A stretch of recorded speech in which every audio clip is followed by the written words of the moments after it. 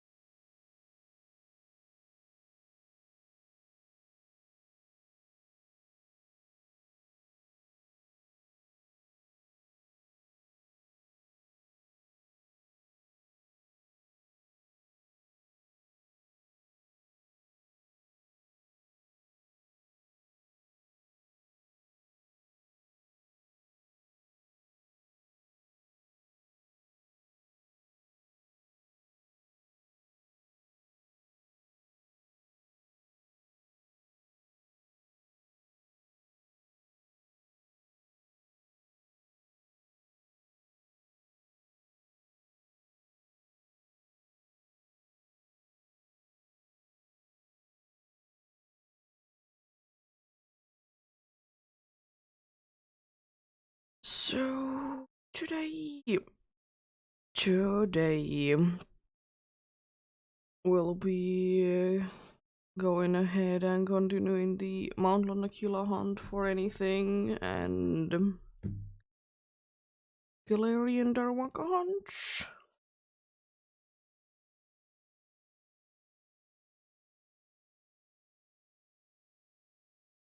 We continuing those two indeed. Maybe getting some progress done on them. Definitely a possibility.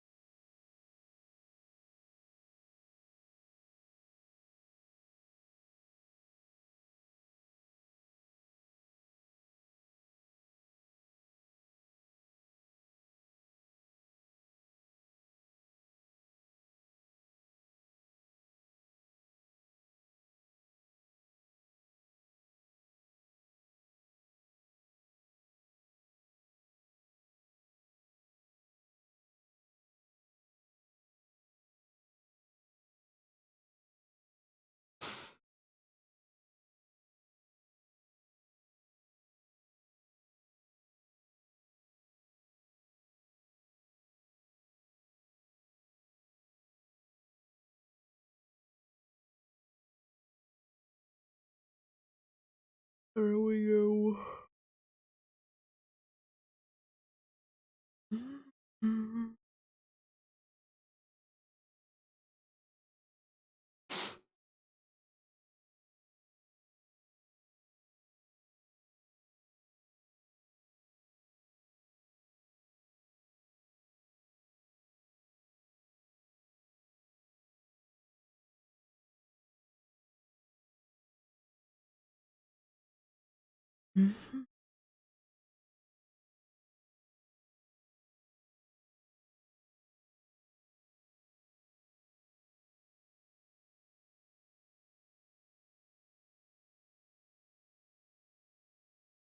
There is a blizzard somewhere in the ground tundra.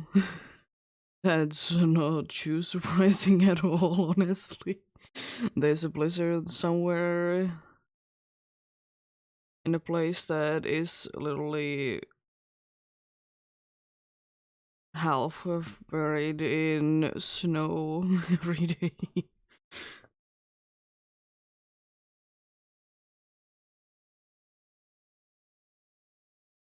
Bunch of blizzards going about today.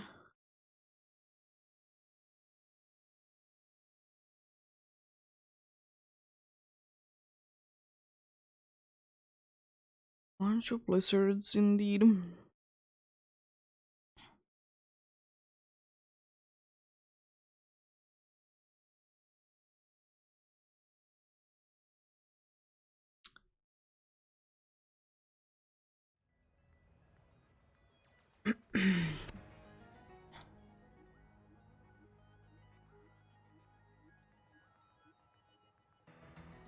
No, wrong place. There. Yeah, on the usual spot indeed in here. Let's soon go ahead and look where I'm supposed to be going anyways.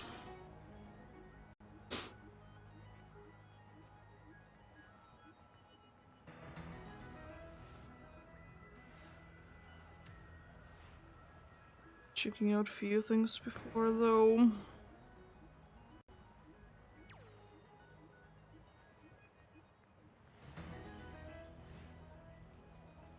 Seems like I'm having quite a good amount of technical difficulties today.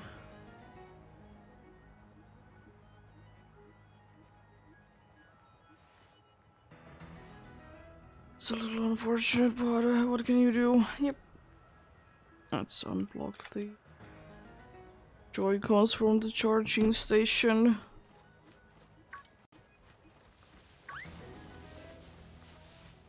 Let's go to here. What is today? Galarian Mr. Mime Day? Like every single one of those were Galarian Mr. Mime. What's going on?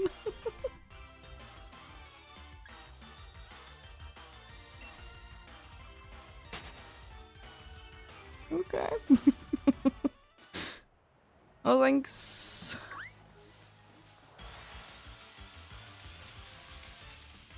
How are you doing today?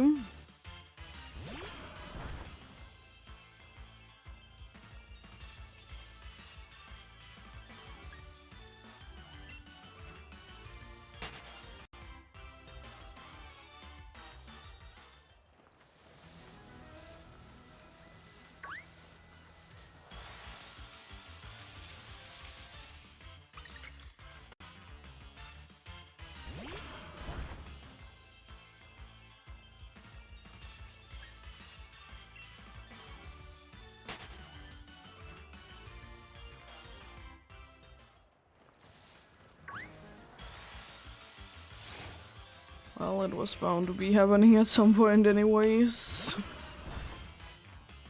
Insane though how many there were.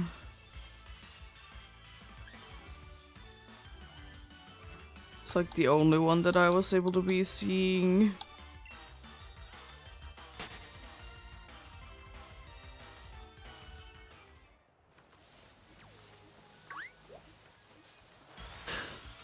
And they keep coming. Oh. That wasn't there. Range.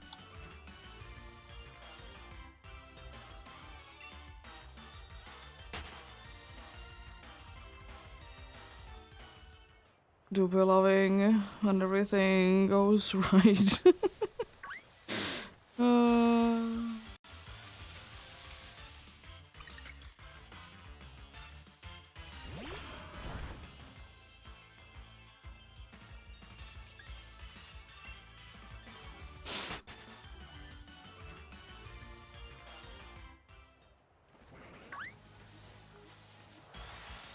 What do you? Hopefully everyone's having a good day today. I'm on an okay-ish day myself. Nothing too bad going on today at all. Nice and chill day. Today for sure.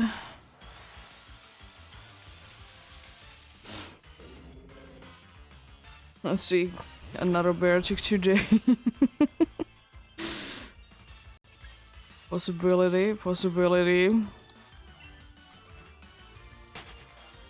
So what are you allowed to see?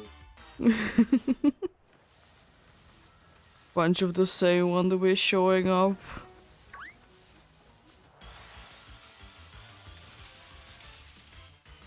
I'm gonna have the next, like, 4 faces just to be bear chicks. Let's go.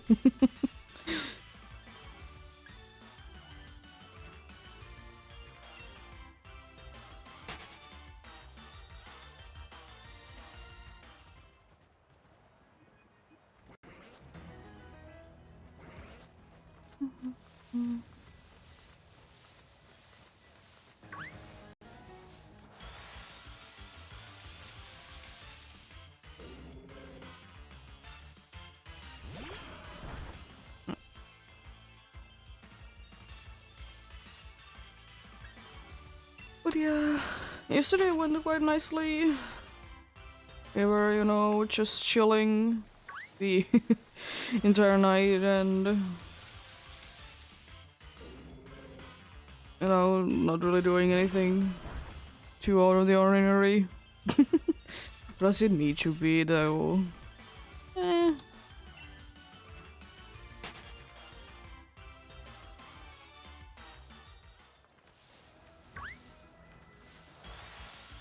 Why do we spending too much money to be going out to be eating or getting flowers and stuff if you don't care about them? Why bother with them then?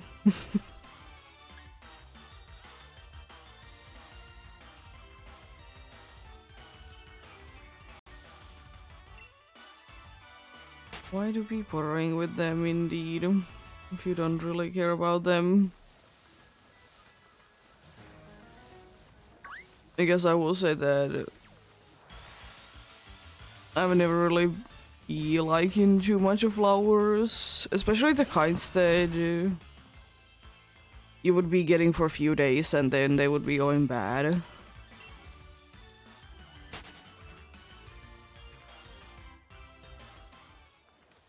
I'd rather be having plants that would be lasting for a little while longer.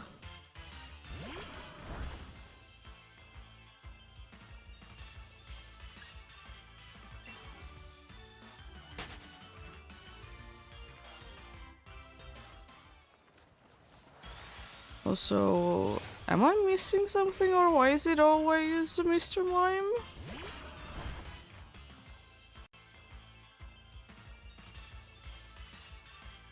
Is there like on the 15th like a super boosted odds for Mr. Mime? What's going on?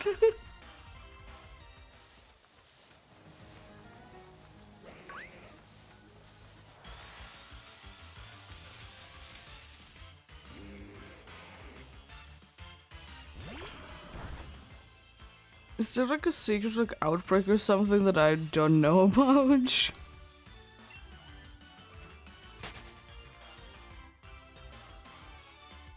Huh?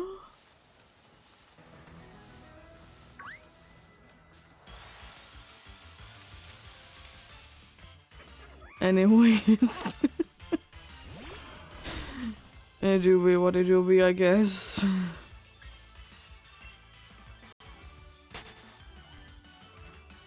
You could technically say that there is a bunch of blizzards going about today, so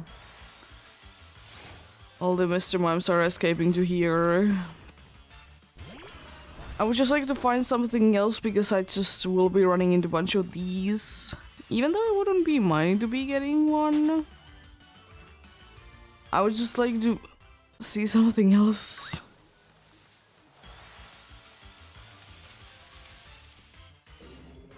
Nothing otherwise wrong, I just would like to see something else.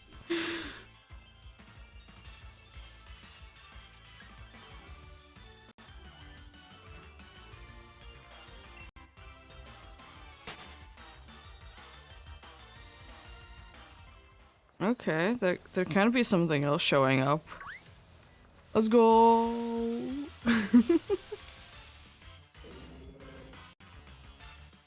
It says I would like to prefer to be getting the random encounters instead of the visible ones.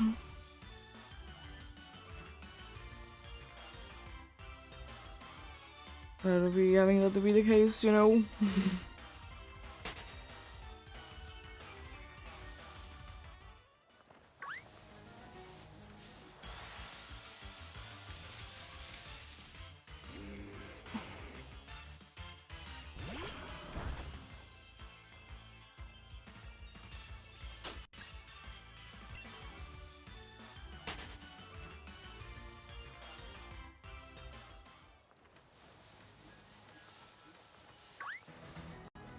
But yeah, probably the strangest thing though about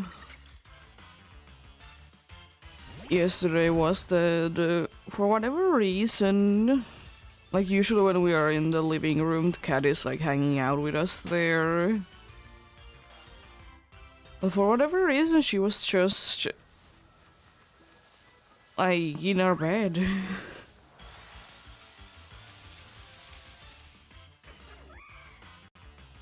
And then it's just like, that's not usual for her.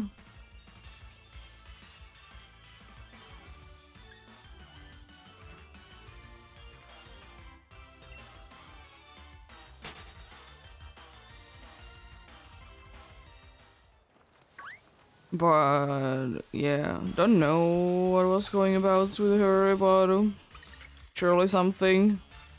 And the weird thing is that she was even like bringing toys to the pet and everything like that. She very rarely does do that. She usually brings the toys to us.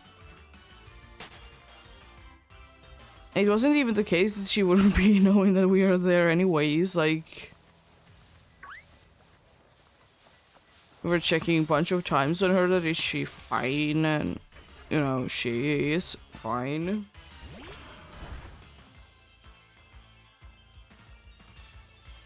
So like, certainly something.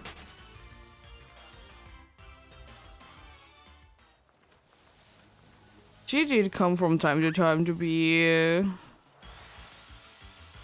sleeping on the couch though.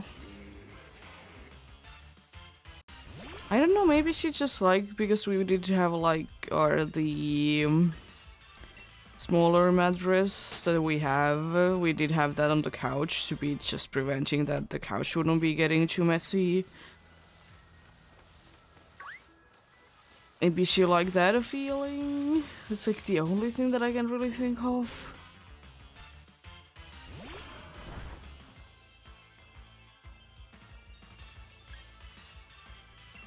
Well, yeah, I don't know. It was strange that she was there indeed.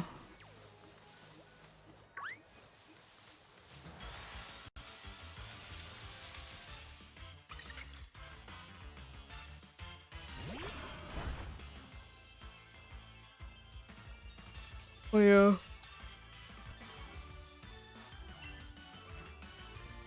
And she unfortunately has been having little issues last few days. And we did try to be fixing last night as well, but we need to be probably doing some more things later for that.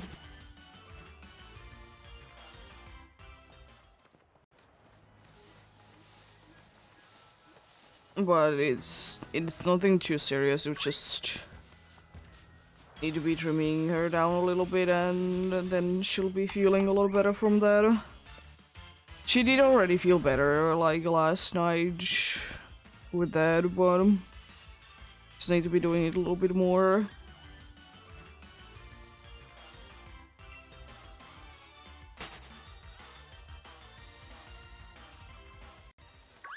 So anyways, been a thing that we have been kind of thinking about is we will need to be trimming her a little bit.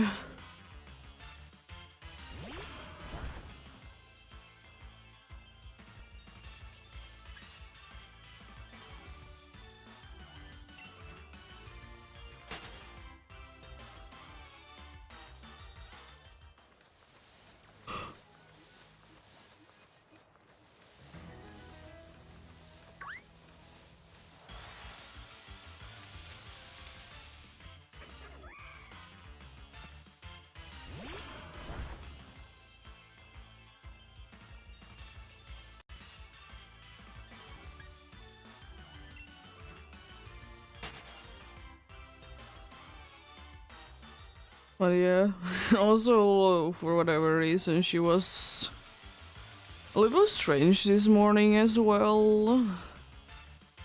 She was on the bed that she usually is in here, like underneath the tables. And I was like visually in front of her giving her food. because it's a little late in the viewing distance. But she just couldn't be bothered to be getting up. Then I like went right next to her and, you know, showed the package, and then she started to be moving.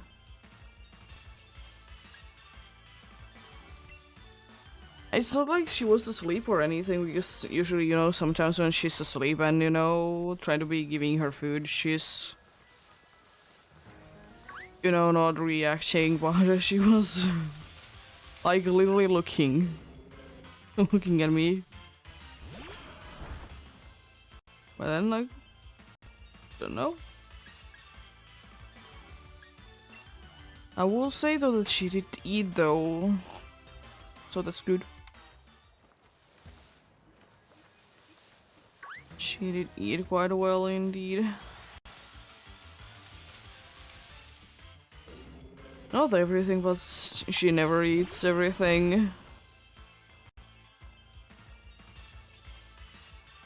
Like, it is kind of the thing that no matter how small we would be, how small of a portion we would be giving her, no matter what, she wouldn't be eating everything.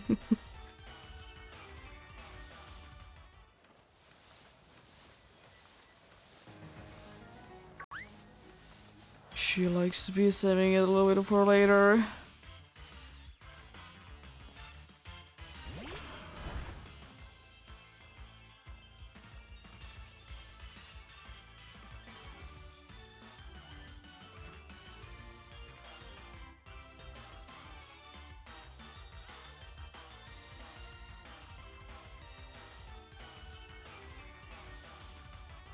There we go.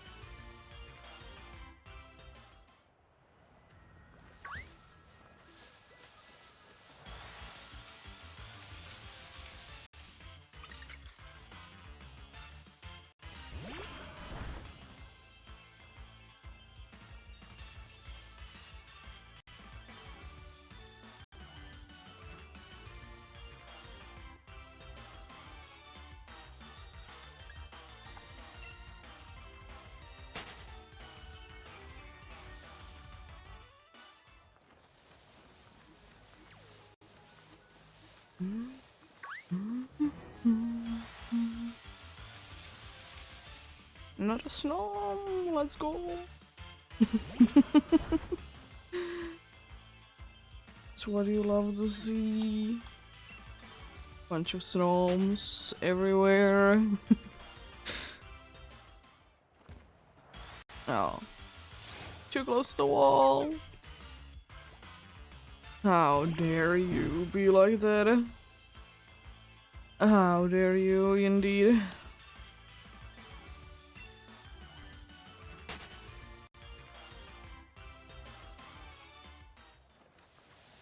This is not gonna be another Mr. Mime. No, it has actually maybe changed. A double sneasel, let's go.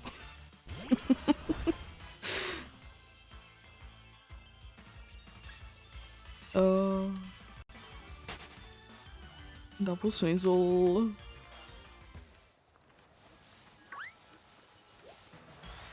Oh no, it's another Mr. Mime.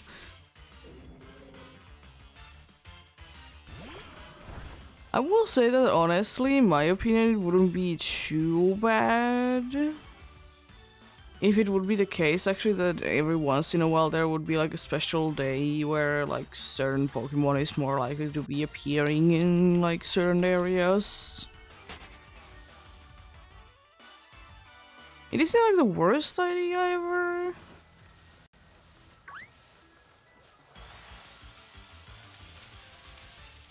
But then again, I know that nowadays outbreaks are again like a bigger thing, so you can be like arguing that, but in like games that don't really have outbreaks, it could be quite nice. Especially considering that these games as well are quite well working with the what day it is thing.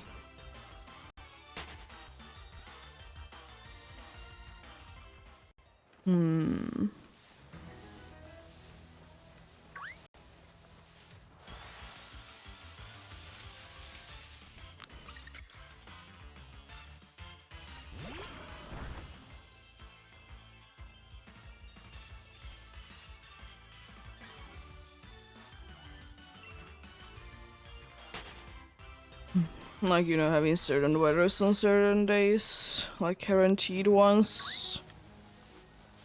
Usually it's once per month on each of the wild areas.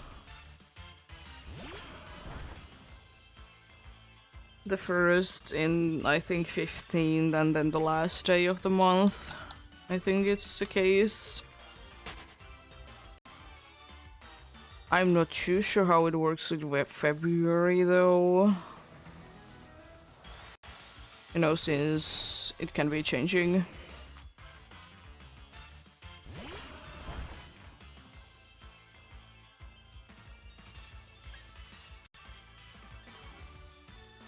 It sure will be working some way. Will be indeed.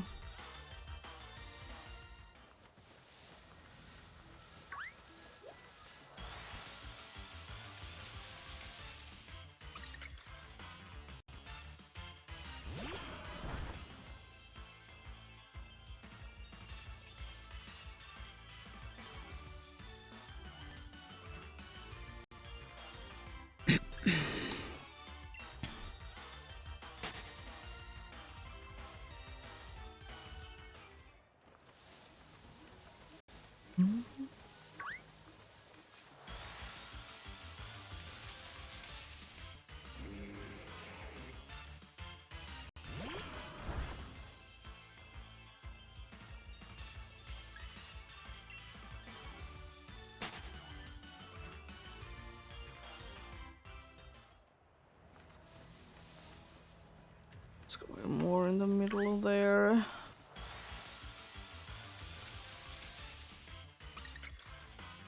Like that nicely.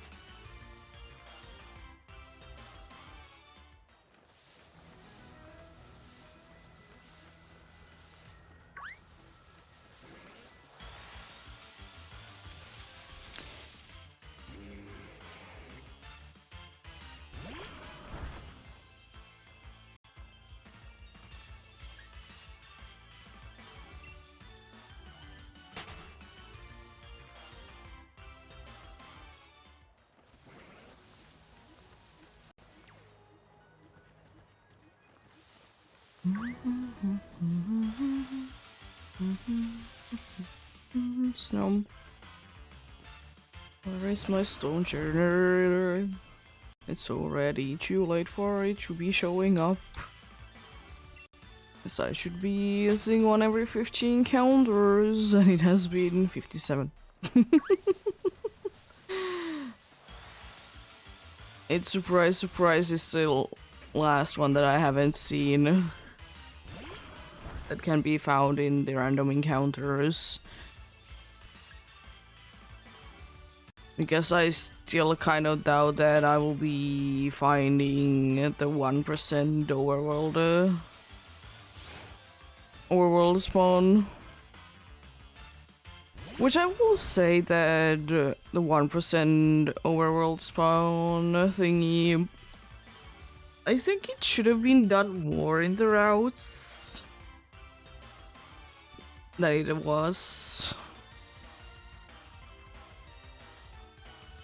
Because it's not like it needs to be anything too special or anything like that, but it's just, could be that in every route there would be 1% visible 1% spawn.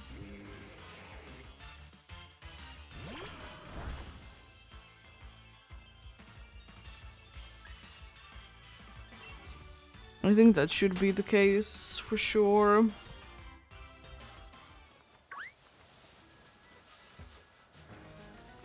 Because in a bunch of routes and other places there is a 1% Pokemon surely, but it's mostly random encounters slash wish fishing the way that you will be finding it.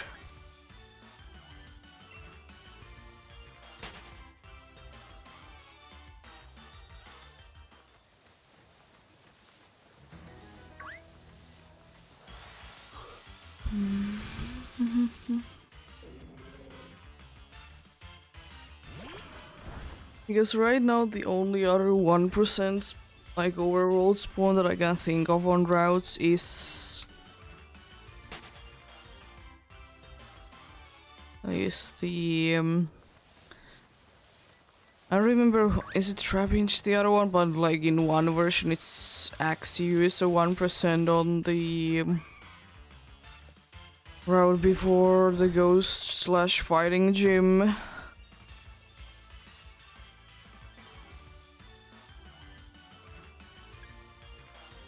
Which actually is it, the other one? Because I'm thinking Trapinch would be kind of weird.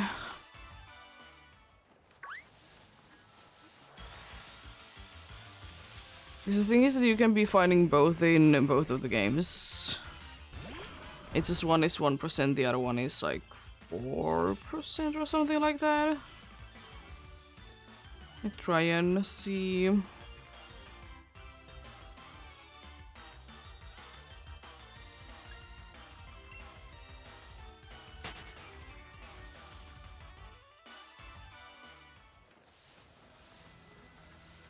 Oh, thanks.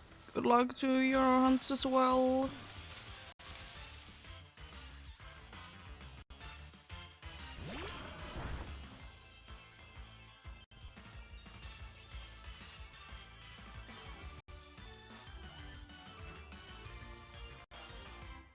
Routes.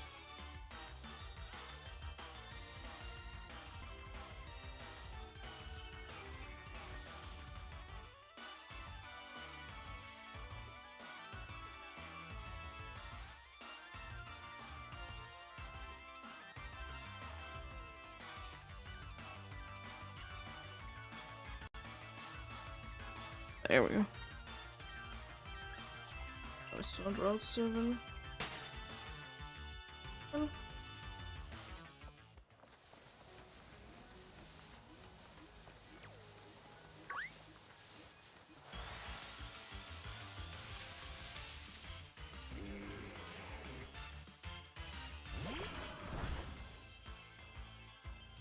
Nice.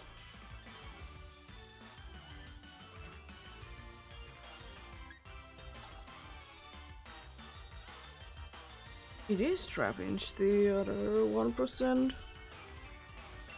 on round 6 in this game. The other games is XU.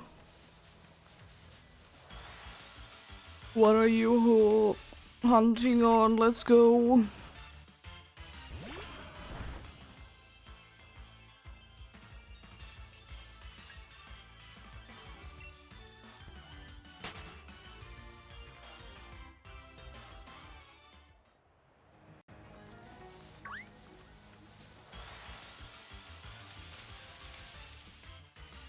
Nice.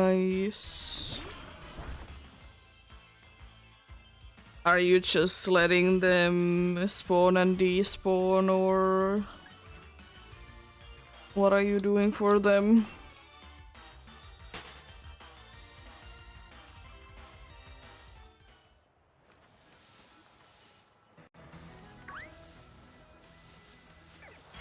Okay.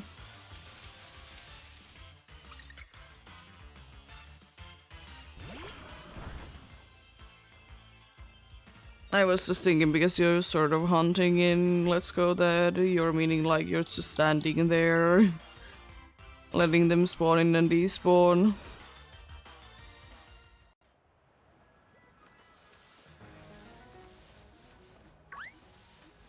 It's been a while since I've been playing Let's Go.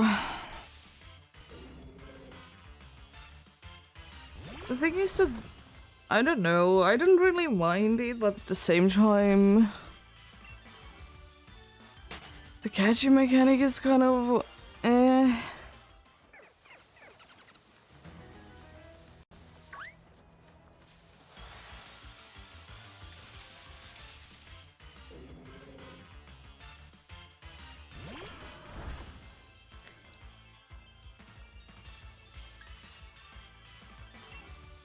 It isn't bad, but it's so different from any other game. I will say that since I did play it a little bit on the Switch Lite, I do be liking that more, because you can just like switch where you're looking and then just press a button for it to be throwing the Pokeball, and that's a lot nicer than trying to be throwing to the right direction.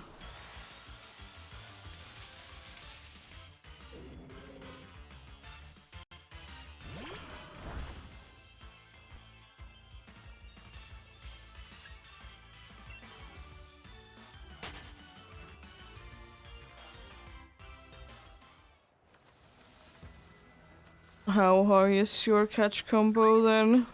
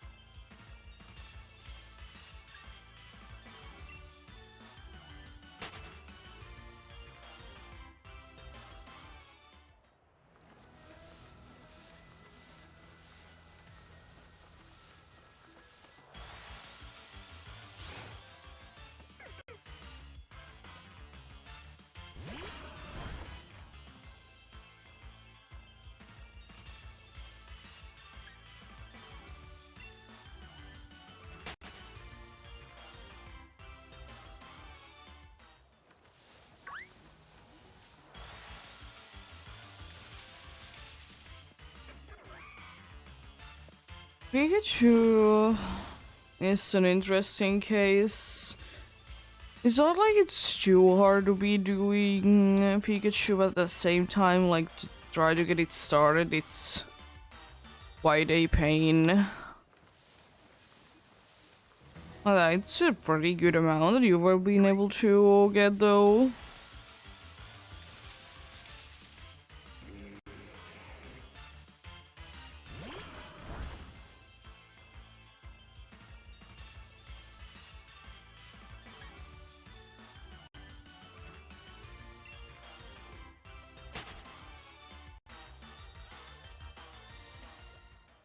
But yeah, I don't know. If I'd be doing a let's go hunt, I don't really know would I be doing it like catching everything kind of way, or would I be just doing a certain amount of catch combos just to boost the odds for that Pokemon to be spawning in?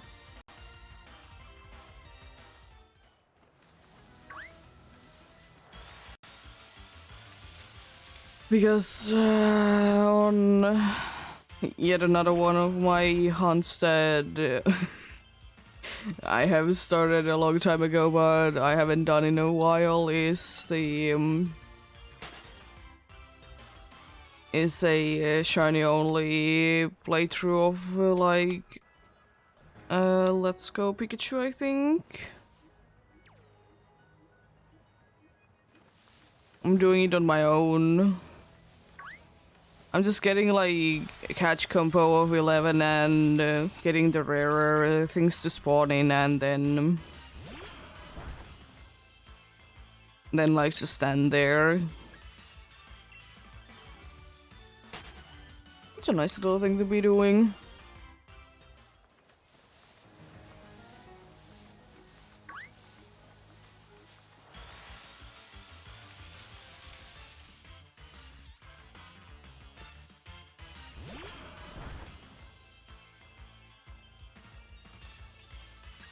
But I will say one thing that is very nice in my opinion about the Let's Go games, and it's that you can be having more than one fossil at a time. Considering that switch resets are pain. To be fair though, they have been kind of the case lately anyways.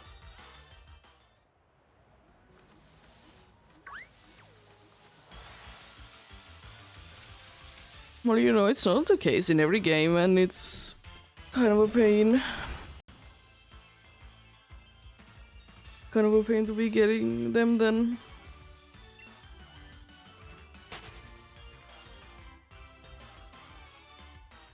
Yes, I will say that in most cases, I would rather be getting the fossils with like reviving them rather than breeding them. Because yeah, surely you might need to be resetting more often when you're doing the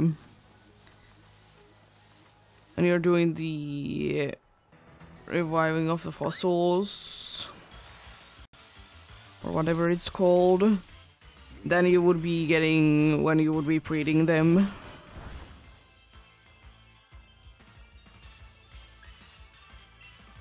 Because if you try to breed them, you need to be then like trying to be getting the eggs to be showing up, and they don't always be showing up at all.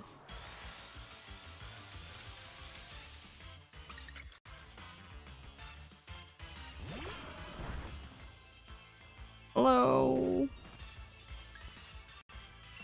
Ruski, how are you doing?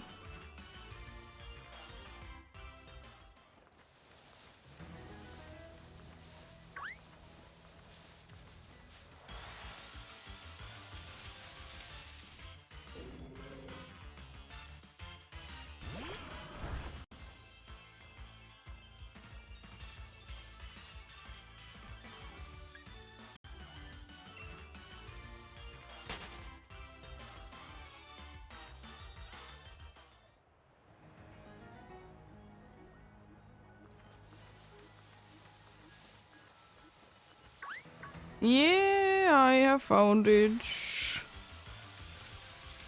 quite a while ago.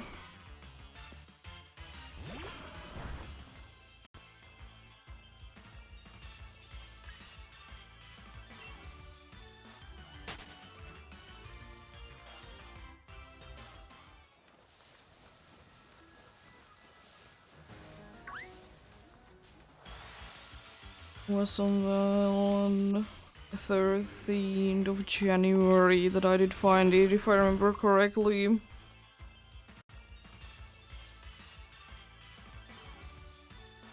Yeah.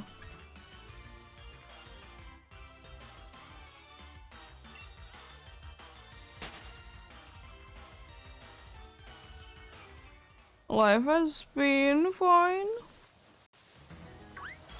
Quite fine indeed.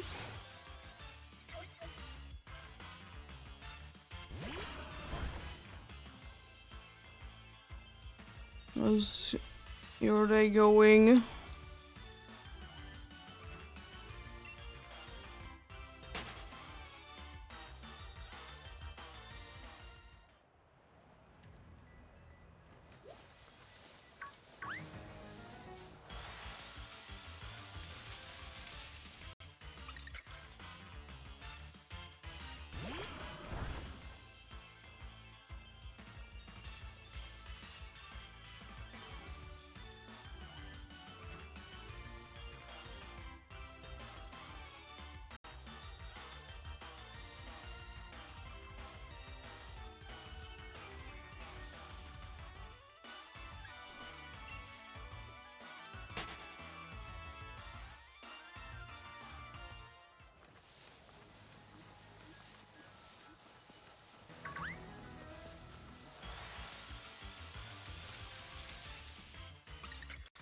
So then I'm gonna be encountering the Sneasels right away when I get out of this. Hey. Nice.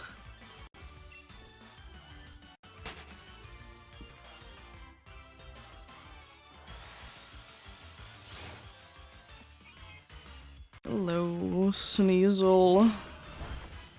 Can we get another one? Yo!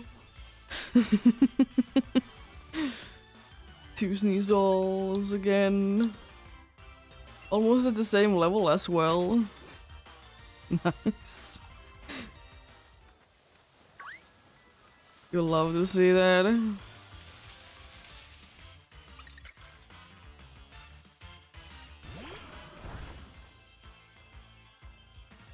Only one level difference, indeed.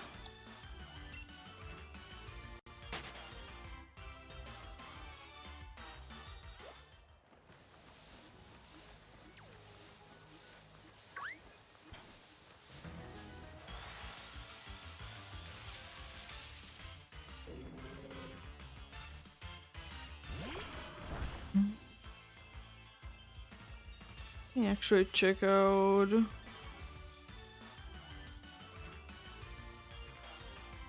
things you don't like that you need to be waiting for. Well, if you want to be efficient, then 30 minutes and then hatching everything.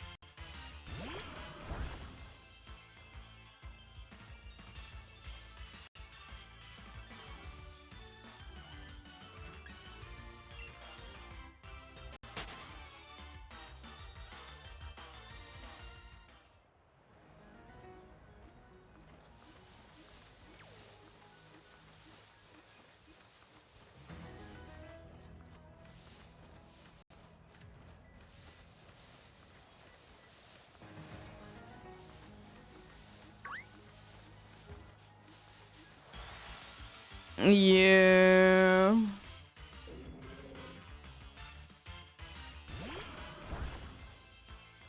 I mean, I will say that I don't mind that it's on the picnic. I just don't like that you need to be every like few minutes to be checking there to be collecting the eggs.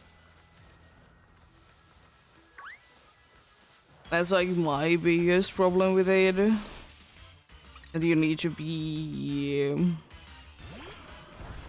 like checking there every so often.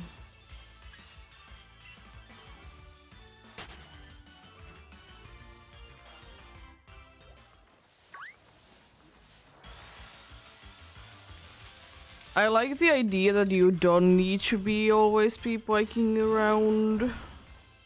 But the way that it just has been done, that you need to be checking there every few minutes, is kind of strange.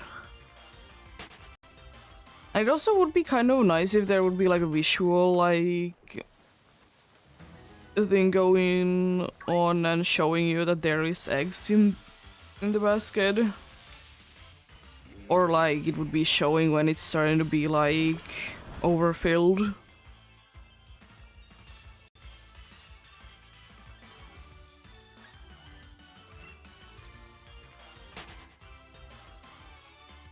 It's fine as an idea, but it's far from perfect.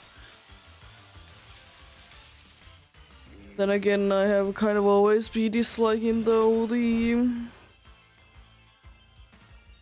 things called breeding anyways.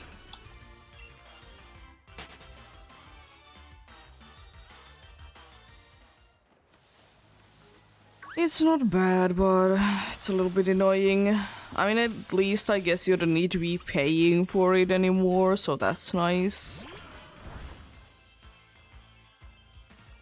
Because they're not gonna be raising your Pokemon's level in there. I will say that I wouldn't be minding...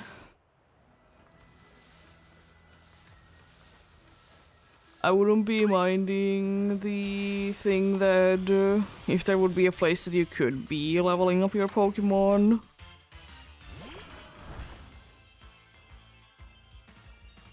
Yeah, I got Violet. Also got Scarlet. I have them both.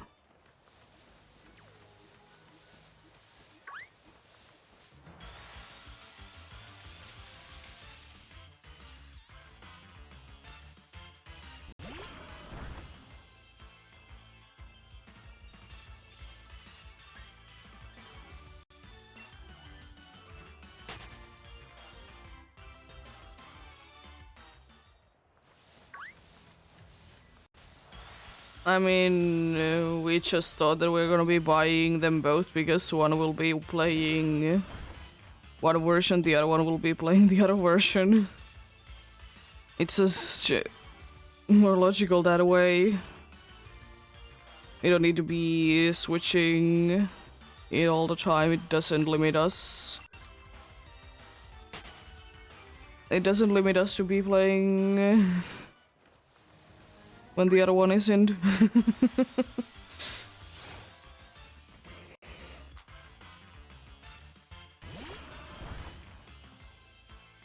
Plus, we did get a little discount from it anyways.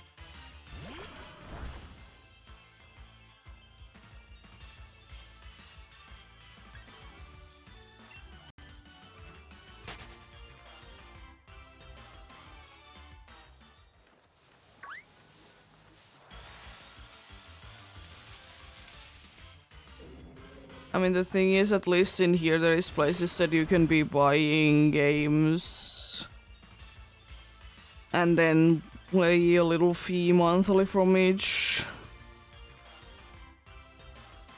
There's few places that do be doing that, but it's nice.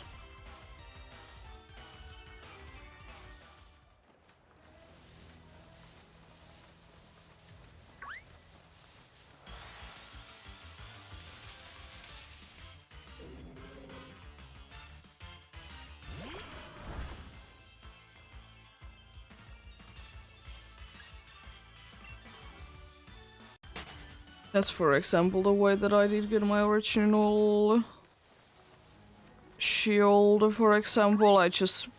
We just paid like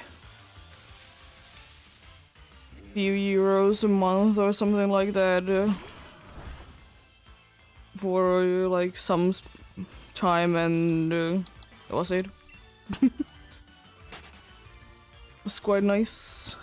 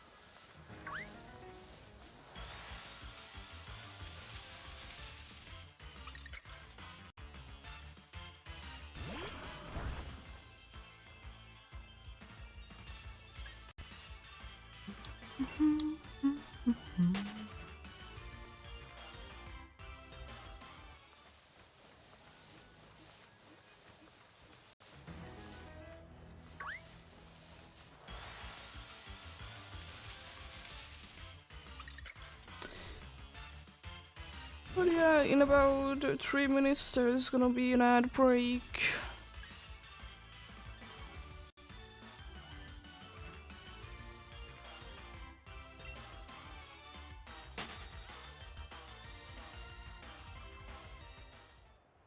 I don't think that I even have Zero Edge myself, and only in the Paradox Pokemon I only have as shinies.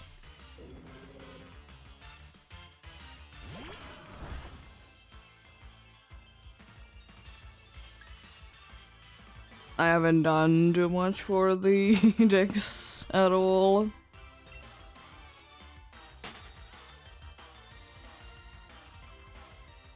Yeah.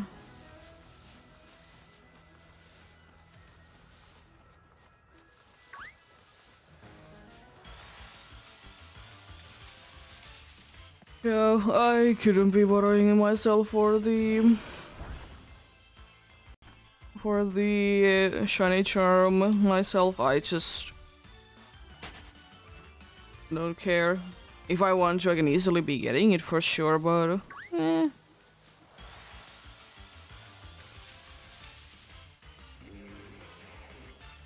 I did do all the mandatory things though for the charm in the or charm, not a charm, but for Pokédex for the DLC, so I'll be able to get like everything there.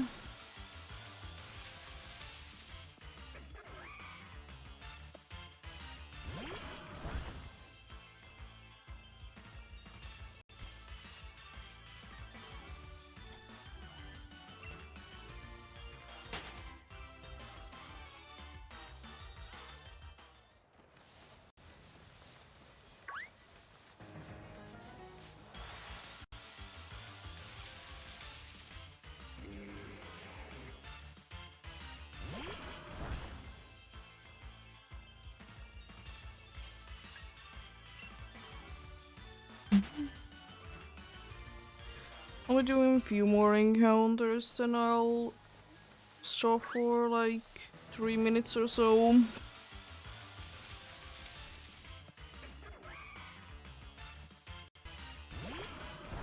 So you don't miss anything when the ad break is on.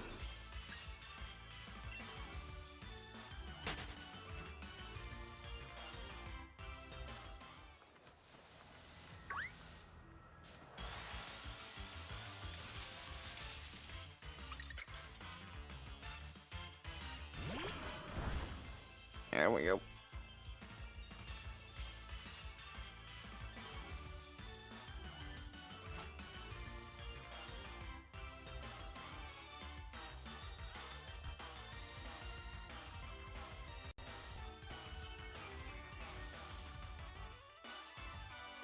Yeah, good time to be getting something to eat, drink, whatever you need to be doing.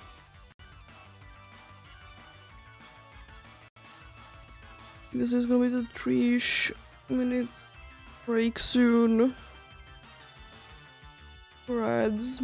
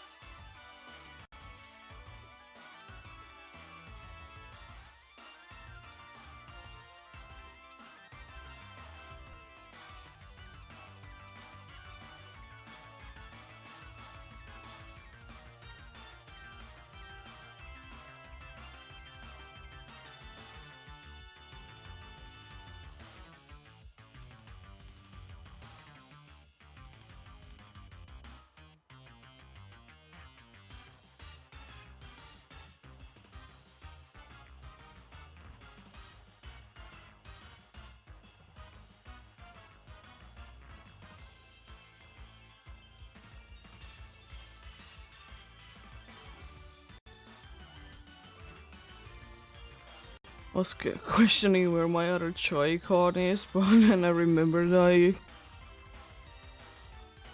don't really need 2 Joy-Cons. Only if I will be getting into the menus that I need to be getting out of.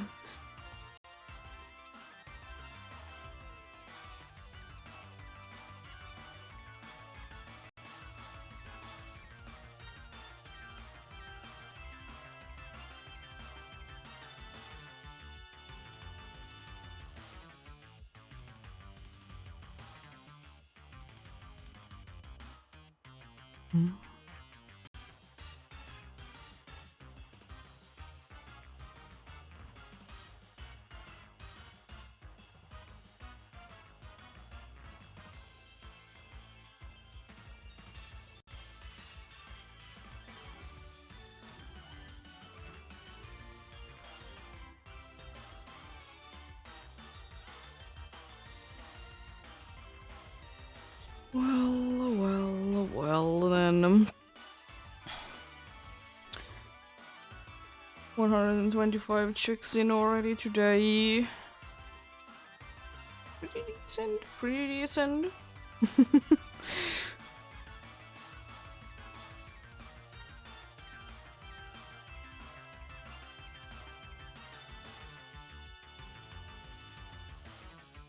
In about 1 hour of hunting.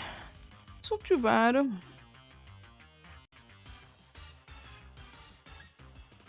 course, I know that I won't be able to do as many encounters as I normally can.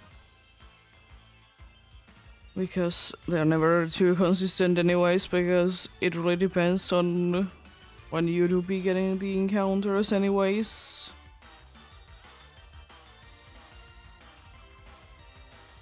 There we go.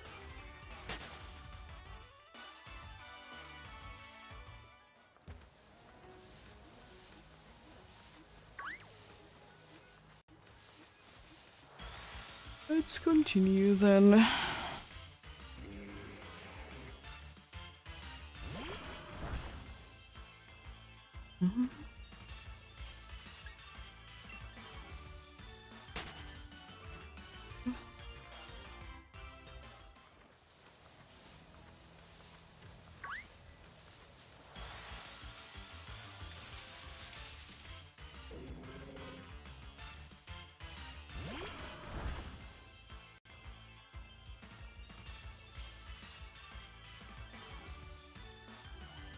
But yeah.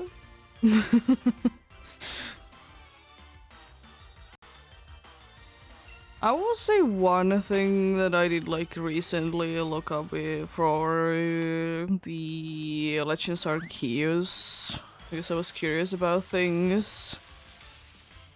It's like to be checking those maps that show like the spawn points and what Pokemon can be spawning there and whatnot.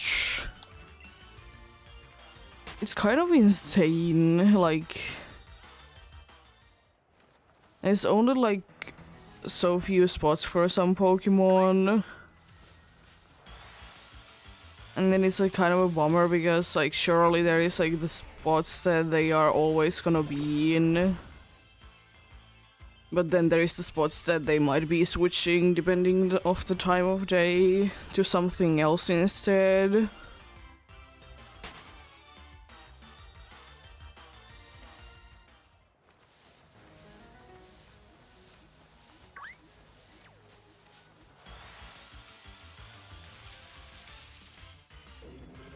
But yeah.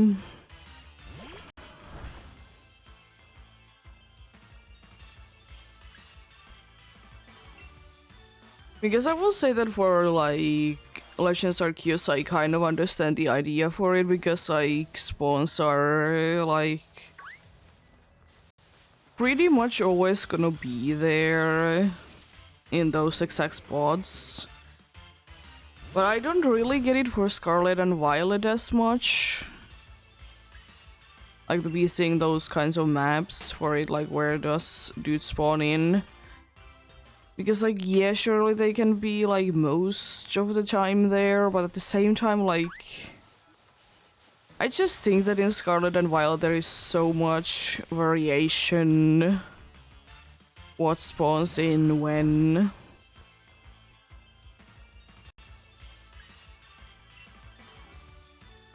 It's not like there is always going to be like in the same exact spot something spawning in. Unlike in Legends Arceus, it's most of the time the case that if a Pokemon spawns on this spot, it's gonna be there. There is few cases that that's not the case, like there's a massive mass outbreak or a mass outbreak in the location. But apart from that, like pretty much every single time there is gonna be one there.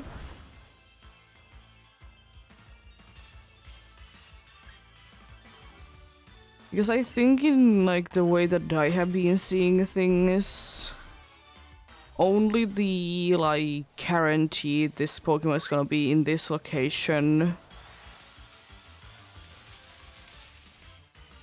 Pokemons that are always there, like they're always like spawning in the same spots.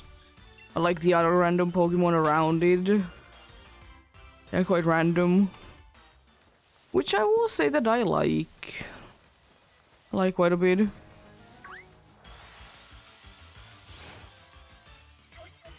Because you still will be getting like about information like when it's gonna be there.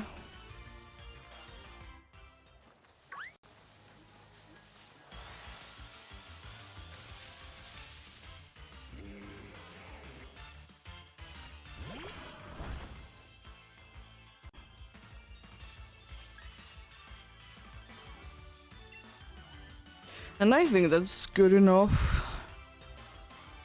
Even though it would be nice to be getting as detailed of information for Scarlet and Violet as well as it is for like older games that have routes. I don't think it's super necessary.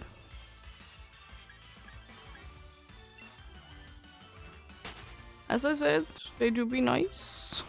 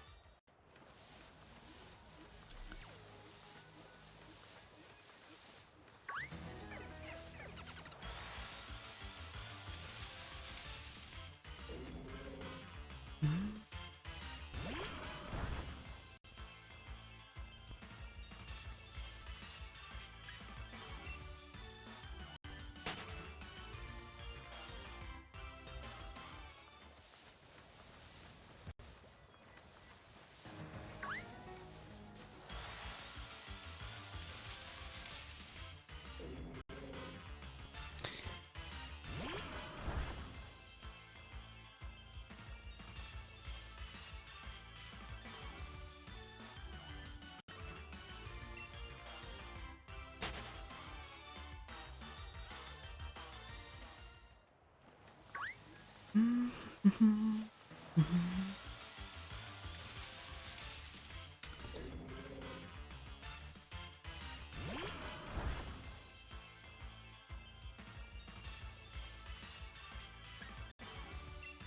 feel like I've talked about it again. I've talked about this in the past, but I think it would be kind of cool to be getting the Unova things that the encounter table is backwards. Like, there is a thing that you can be like switching the encounter table. I think that could be kind of cool. To be getting to be seen again.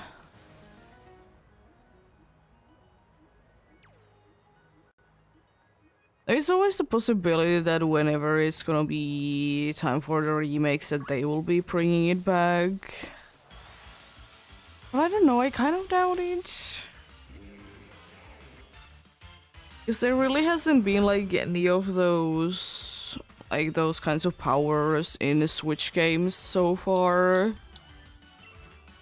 And I guess the only thing that you could really see to be fitting for that is like Pokeradar.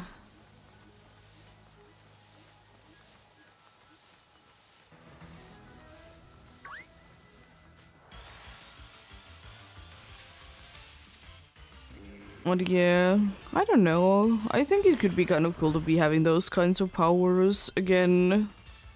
They don't need to be anything too crazy.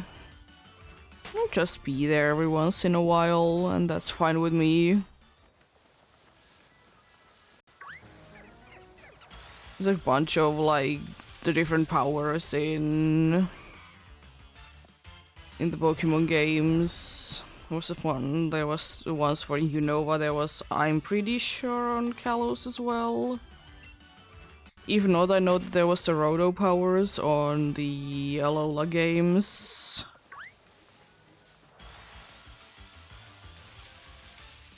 But nothing really since. And I don't really know why they haven't brought it back. Is it like something to do with Switch? That it would be messing up with things? I doubt that. It could always be the thing that they just think that it's not really necessary, and you know, that's fine. It's not really necessary, but it would be kind of cool. I mean, I guess we have sandwiches that are like the closest thing that we have for those.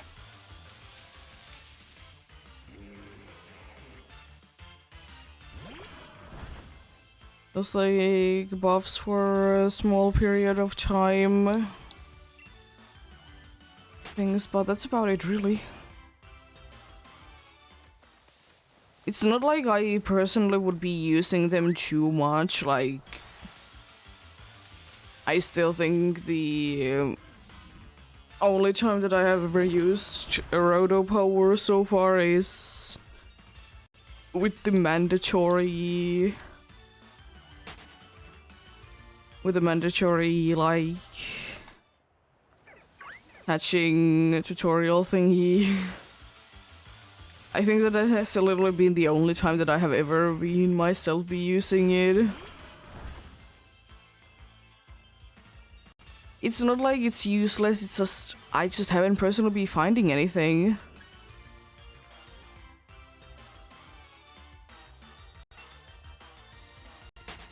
I mean, definitely at some point.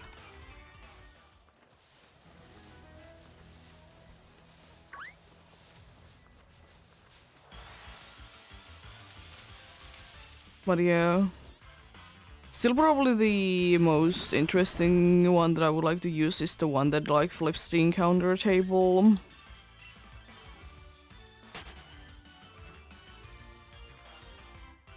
And probably when I will be getting to be playing those games one day that I'll be testing it out.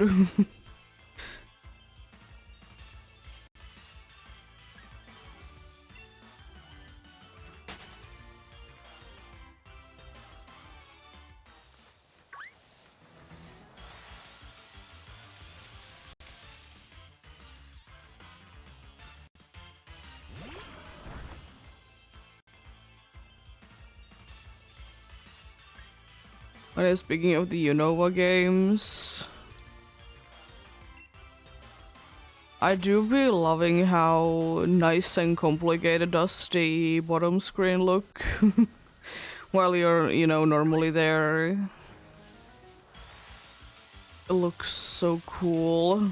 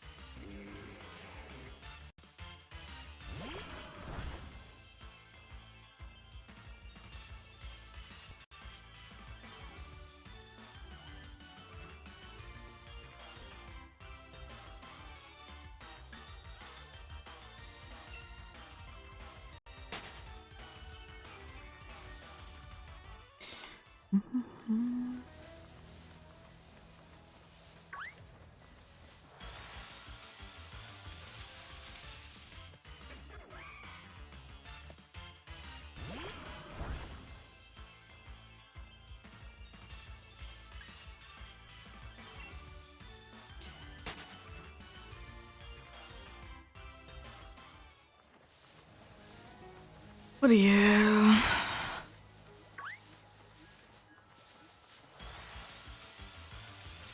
Always be looking forward though in the Pokemon remakes that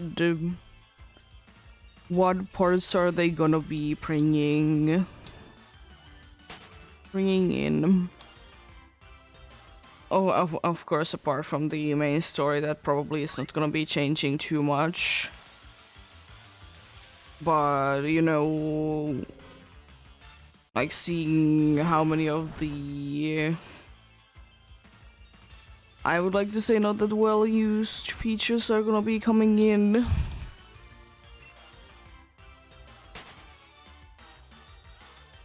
Because I don't know. I could be interested in the Pokestar Studios for the Unova games. I don't think it's anything really that cool, and I'm not like that excited about things. But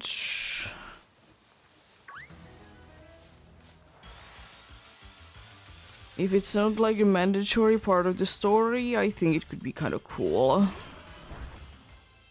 Because I still think that that's the reason why quite a good amount of players still be disliking certain features, that when they are replaying something, they need to be watching... I need to be watching like the same like little mini game to be playing again and again. And some of the time it's even like as unfortunate as it is that it's like so scripted that no matter what you do, you can be making a difference.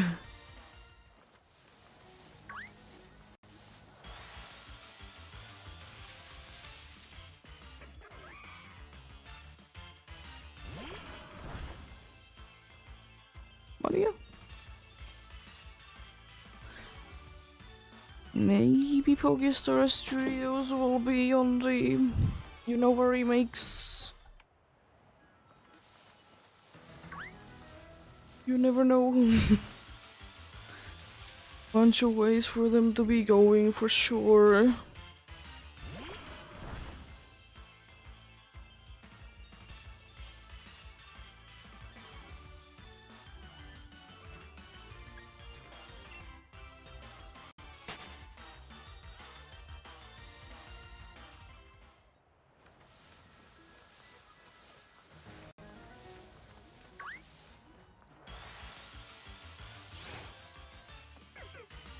I was that close to Capture, okay.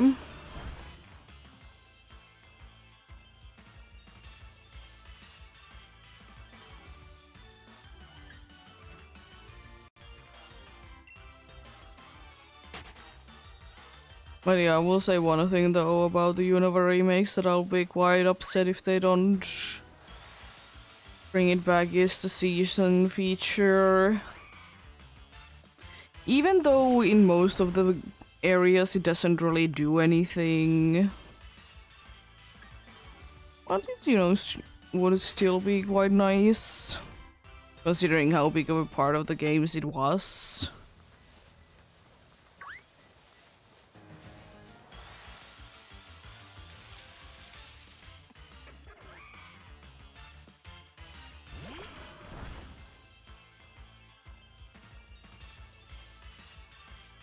Because I think it's one of those features that definitely should be brought in the remakes. I don't really know how they would be doing them per se. Like, would they be staying back at the way that it was, you know, season changes every month, which is, you know, fair enough? Or are they gonna be going what, like, the actual year would be looking like? But if they do be going for what the actual year is looking like, it causes some problems with, you know, not everywhere it's the same season at a time.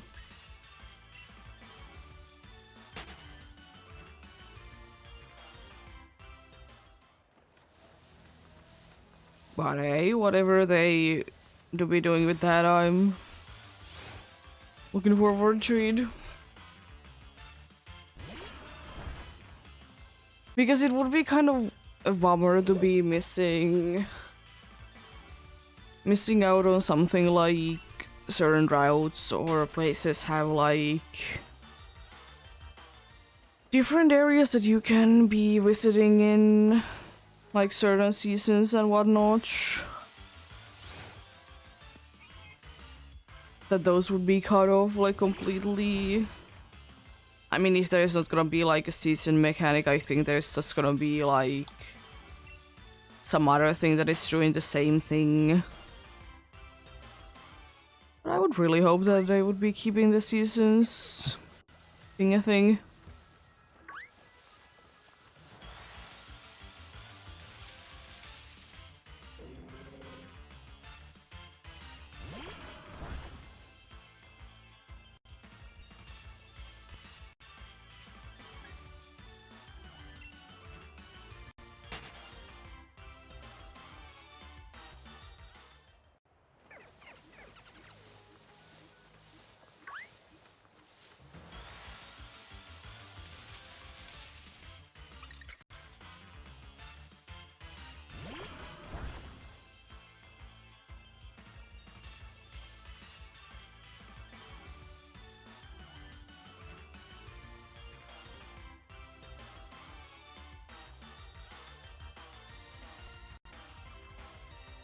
But yeah, I will say that I don't mind as well the way that Scarlet and Violet did do like the season things.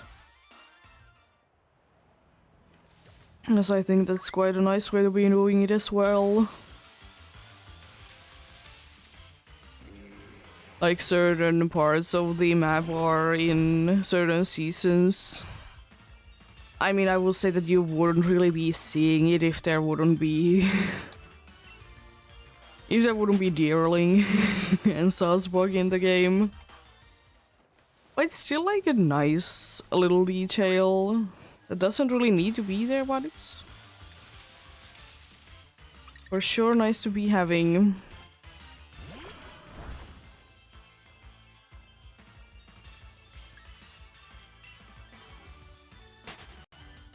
For sure it is.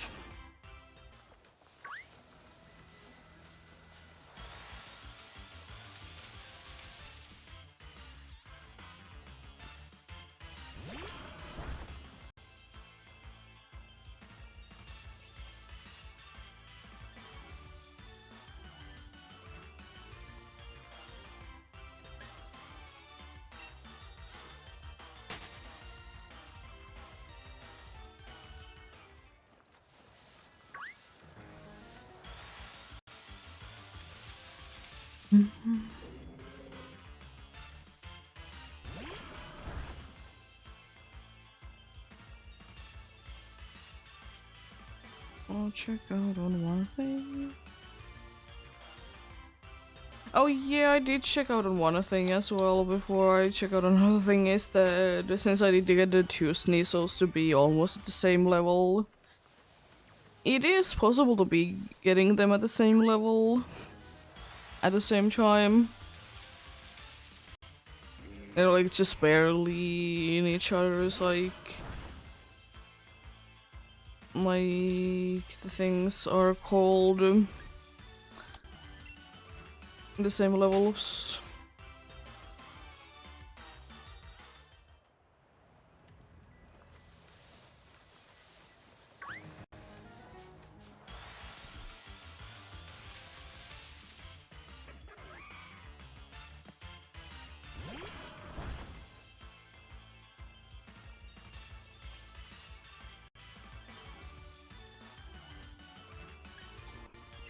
But yeah, I know that I have talked about it before, but I just didn't remember the word then. But now I do, because I did check it out, because it did come up again in my life, is the bottle gaps that they need to be like attached to the bottle all the time thing. The usual ice tea that I like to be like drinking has also been switching to that. And I will say that for me, that's the only one that right now is bothering me that has it.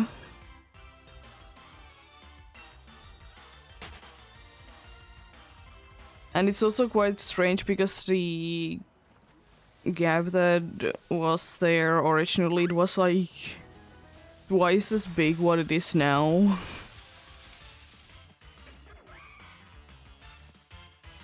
It's like half the size nowadays. It's insane.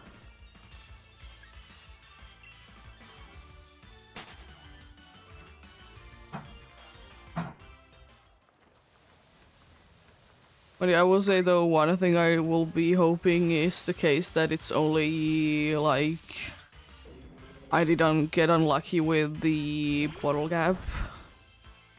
Is that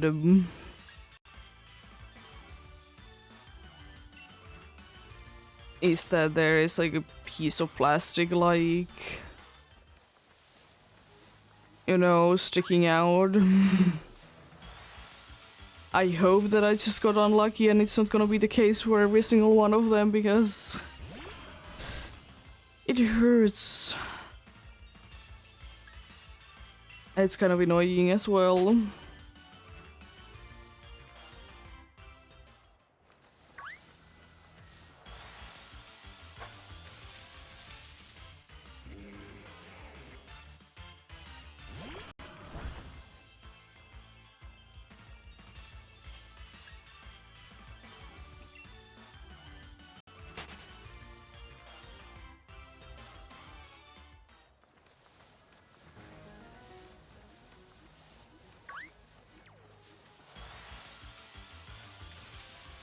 But yeah, I don't know.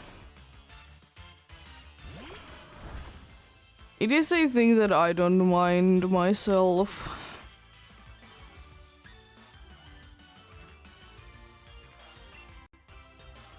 The bottle caps need to be stuck to the bottle. I know it's a big deal for some people, I just don't care. I can live with it.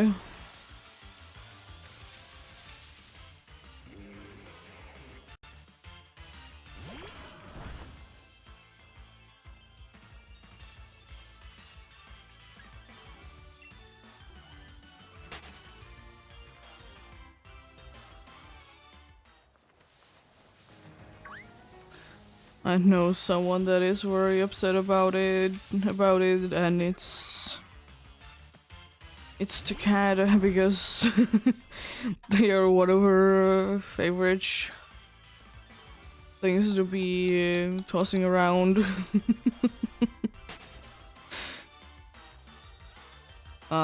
We can always be finding something else that is as funny as that is. Because honestly, it really do be changing quite a bit what she likes to play with. Sometimes it's every toy at once, and sometimes it's just one specific toy.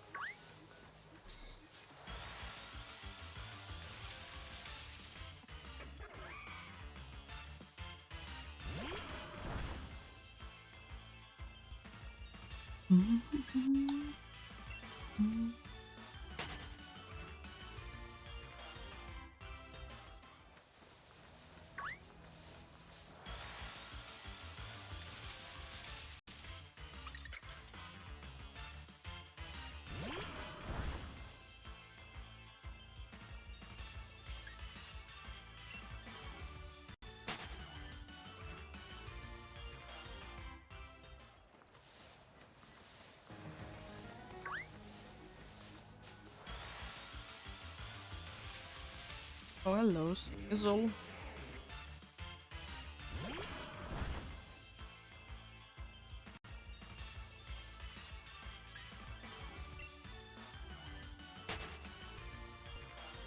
Should go to one thing. I should be having one though in the game, just in case. I'm gonna just double check where I could be getting another one.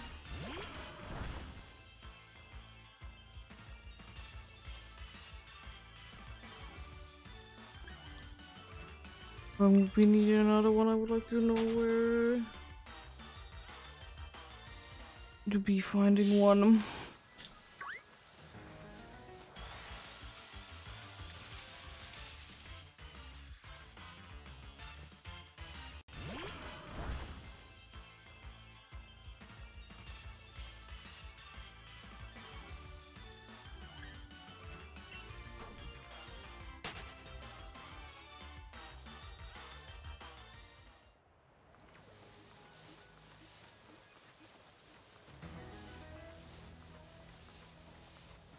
No.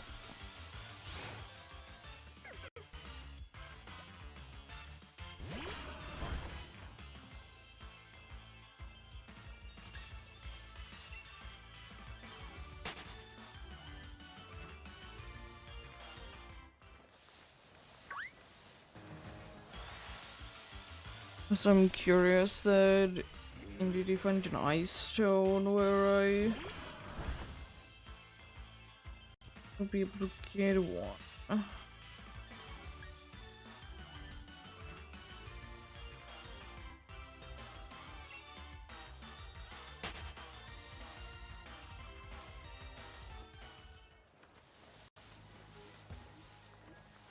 I'm pretty sure I should be having one though. Specifically on the Ultra Moon. One from Po Town.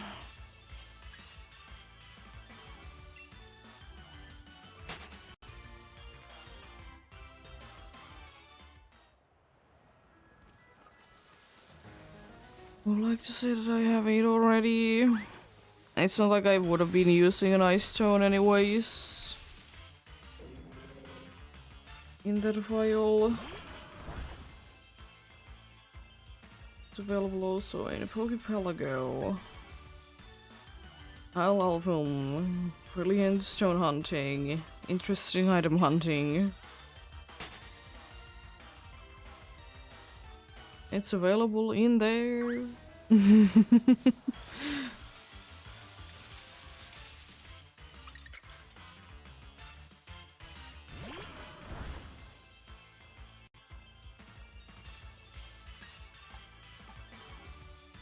Hidden recurring item.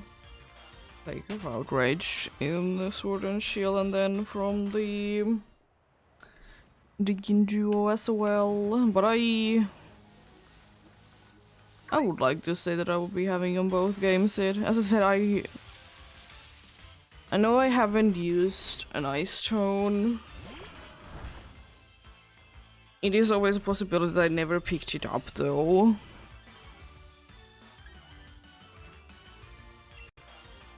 It's always a possibility.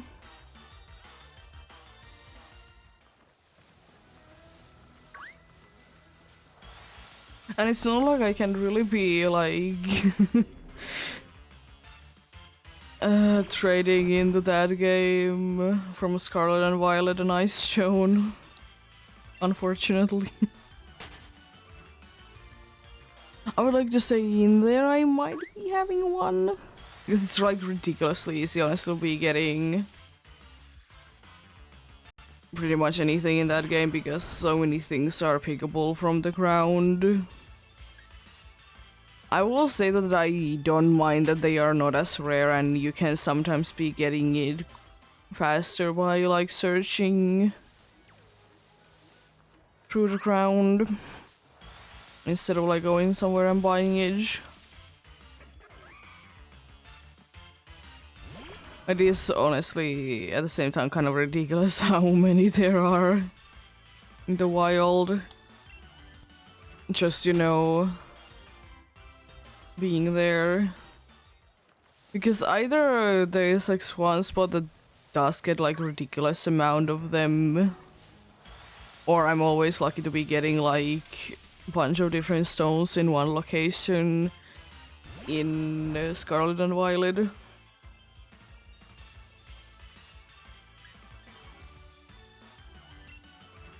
Because I will say at least in the... you can make the argument in Sword and Shield in the Lake of Outrage. Why is there like stones appearing in there that Pokemon is using Rock Smash or something on the rocks and, you know, they are falling out. But in Scarlet and Violet they're just everywhere.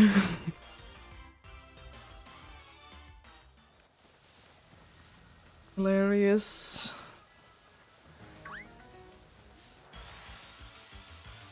Hilarious very much.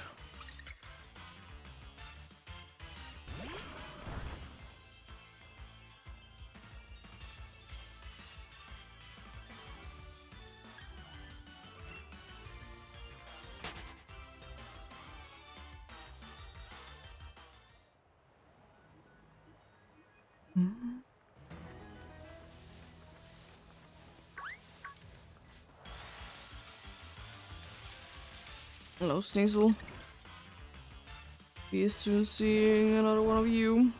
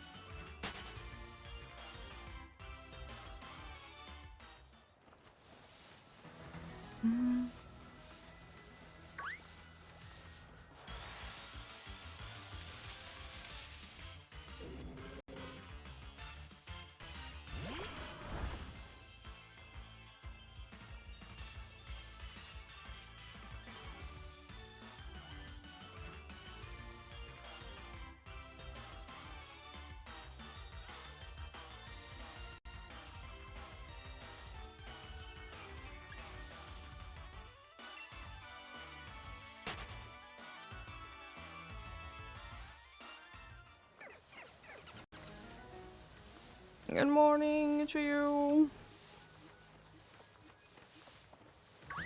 How are you doing?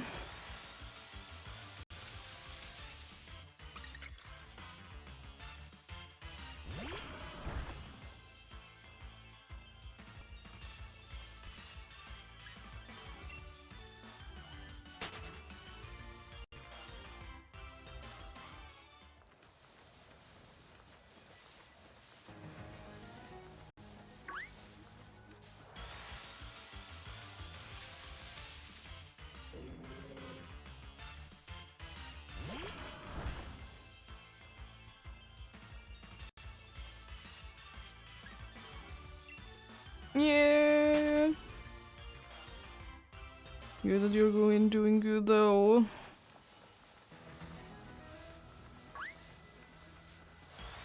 Oh, the projects go well then as well. There isn't too many issues there.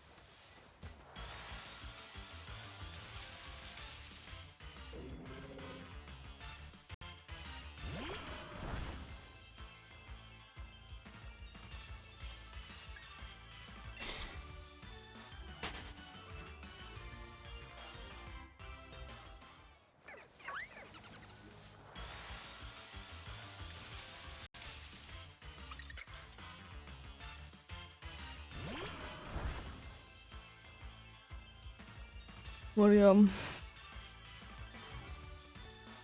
Next week is gonna be like already gonna be saying the next week is gonna be again quite questionable how things are gonna be working. Because I know for sure that I'm not gonna be able to stream on Thursday. I have things to do on Tuesday, but I hope that I still can be streaming though. I should have enough time after it. Maybe it's just a later start.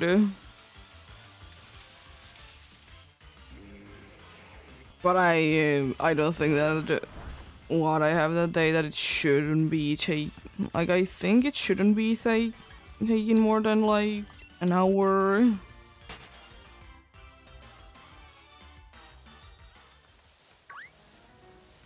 I would really hope at least.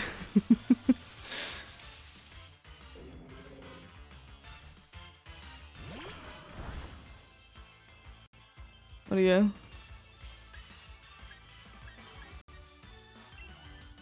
This week might be again one of those weeks that I only have one, like, off a day then. It's gonna be on Sunday. I mean, for sure, if I'm feeling like I want to be having a break, then I will be having a break. Since I did do a shorter stream yesterday. But yeah. I know at some point it's gonna be a thing that I really want to be taking a break for a day or two even. Because at some point, no matter what you do, there is gonna be those days. And when the day comes, then, you know, I'll be having a break then.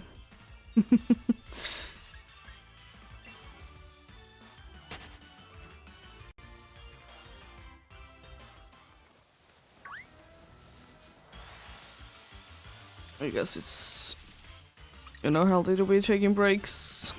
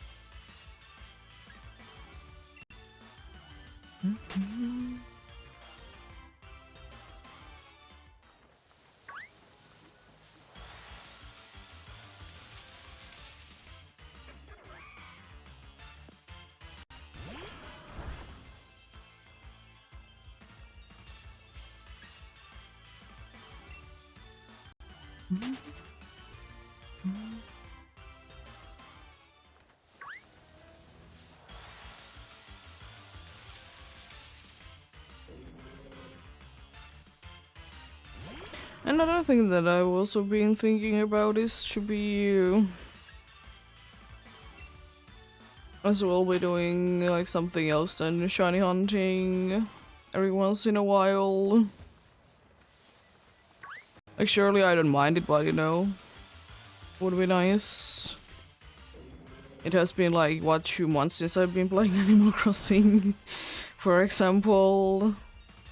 I mean, I have never really had the feeling to be going there. But you know, it is another one of those things that for me keep the motivation to be doing like the other things when I do something else every once in a while.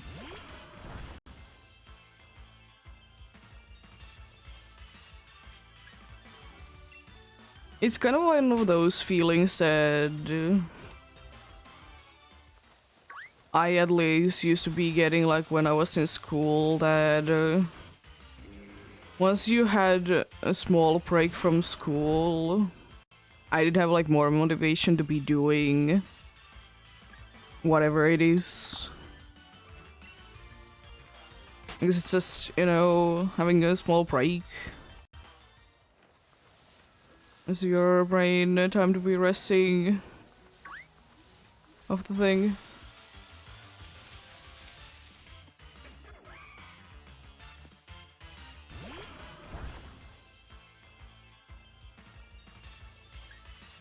And the thing is as well,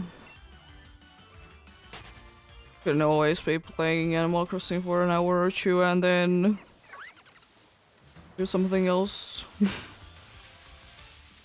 Just, you know, what we needed to get around to be actually doing it. I've definitely not been talking about this for months already. How do you know? Then again, as I said, I haven't really been feeling like playing it anyways.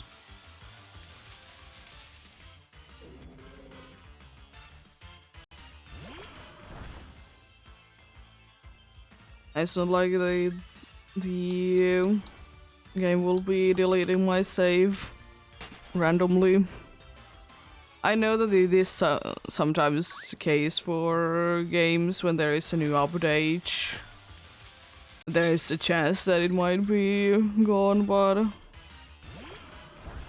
I have a feeling that that game hasn't been updated in a while. I mean, surely there is quite recent, not quite recently, quite often there is in games, even though they are not like being updated. There is like title updates, and you don't even like see that they are happening. They just, you know, happen.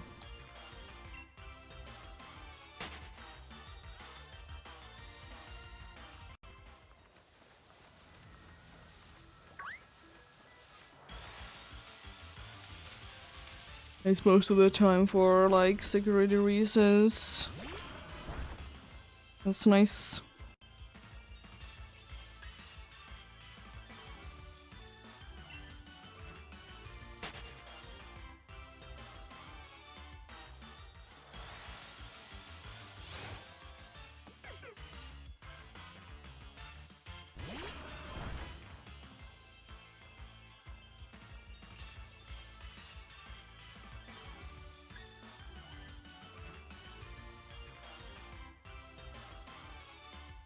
Oh yeah, there's few other things that I've been thinking that I will be...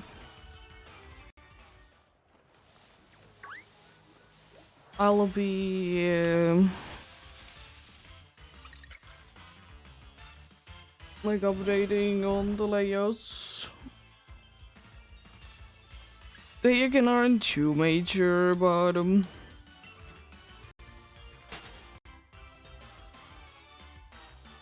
and being things that I've been thinking to be doing for a little while.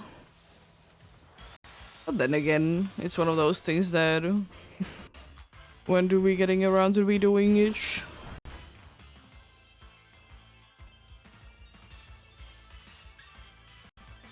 And I also will say that somewhat soon we'll be switching back to the usual looks. Getting rid of the more wintry look.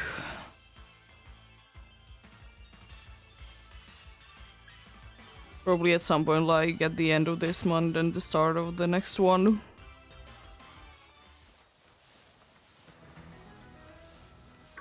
Another reason could be that if I get like Outlaw Aquila to be done, for example,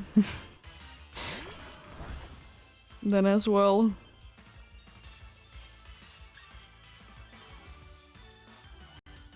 I will say that even though I only do be right now doing the change for only the like the main layout that I have, depending on like the what time of the year it is, it's still quite nice.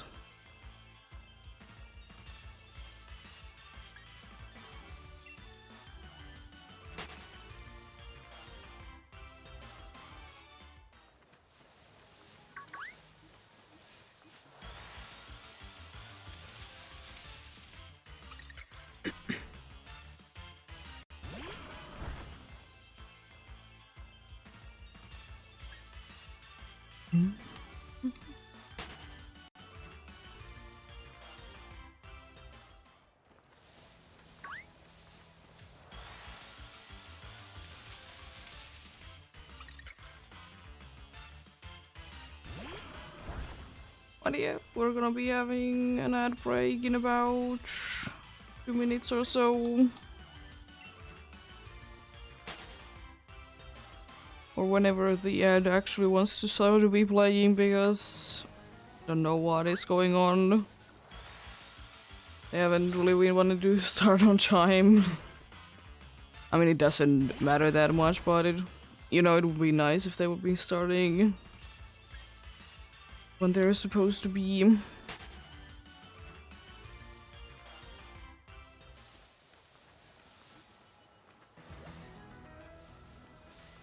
if they do the same thing also tomorrow, then I'll actually be taking a look at them. See if there's something that I can be doing to be fixing it.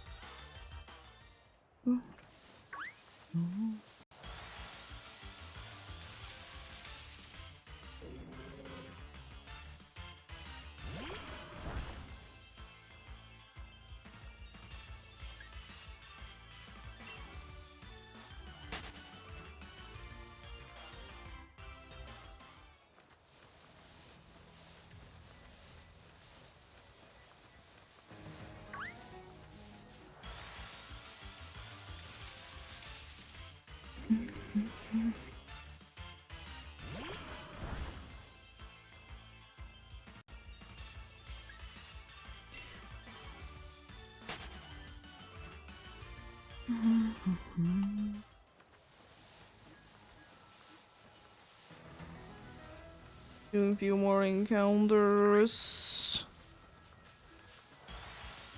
Yeah, when the ad break is on, it's always a good time to be going for a little walk, getting something. If you need something to drink, something to eat.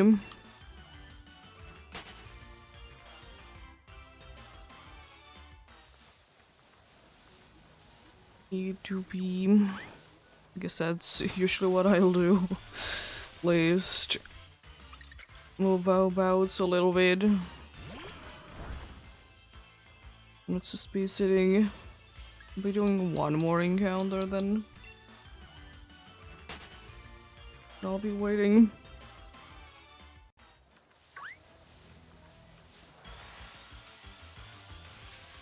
There we go.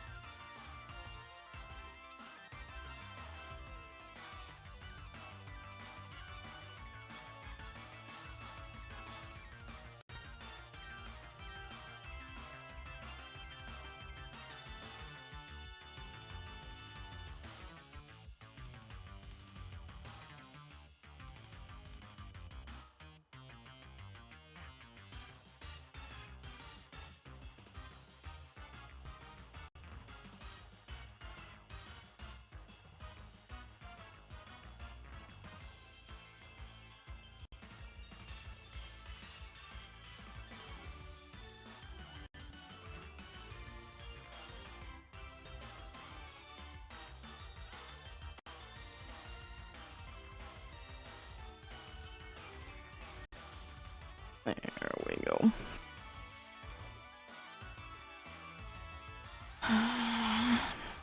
Nice and stretched. Once again.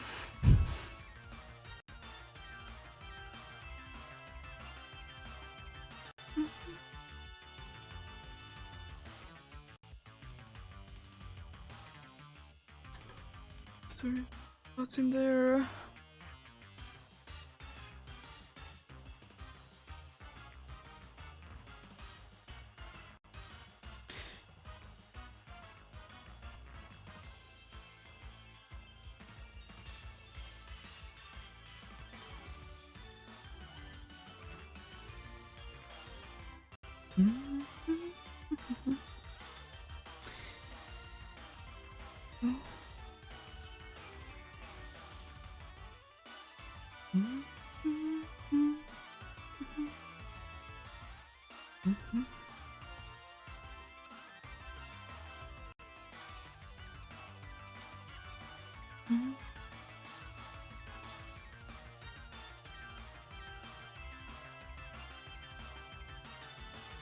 We continue soon then.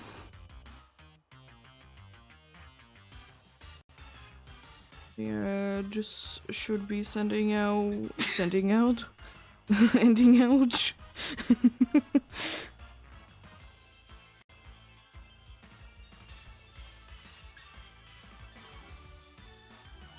Yep.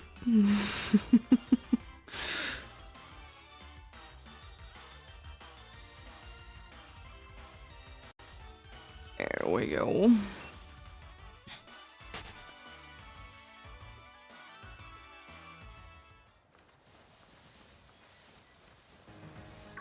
Yeah, about the possible changes soon-ish is that it's possible that on like, well, then I will be having the break on Sunday. That then I'll be doing things. Or you know, in you never know if I just get the inspiration at some point before that. Then I'll be working on those.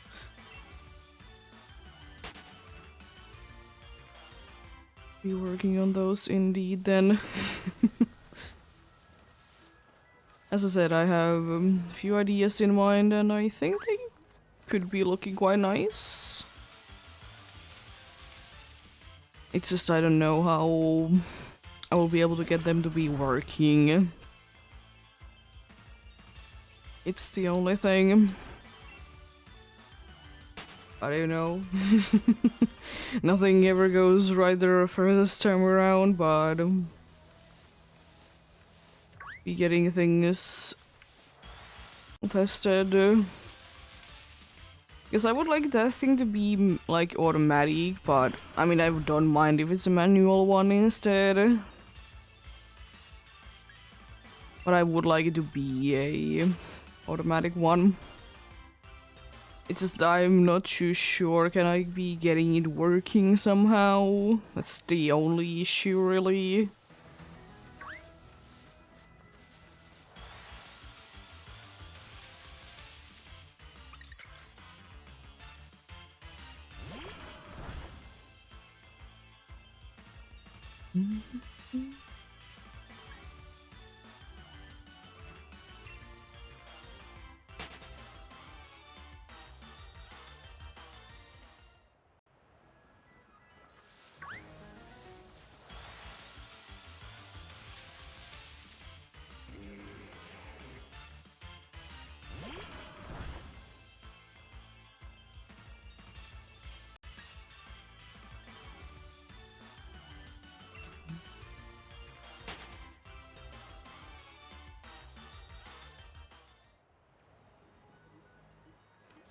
But yep.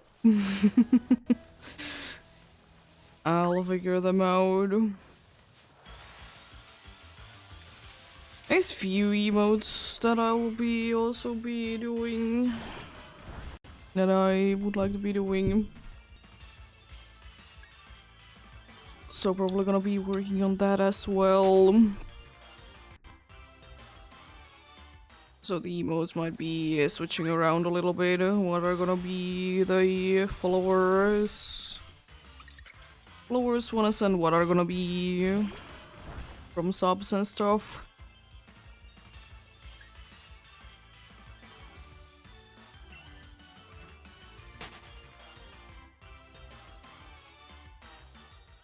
This is at least one that I would like to be having on the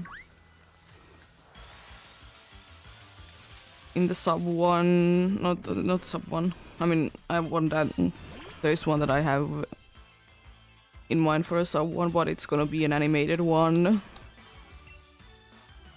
Then there is going to be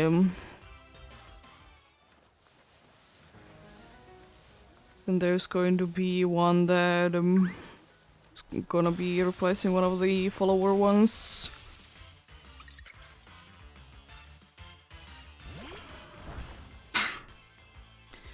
I'm not really which one, but one.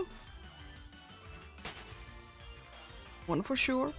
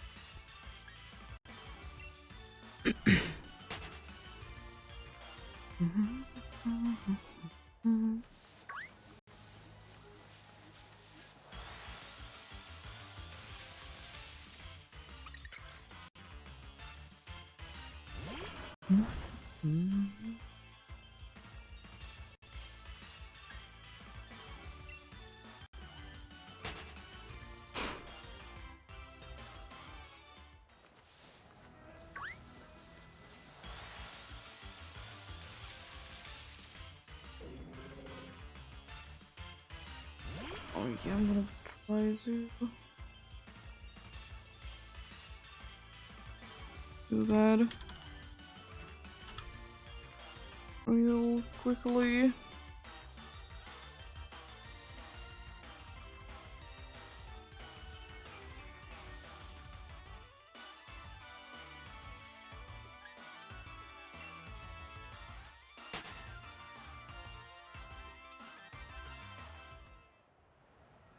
There we go, okay.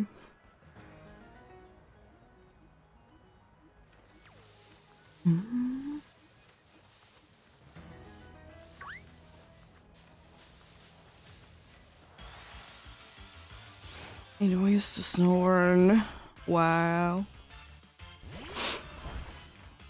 How dare you?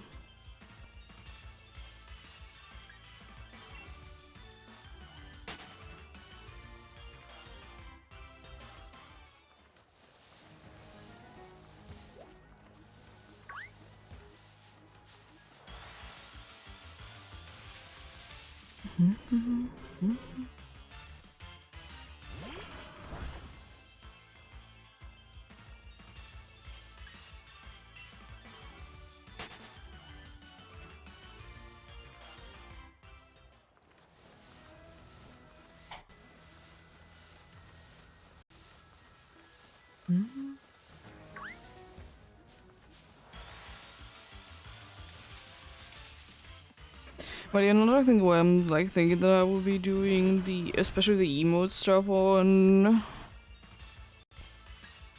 Sunday is because they need to be. It's gonna be, you know, taking a while to be getting like them to be okay. I need to be like making sure that there is nothing wrong with them. Which is, again, understandable. But they were pretty quick though. Like, it wasn't even like 12 hours and like all my emotes were approved. There was pretty interesting though that there was one that did like immediately get through.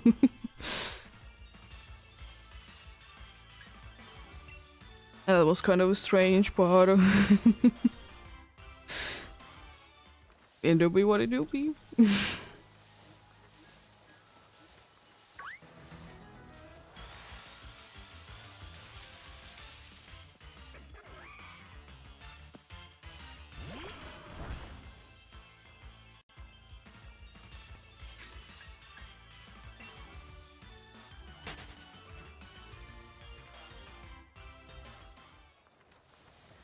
Oh yeah.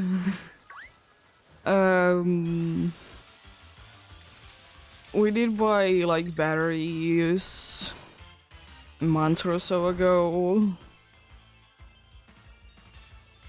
Like they were in a big like plastic, like hard plastic box to start with. And they are also in like 4 packs inside, also like wrapped. And it's like, why?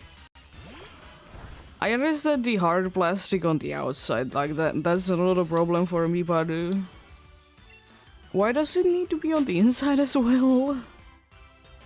I mean, the most likely thing is that they are just gonna be having like the same package as like a smaller package that you can just buy 4 at once. Which I will say that in my opinion that's quite a small amount to be buying batteries with.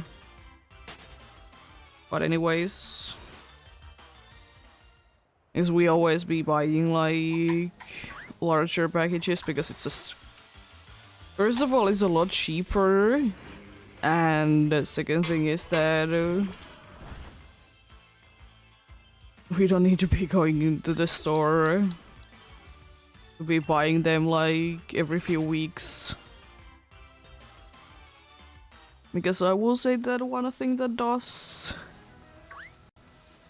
like really be trading them is controllers that require them.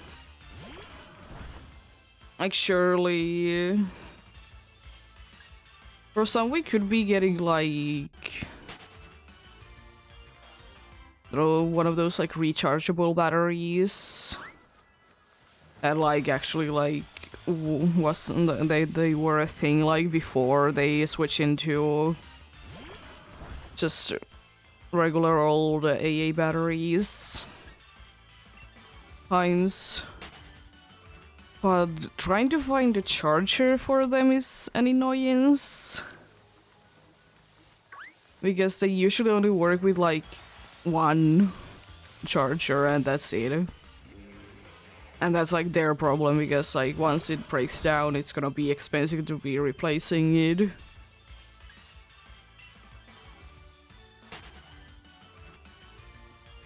And the other thing is that yeah, we could be finding you could be buying like rechargeable batteries. But I know that some things they are not gonna be liking if you use them.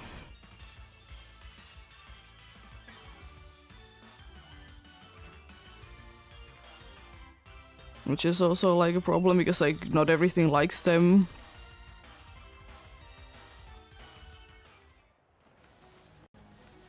And also it's kind of hard to be finding, honestly, those in here. And of course they're gonna be more expensive as well. I mean, you would be able to save money that you don't need to be buying batteries as often. But I don't know how much it will be helping, because I remember that like my dad used to be using rechargeable batteries. I mean, he doesn't really use them for too many things, so like it's okay. So like he doesn't need to be getting a bunch of them. But yeah, I remember how much of a hassle it was, like either the charger for the rechargeable batteries was like bad, or it just was the thing that was just taking ages to be recharging them. And then like at some point he just gave up and just got back to using non-rechargeable ones.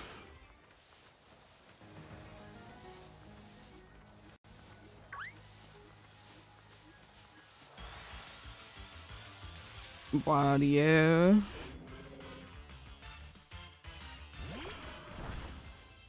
Don't know what it is with that, but yeah. They don't unfortunately seem to be working as well in every situation.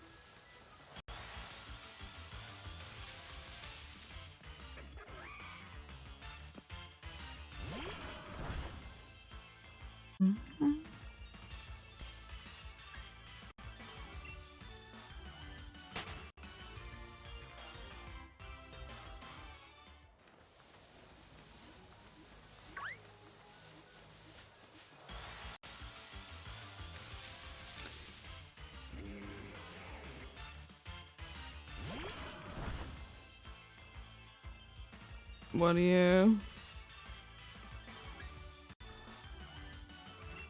Like, I understand, like, the reasons to be using rechargeable batteries. It really depends on honestly what you use them on, because some, you know, they really eat the battery so much, and you know,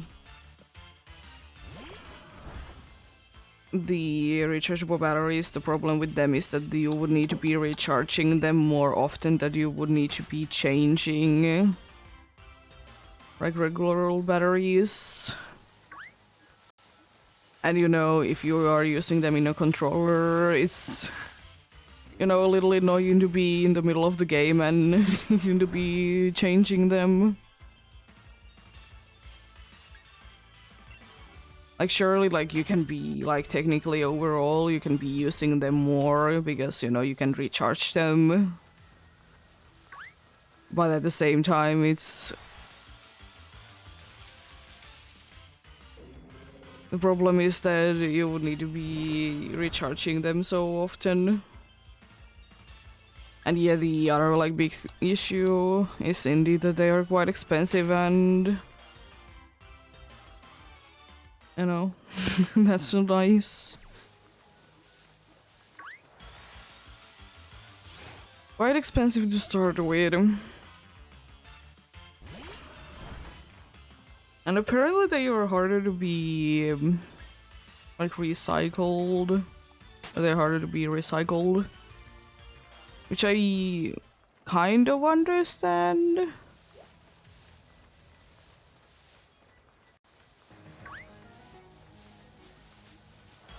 But then again, like, whenever I do be going to the store, and to the section that there is, or at least in the store that is nearby here, like where you would be returning the bottles, which I know it's not a thing in too many places, but we can be returning the bottles into the store.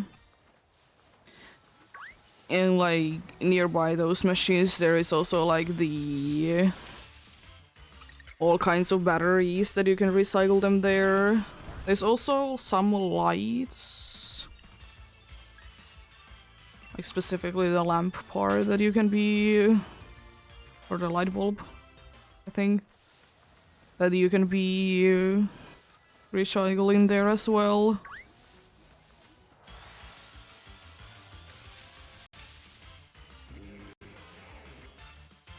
Which is quite nice. Like, it does can take any kind of batteries, but car batteries, they are like suggesting that you would be returning them to some like store that actually like does a lot of with car parts anyways. it's just, you know, safer in there.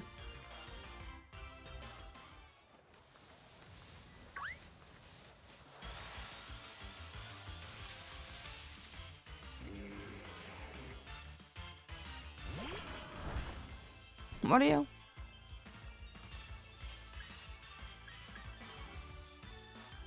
Rechargeable batteries, they are interesting for sure.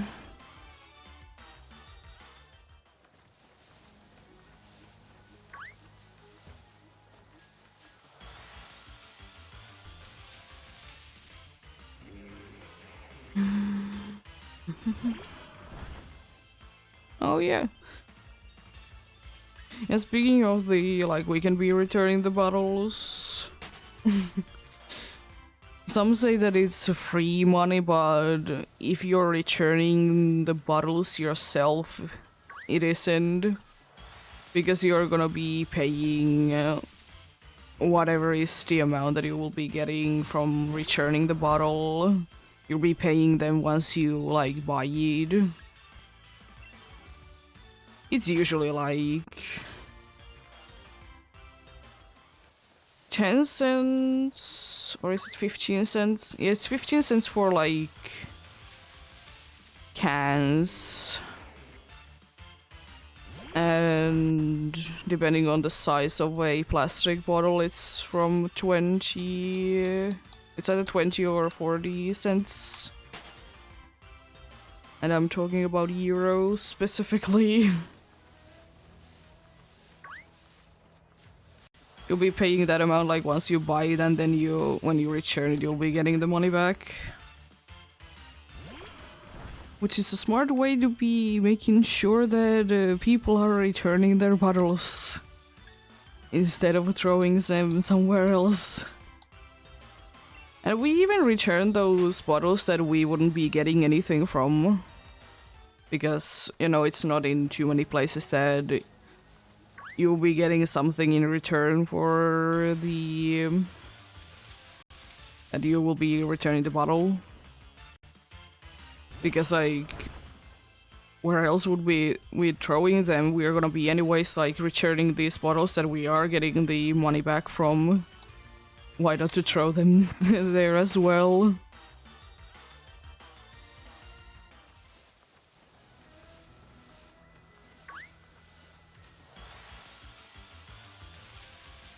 But yeah. It's a very nice system, I will say.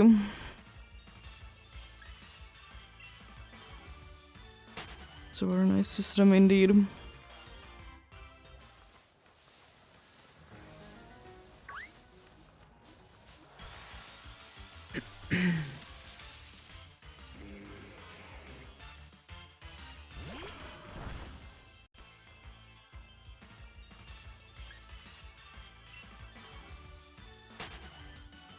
And also, speaking of, like, recycling and stuff, they finally kind of fixed our problems with our, like,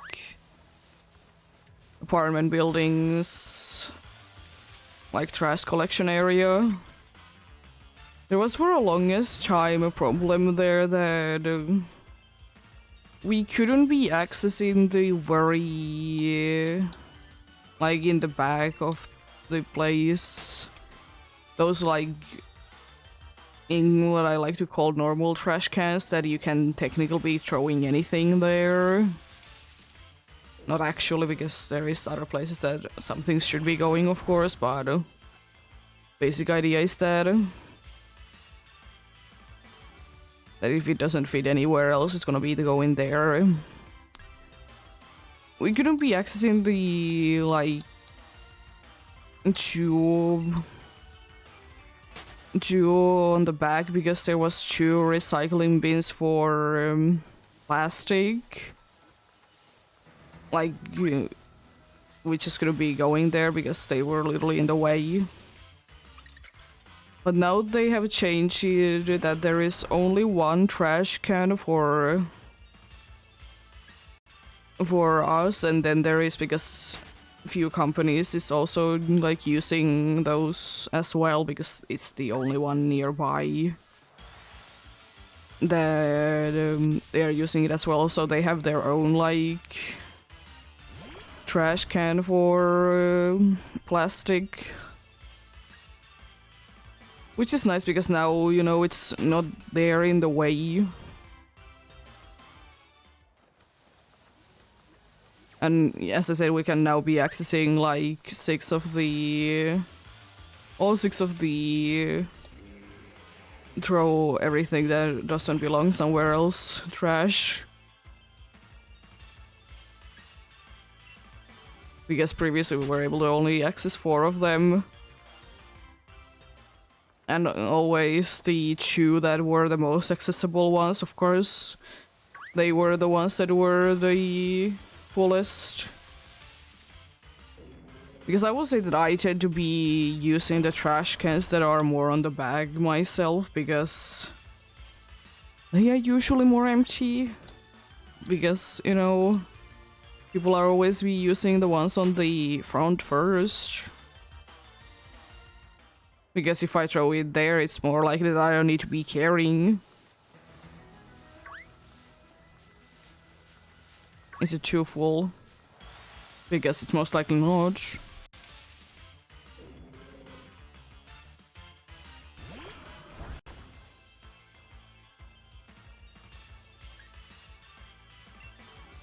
But yeah. It's nice.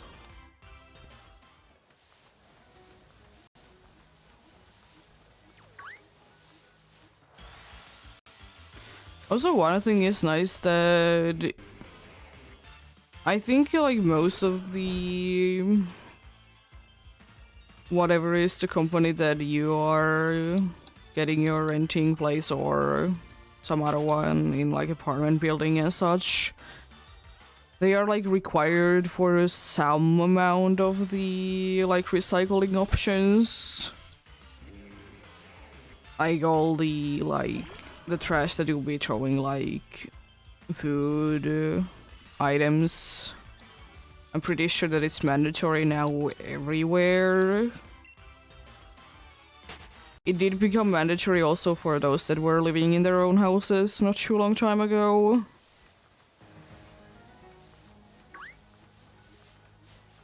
And our place also has both glass and metal trash as well.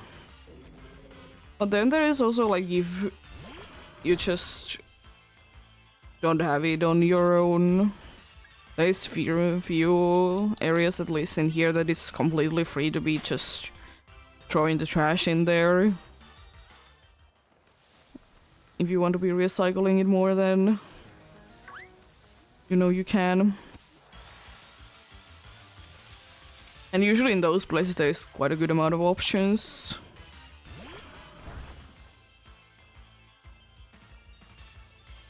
But yeah, there's always one thing that bothers me though about our trash cans that I have never really seen anywhere else, and it's probably thanks to the companies also being part of this. Or someone is like constantly switching how their whole entire place is looking, which I doubt, is to be seeing like rugs and like clothes to being in the regular old trash. Because first of all, if the clothes are like, you know, usable, there is again free places that you can throw them that will be giving them to someone else to be used. And then there is the places that you could just be throwing them there, so new clothes would be able to made from them. Or like straight away a better recycled option.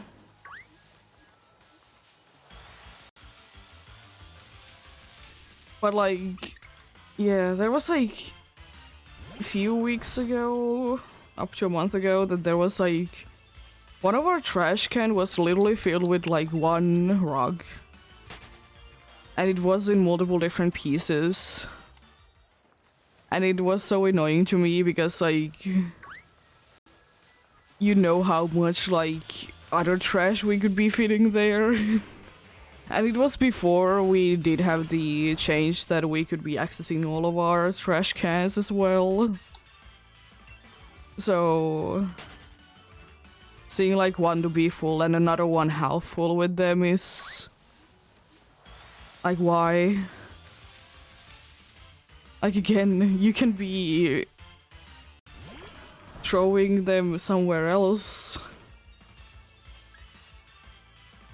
I'm sure like not everything about them is unusable.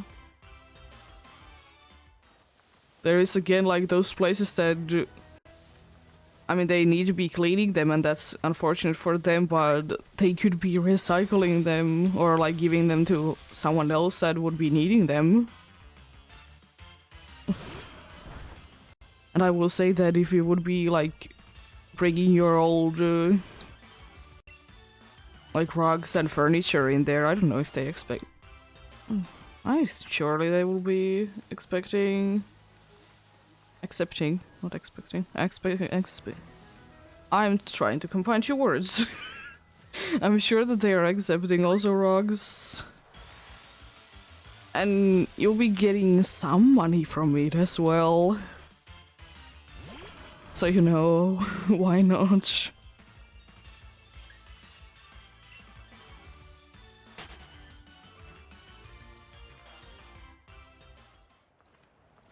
But yeah, there is another thing that I thankfully haven't seen in ages, because the dudes that did do it did move out, is that we had the one, like,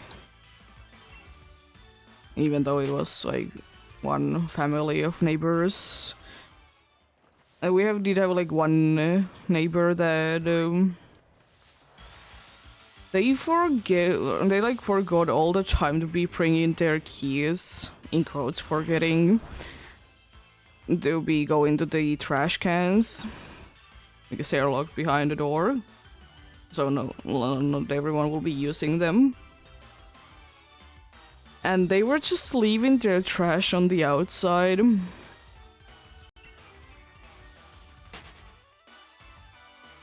So you know, birds could be having their absolute fun time with them.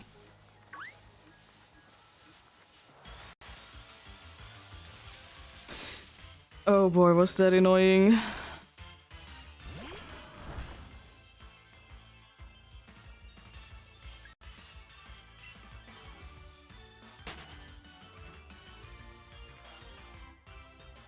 Yeah, they don't live here anymore though. The dudes that did do that. It was one of those situations that everyone knew that who did do it.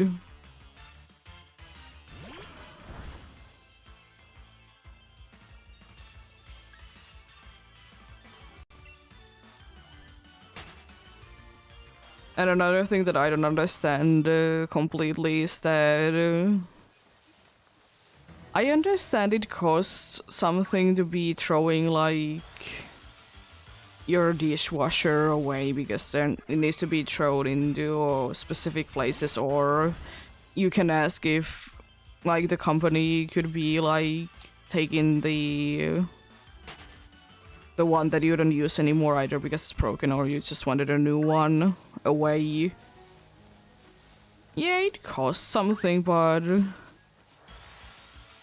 I just hate seeing in our like trash section that people are leaving their like broken dishwashers there, because first of all they are taking a lot of space, and the second thing is that it takes like few weeks to be getting rid of them because it's not normal trash and it shouldn't be there. Like, and I'm pretty sure at some point there was like even like notice that please don't throw your dishwasher into the it's not our problem basically, because it's not.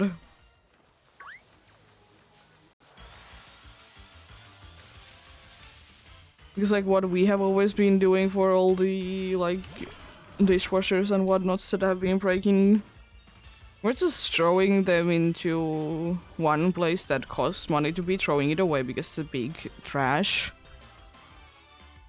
But it's meant for like you becoming like trash that you can't really be throwing into your own trash can anyways. You'll be just like getting that and paying for that and like throwing it there. So it will be again like automatically like in the right place. That's like so frustrating why more people don't do it.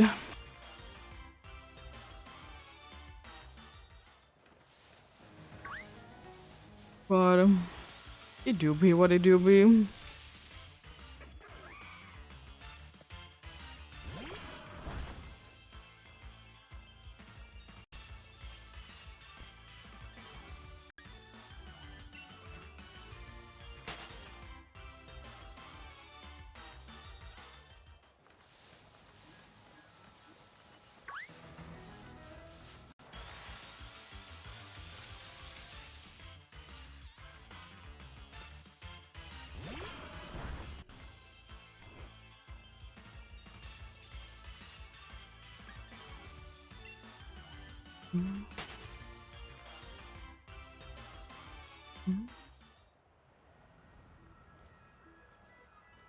There we go.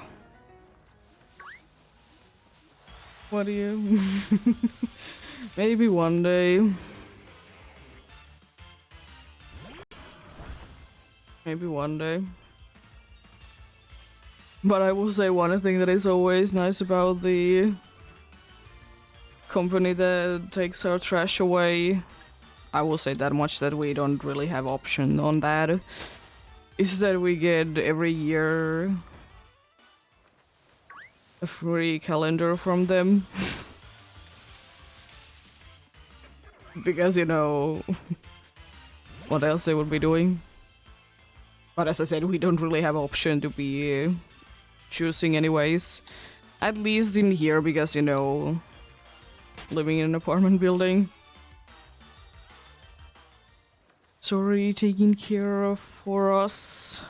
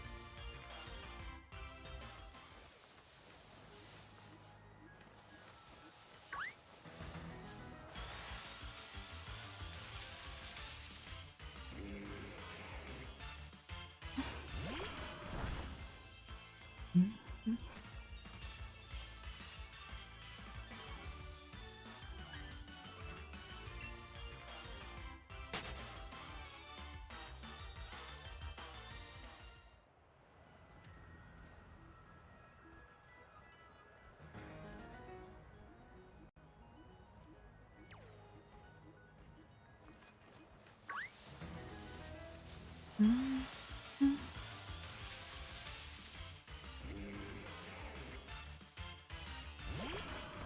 we go.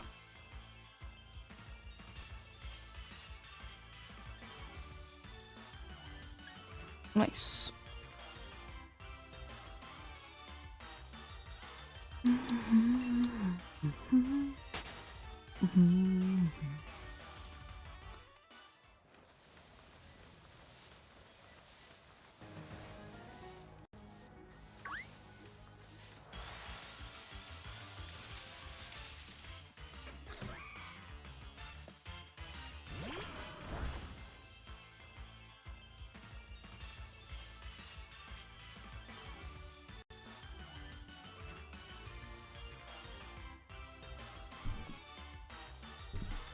There. A little better position.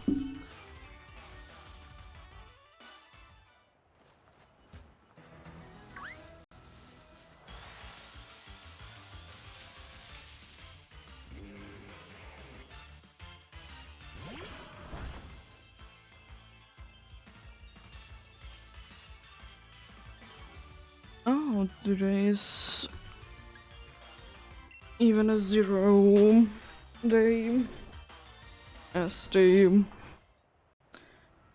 temperature that is Celsius, of course. It's quite nice.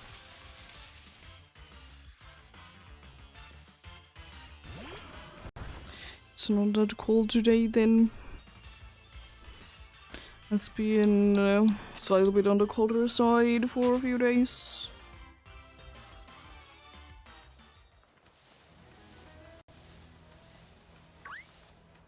I still will be hoping though when the bigger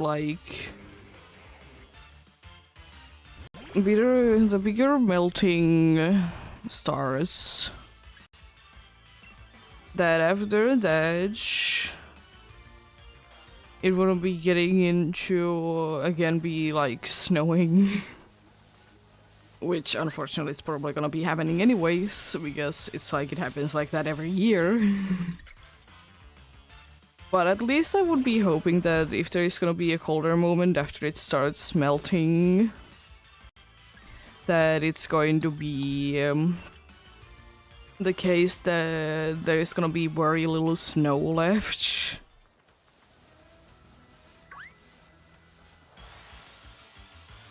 Because I will still say that I absolutely do be hating to be walking on snow that is like half melted in the way that it's melted on the middle, but it's still like pretty solid in the top and the bottom. Because then you like will be and you never know that when you will be like dropping down a little bit, because you don't know how well it's gonna be lasting. It's gonna be lasting for a little while or it's gonna be lasting for longer.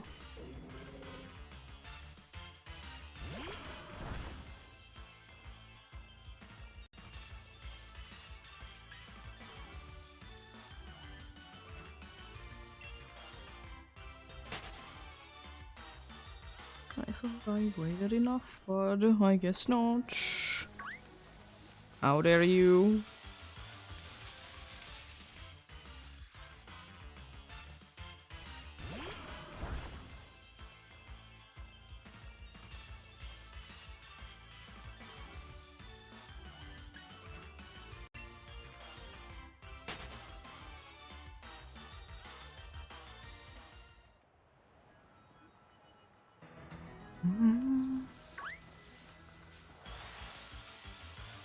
Let's get into the middle again.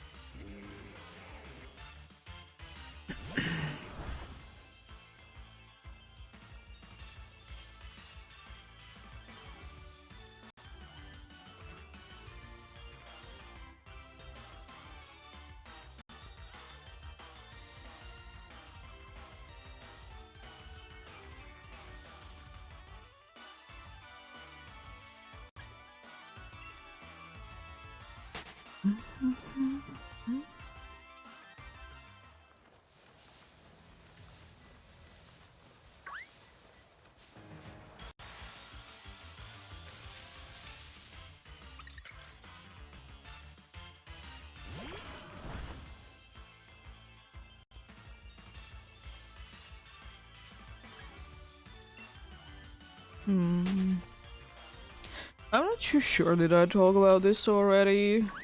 Might as well talk again. About it again. I might have mentioned it. But yeah, we were like almost a week ago, I think. We were like looking for places that we could be buying, like,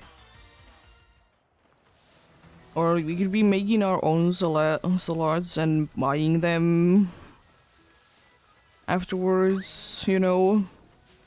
Not like the ones that you could be getting pre-made, but be getting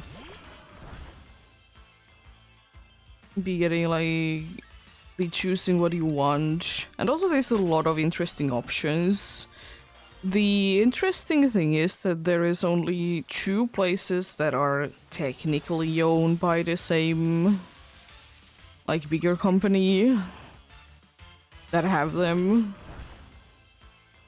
And for one of them, the only locations that sell them are certain hospitals and one airport, which is so strange.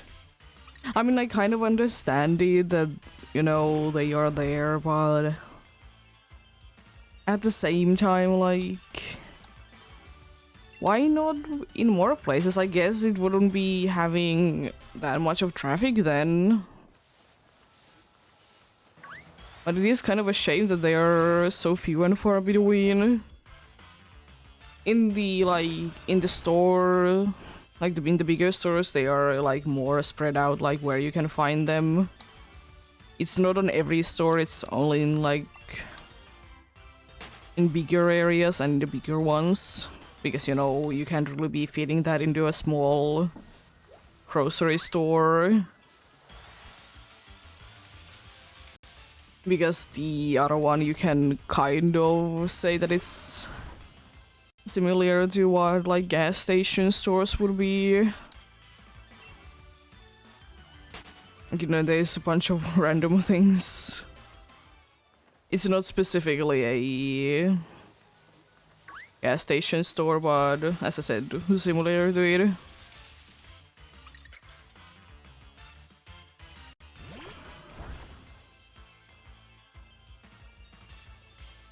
Because funnily enough, most of them are located in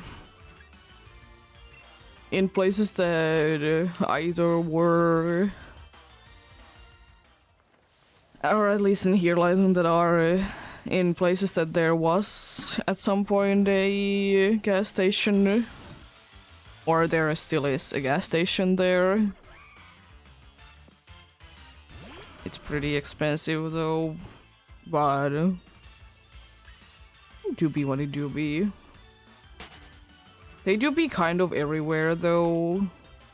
They mostly are close to like areas that, you know, there is a bunch of like public transports around, like train stations. Are they bus stations where buses are? I don't know, but those could be all of, I don't know. But in those.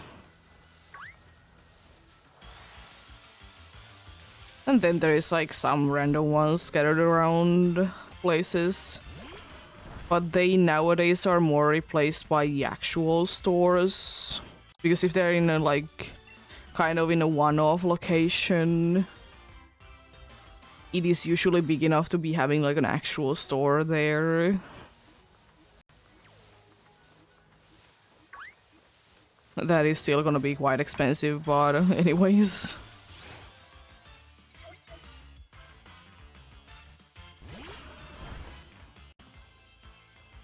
It is such a shame that most of the smaller stores in here are ridiculously expensive.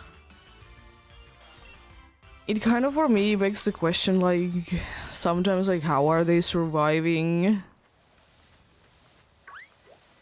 Because they do be like not always in the places that there is in like other stores nearby. But yeah, you still like to be very expensive.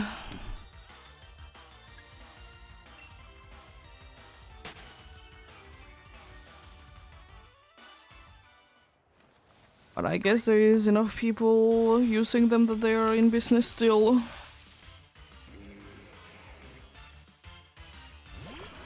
And the thing is as well that the smaller stores as well, like some of them at least, that they are owned by quite a big company, so you know, they technically should be having like okay in that regards in the prices. Because of course I understand like someone having its own company or a little store somewhere that, you know, it kind of needs to be more expensive than your average store. But like it's indeed like most of them are owned by a bigger company, so it doesn't make the most amount of sense that they are that expensive. But hey, do be what it do be.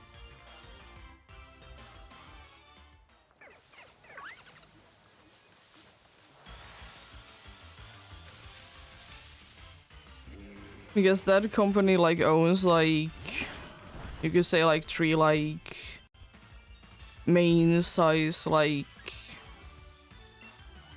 stores. One is like small, one is like a medium sized one, and then there is the very big stores. And it usually goes in that way that of course the smallest one is the most expensive. And the biggest one is the cheapest. It's not by much, but it is still like you can see the difference. And then there is the then there is the ones that are in the middle that it honestly really depends on what place it is in. Because sometimes they're more closer to the prices of the smaller stores. In some places they are more closer to where it's like the bigger store prices.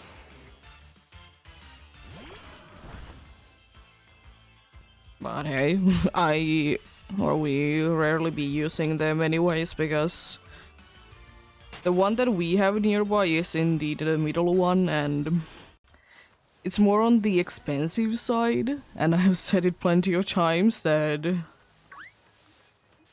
we would be saving more by driving a car somewhere that is a little bit farther away than we would be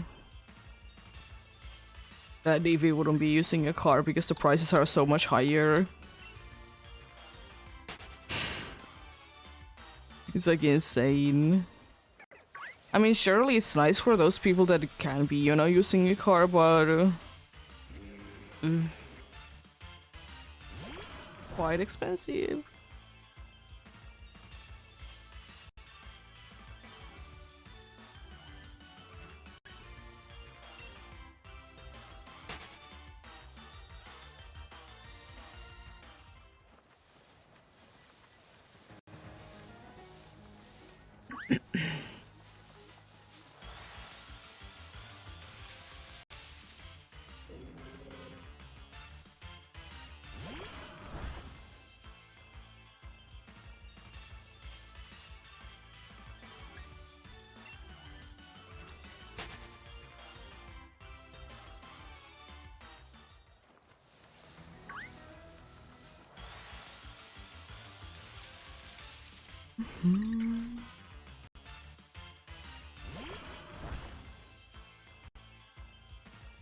But yep.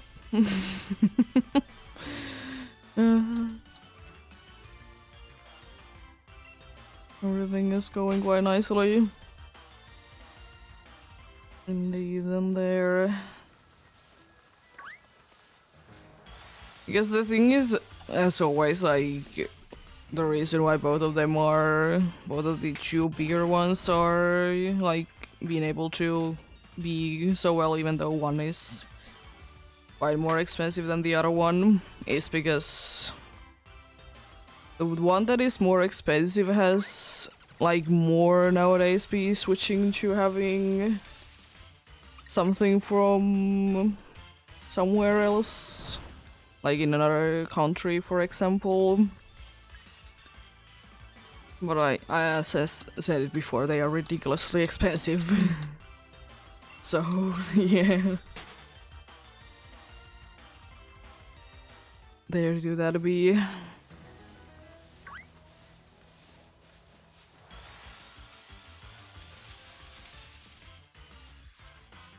It would be nice to test them out, but not really a possibility.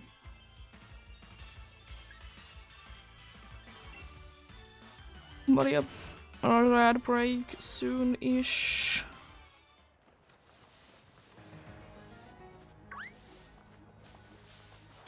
Doing a few more encounters before they start, though.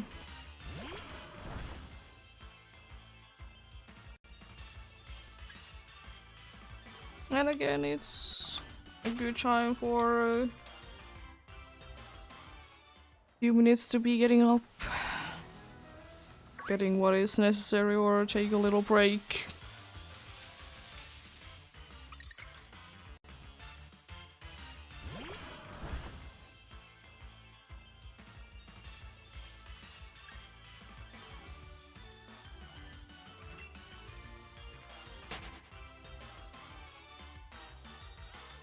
Indeed.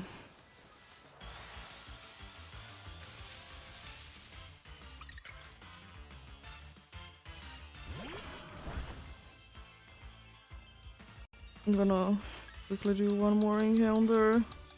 You having enough time for that?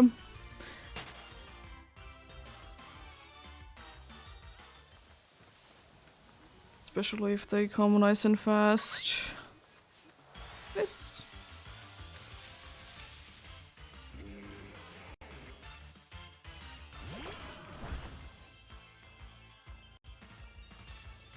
There we go.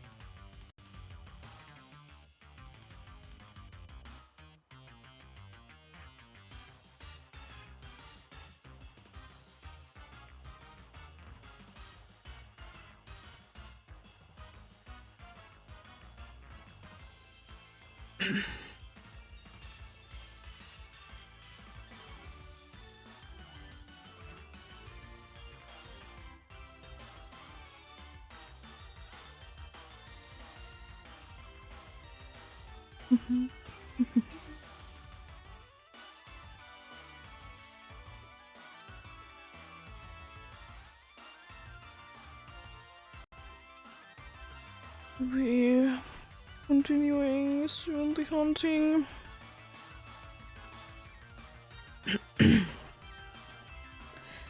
We're doing that indeed.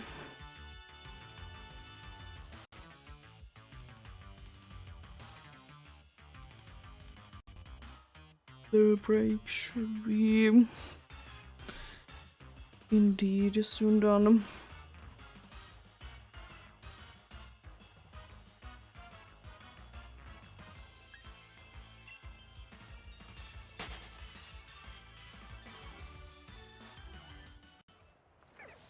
There we go.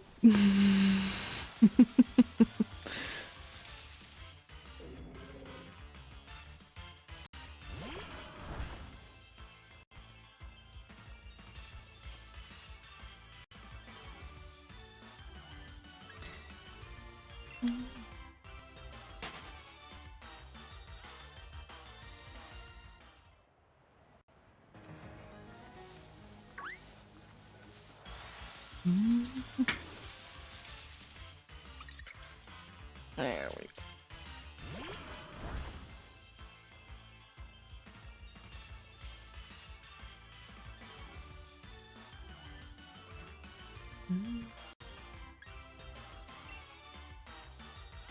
Okay.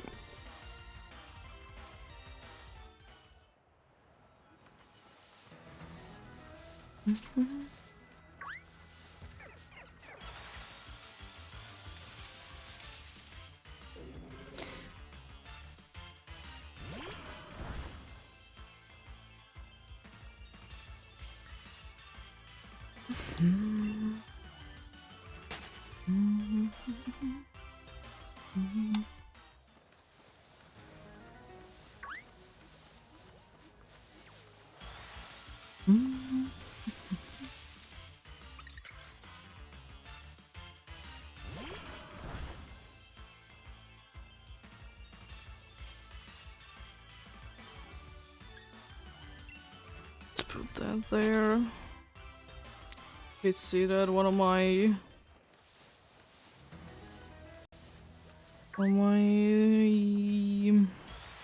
sliders was in the wrong spot. Shouldn't be doing really anything.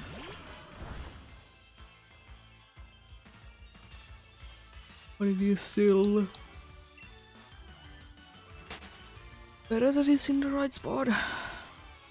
There definitely can't be the situation that there was a certain cat that was moving it with its tail or anything. Nah, that couldn't ever be the situation. How could that be? The cat never does anything accidentally. Never ever.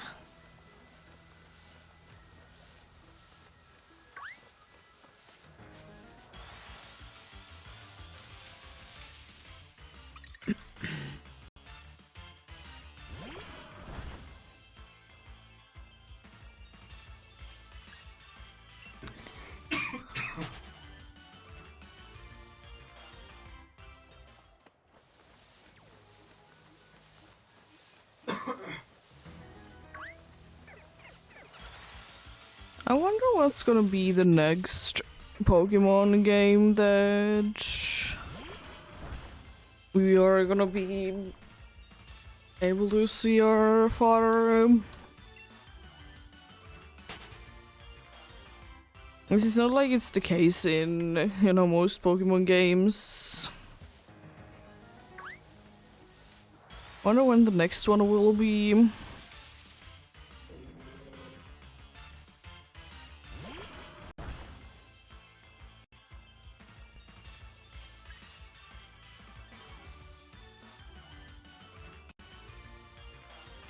I guess, I don't know. It's not like it's really needed because unfortunately there's been very few games where, you know, the mother has even been like useful. Which is kind of a shame because It would be kind of nice if your parents would be more useful. Like in some games, you could be checking. Like I think your friendship. It's either you can check your friendship or it's with the like someone else's mom. In Chodo games, you can be saving the money, and they can be buying interesting things, which can be useful. Definitely can be useful. And I think one of the most useful situations for the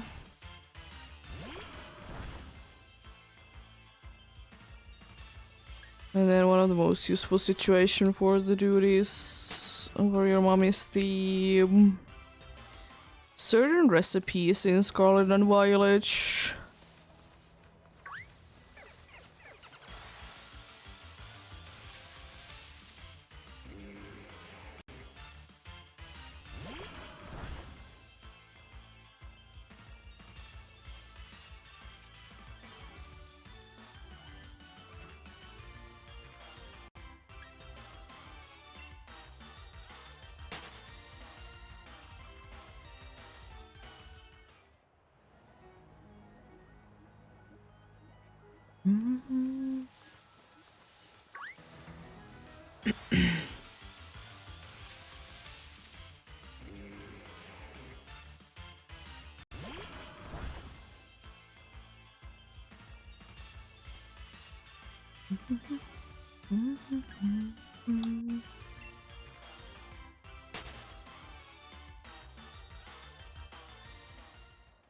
Did you know that the only Pokemon core game that, aka the main series ones, that don't have a mom character is Legends Arceus? No way!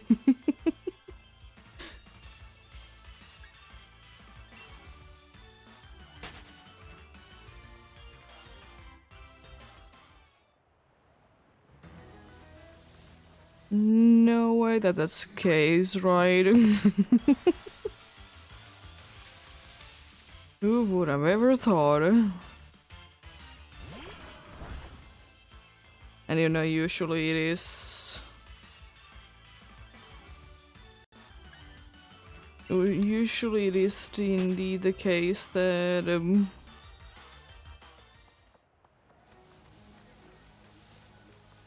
you need to be going ahead and setting things off. To be okay with your mom to be leaving.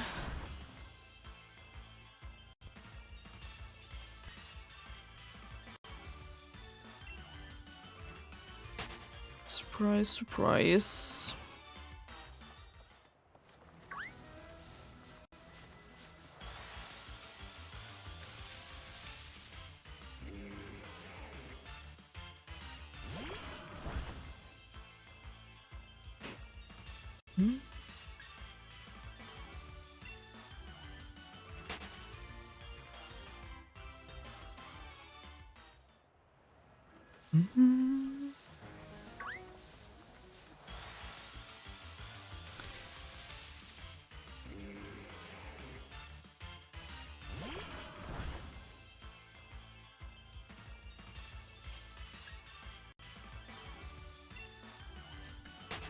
Thank you for running away.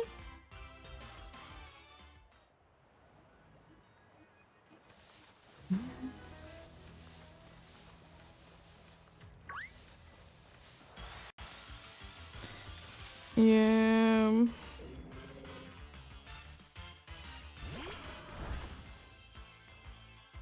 Of course, it's like fine that mom as a character in Pokemon games doesn't really do anything, but I don't know. It could be nice. At least, you know, once you be going talking back to her, that she would be saying different things. Like a bunch of different things. That would be nice.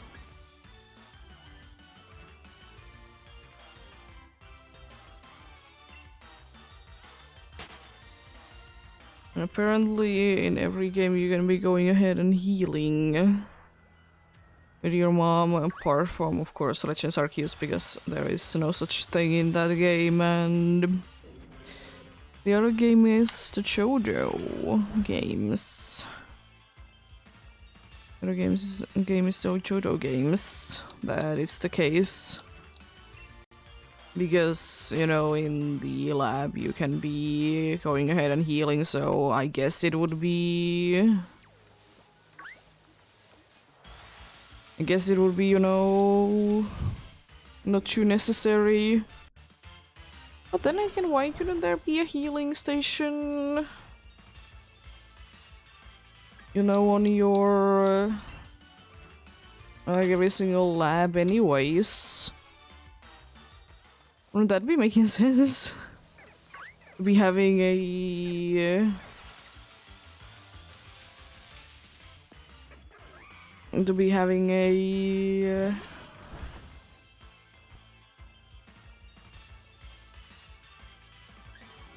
having a thing, indeed. The healing station in the... every single lab that the professors are using. Especially considering that at least in most cases, it's the case that the professor itself is like taking care of your Pokemons. You know? So, you know, would it be helpful that you'll be having healing station yourself there? I wouldn't be needing to be going... I honestly don't know how long how much from there to be going in the nearest one. Because it's not like it's always the case that, you know, where the professor's place is that there is a Poke Center always in that same place.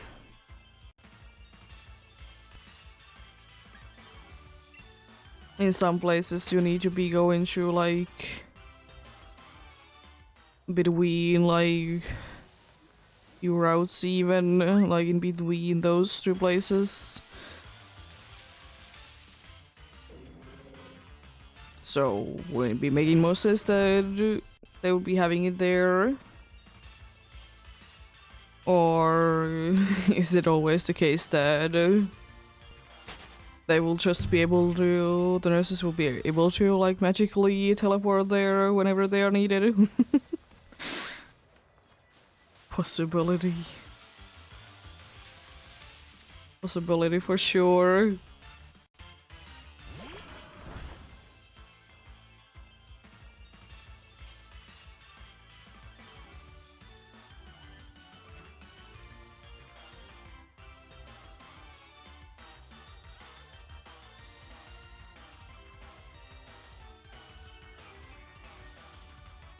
I know that it's most likely gonna be the case that in Pokemon games you are not gonna be seeing the entire like lab that the professor is having. It's most likely gonna be the case indeed. But why not to be having a healing machine anyways there?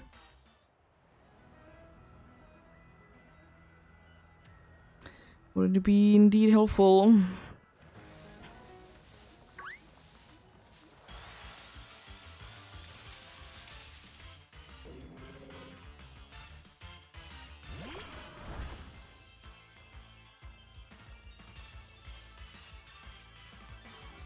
Like, even if they would be indeed having like a nurse there in every single professor lab, in every single professor's labs, there would be like, there would be a nurse there on standby. But what if it needs, what if it needs like something more to be doing for it than just, you know, spray a potion. Would there be a good thing that there would be a area that they could be putting the Pokemon in and letting it rest there and still being able to watch it?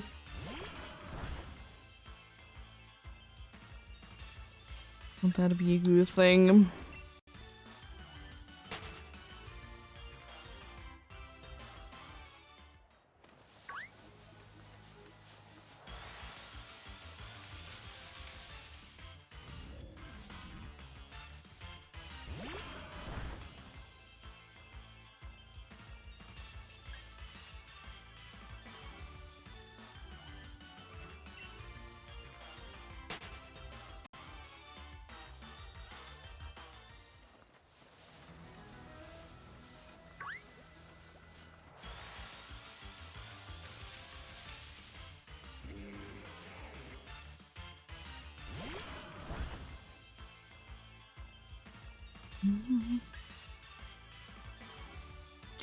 But yeah, I don't know. It would be interesting to be seeing, though, in a Pokemon game. Like your Pokemons to be in the professor's place or like somewhere like nearby. Because unfortunately right now in all the Pokemon games, like wherever it is that the professor is staying in, there really isn't like a place that they could be like, visually be having the Pokemons in. The only one that really does it is Legends Arceus because, you know, the whole village. And you can see there, you know, the Pokemons that you have, which is pretty niche.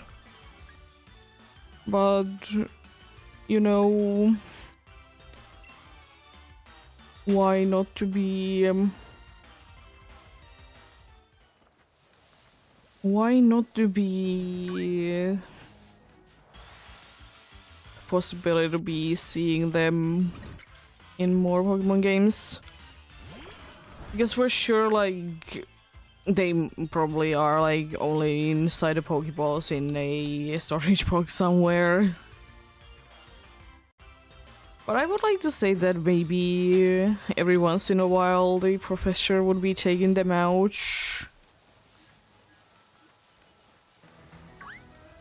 You know, kind of what indeed in the anime is shown.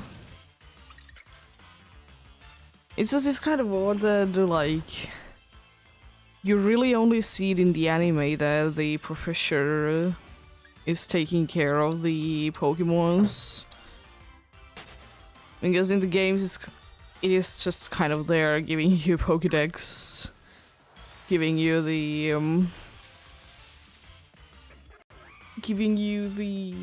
thing called Pokemon that you start with, and then it's basically it.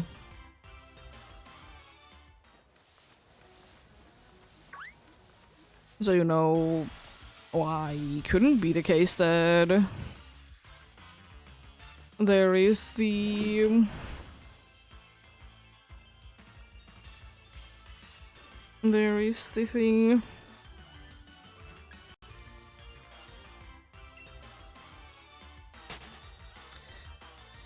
They are actually taking care of them. I mean, I guess then again you could be saying that at least in most of the Pokemon games, the Pokemons that are, you know, stored in the PC, they are someone else's. Like Bill's PC or whoever it is who is in charge of that in that place.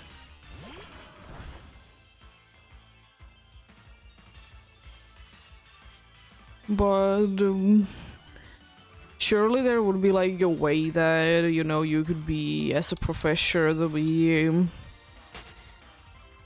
like asking that could you'll be looking at this Pokemon, and you know you'll be able to like provide like proof that you can be doing it, you know. Surely there will be something like that.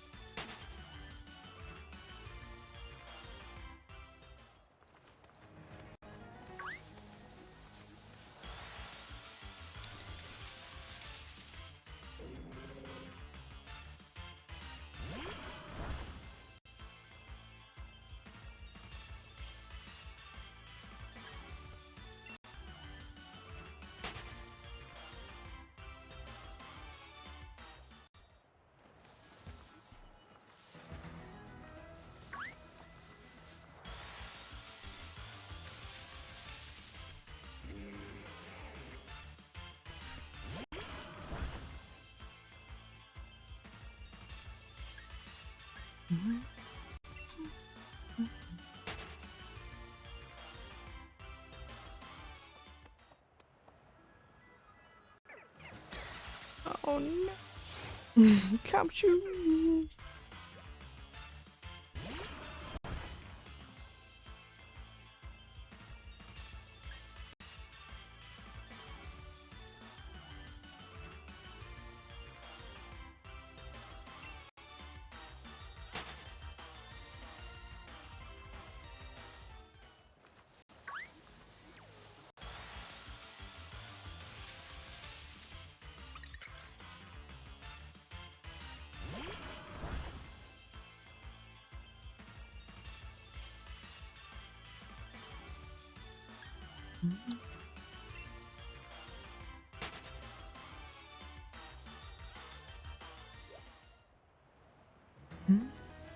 Hello, Mr. Mime.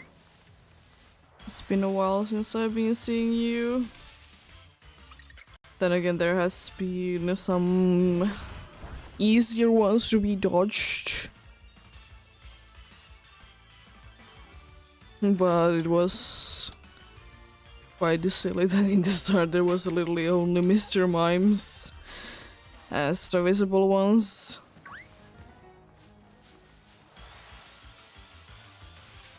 Also, I don't know why, but I think Galarian Mr. Mime would be looking quite goofy if it would be having classes. It would be kind of weirdly fitting though. It'll be looking quite goofy. It would be having classes. Maybe one day. It's gonna be a game in the future for sure. That we'll be able to see different costumes in the wild for Pokemons.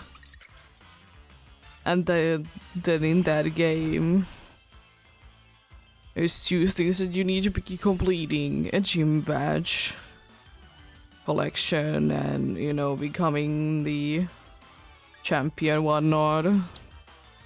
And then there is the that you would need to be doing a bunch of contests. I don't know how people would be taking it, but it could be just, you know, that there is in the wild there is 3 Pokemons that are wearing costumes and You know, that's the only thing that matters.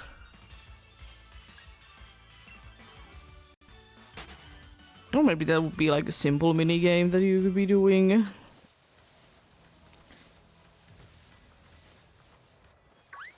Nothing too much though.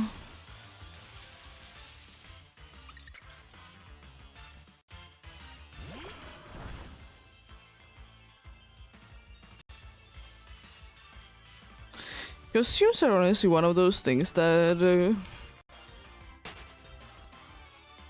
I don't know why, but I feel like they should be a bigger part of like main series Pokemon games. Like, I'm fine that they are in Pogo, but why couldn't they be more of a thing in like another game? I know that in some games you could be like taking funny pictures and, you know, putting with that things to your Pokemon to, in quotes, swear.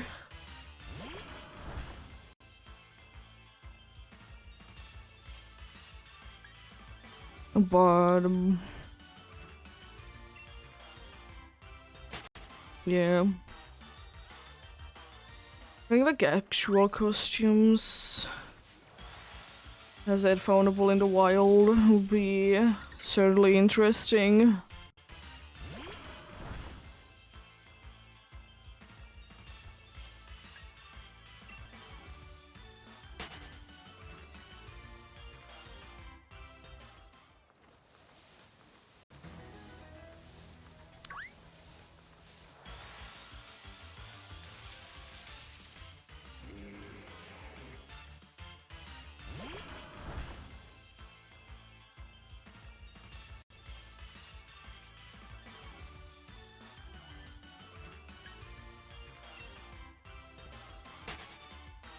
Costume Pokemons in the wild. I don't know why, but yeah, I don't think that it would need to be necessarily also a like a main series game, but maybe a spin-off as well. I did talk about that I would like to be getting another toy game. It could be paired with that quite well. Like to be getting another like toy Pokemon game. And you know, the Pokemons look like toys.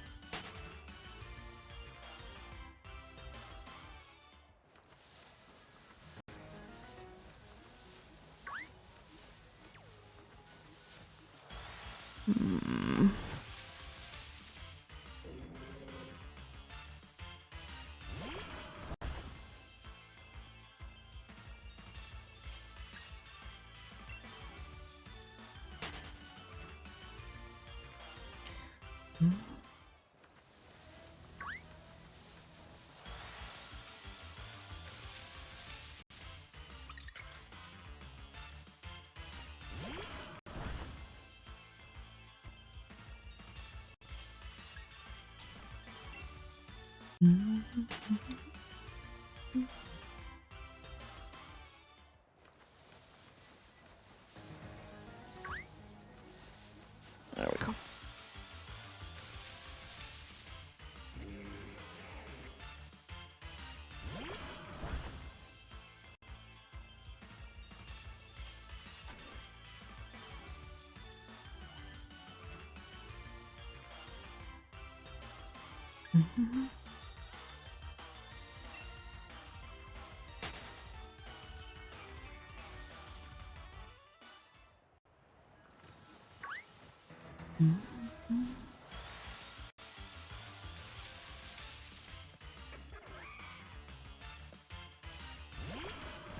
Oh boy.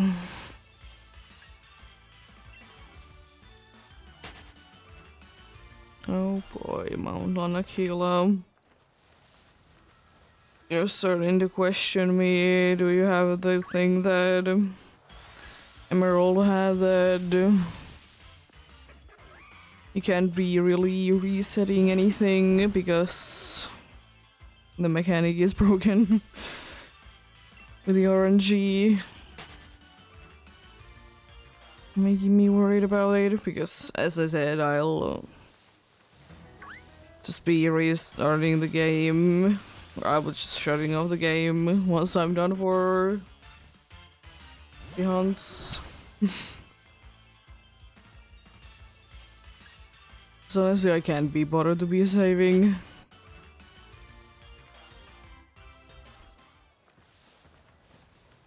I really can't.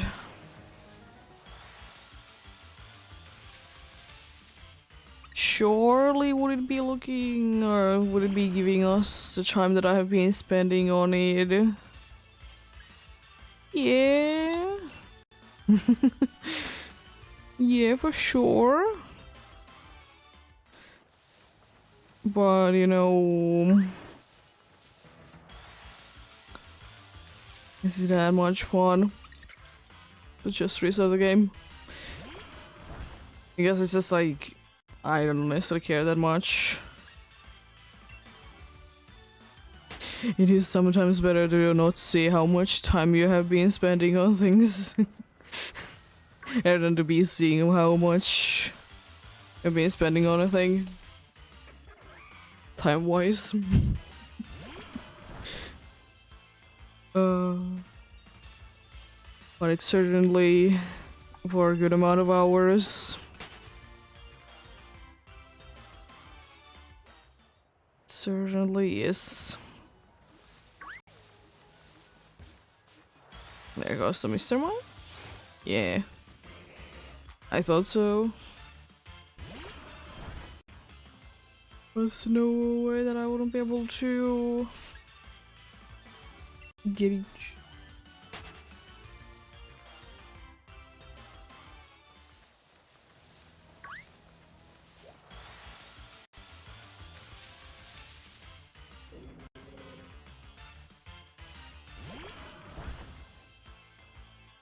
Hmm.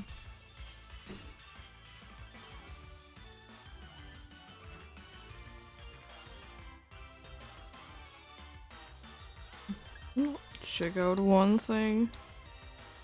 I'm pretty sure it's the case.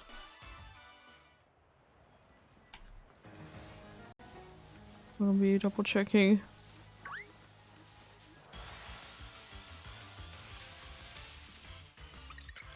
Oh, you.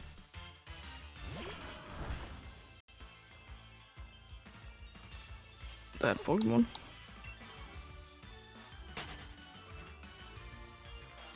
Isn't it the case that you're only in the DLCs? Or one of them?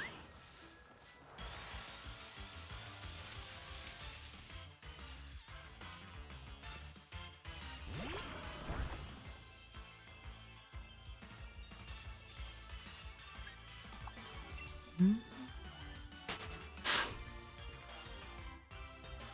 Yeah. It's... Fancy is indeed only available in this game in... the DLC. Specifically the first one, aka...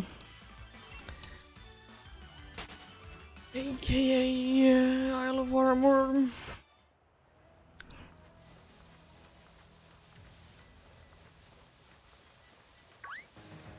It is kind of strange though to think about that both of the DLCs did include like...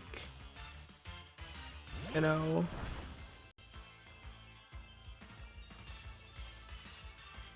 and both of the DLCs in this game, in Sword and Shield that is, they did have... in the first DLC they did have like Chansey and Blissey available in the not random encounters, but less visible encounters that run away, that you know are the healing Pokemon, and then in the Crown Tundra it was the case that there was the There was the thing called Ordinos. There also are rare and runs away and are healing. There really isn't the one like that in the main game. I mean, there really isn't too many Pokemons that are like Chansey though, so you know, makes sense.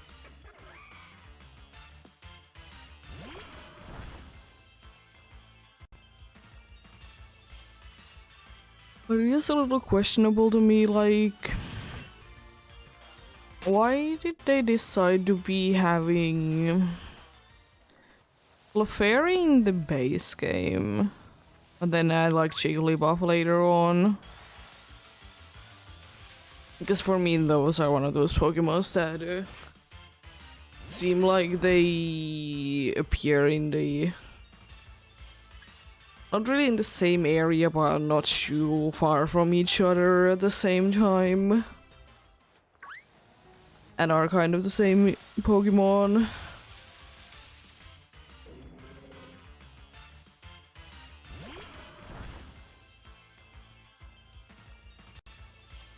Apart from one being immune to one more type than the other one is.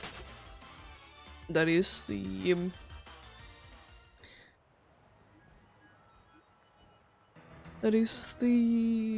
Jigglypuff line is immune to one more type,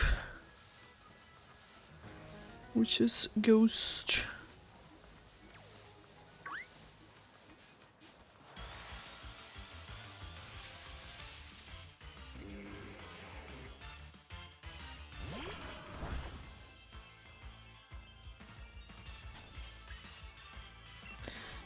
Bunch of pink blobs on Gen 1 though. Bunch of big pink blobs.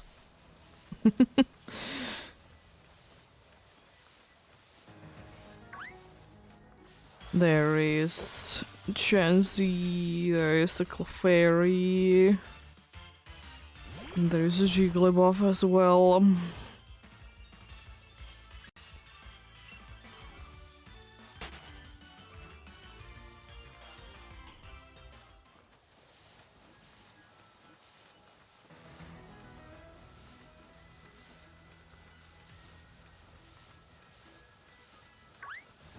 I don't think it's too fitting for a Pokemon, but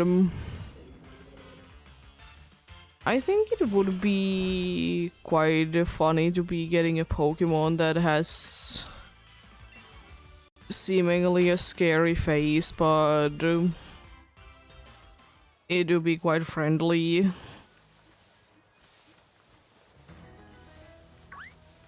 Or it's like gonna be having like the scary looking face and the more friendly looking face. I'm not like... I guess the closest one that we have probably right now would be like more Peko.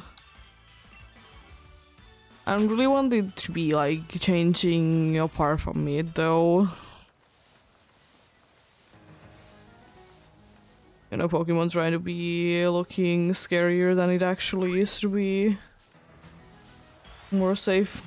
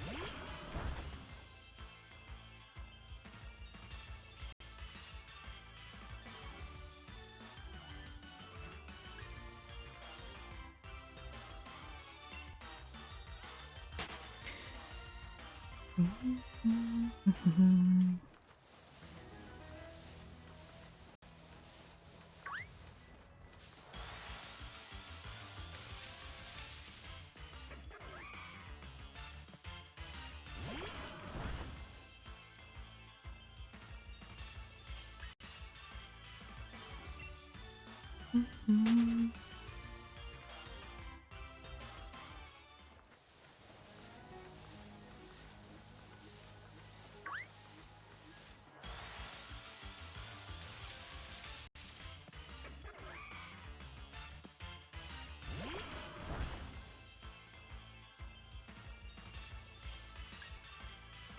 Hmm. I know that we have quite similar things to this as well.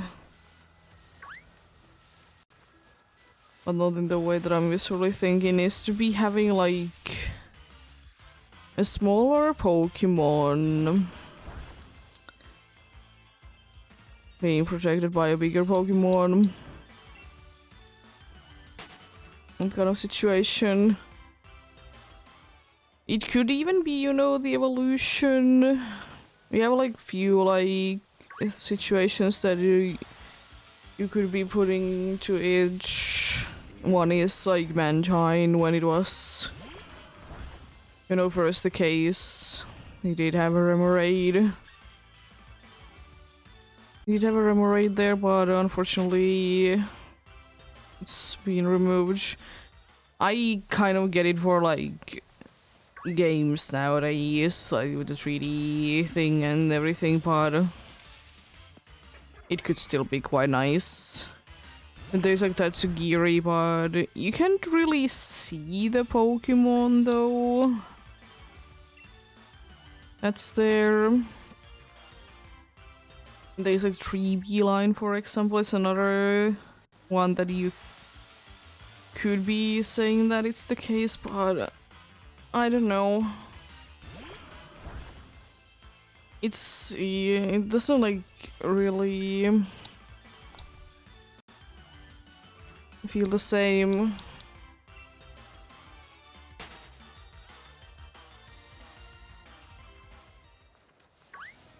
Like, for example, think of it as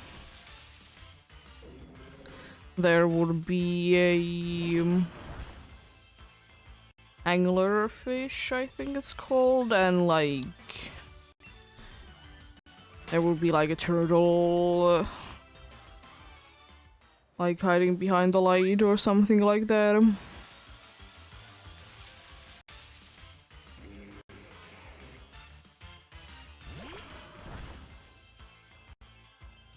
Because I think it's a quite a cool idea that, you know, some Pokemons do be needing like another Pokemon than other ones. Because, you know, that's how things are.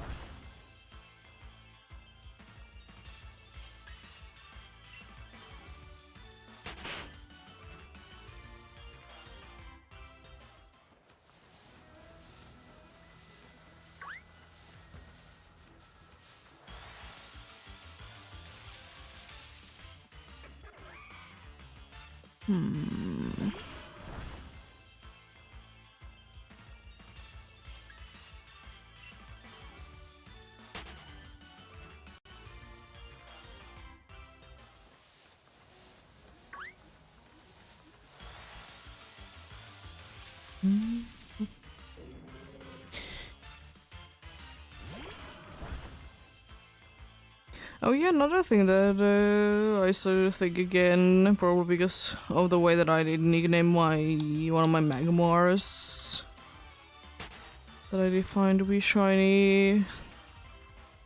is that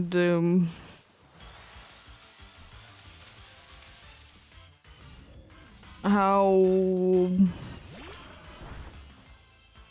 interesting it would be to be seeing more Pokemons, to be having like some like other color for fire than, you know, red or blue. For one reason alone is that you can be having different colored flames. And those two, I think that could be a nice one. It could definitely be one of those ones that it's one Pokemon that or it has multiple different like color variations. It could. It very well could be. I wouldn't necessarily be minding it myself. It's just, I think that would be a like a unique way to be making like a Pokemon to be having different forms. Because like we have two birds. One is literally just color, the other one is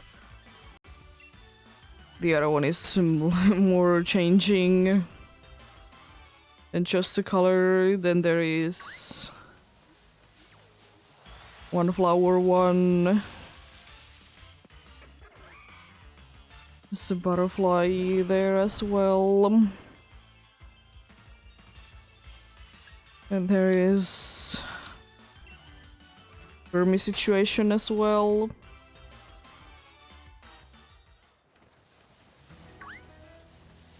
What do you... I think it could be quite interesting to be getting a fire type or a Pokemon that has fire on it. That it depends, like it has multiple different forms for different colors.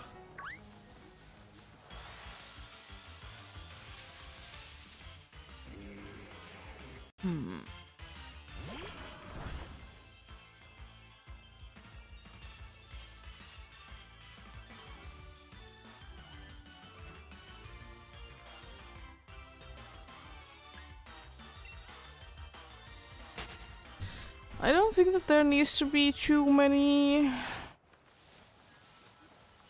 And you may though. It may be 5 or 6.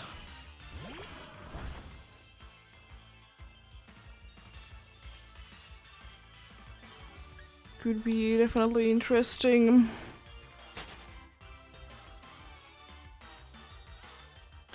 It would be kind of cool if they would be doing like for every single typing that though.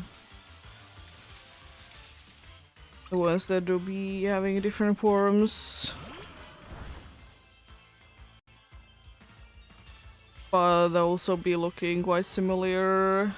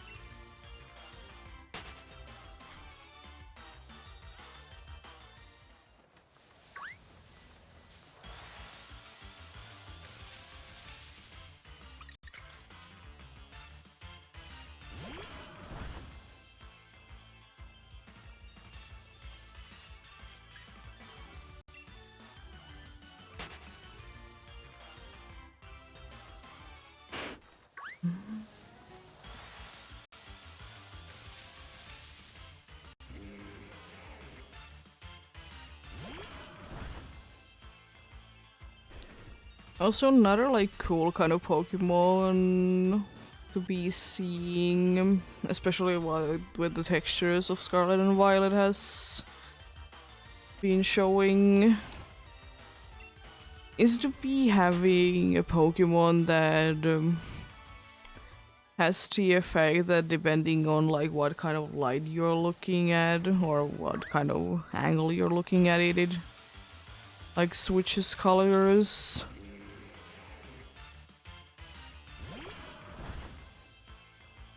That could be also quite interesting.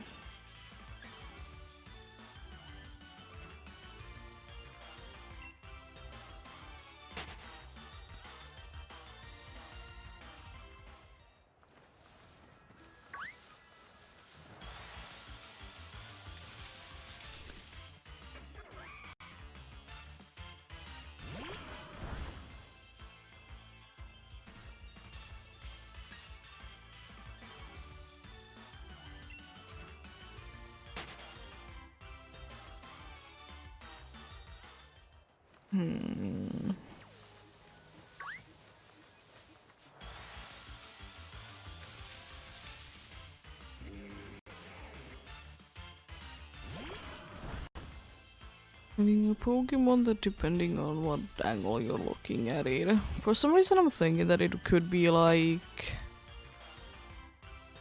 some sort of a rogue Pokemon.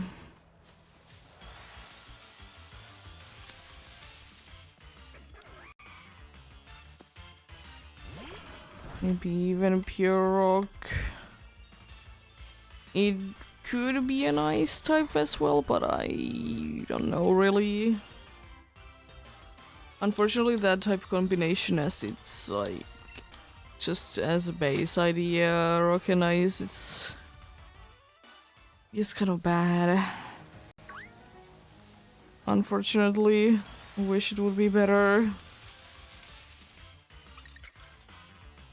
At least it's on a cool Pokemon.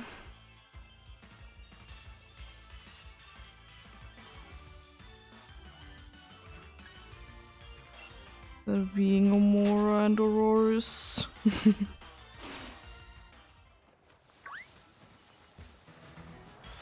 least it to be.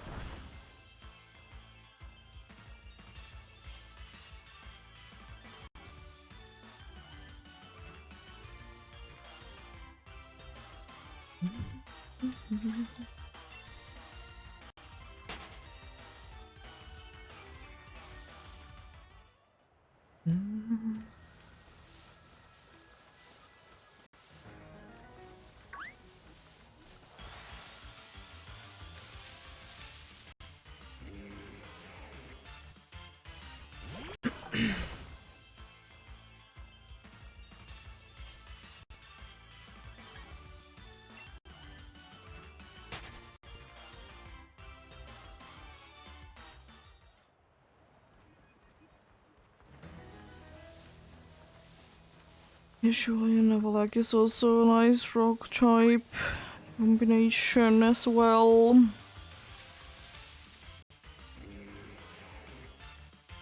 It's also kind of a cool Pokemon.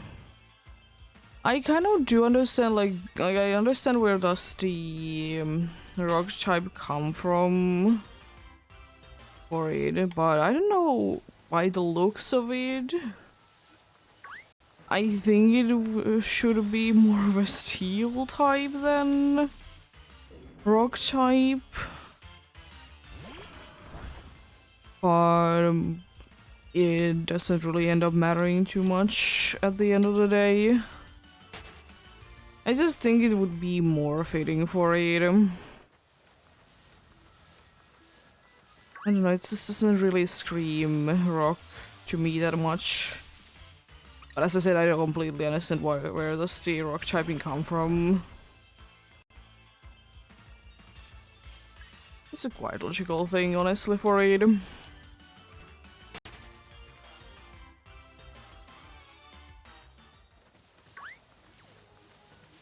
For a more, I don't know. I don't think that Amora is strictly a rock type because it's a fossil. I think it's more of a rock type because it has crystals. Does it really need to be a rock type? Not really. But the thing is that the most of the time, the fossils, they are in, you know, single types.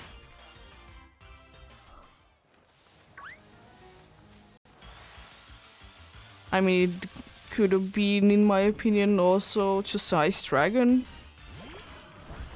That would have been making sense to me. And I would have been completely fine with it.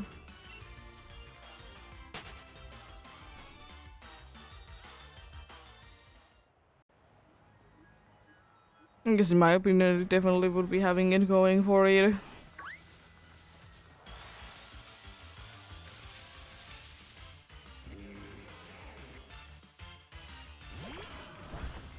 But yeah, soon an ad break is coming up. Once again I'll be gonna be doing a few more checks before it though.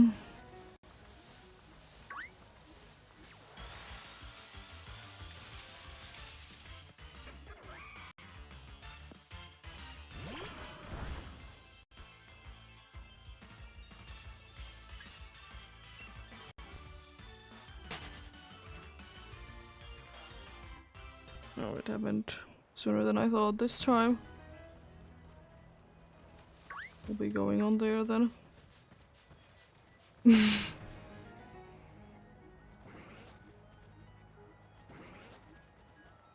can always be saying the Mr. Mime. Not knowing what to do.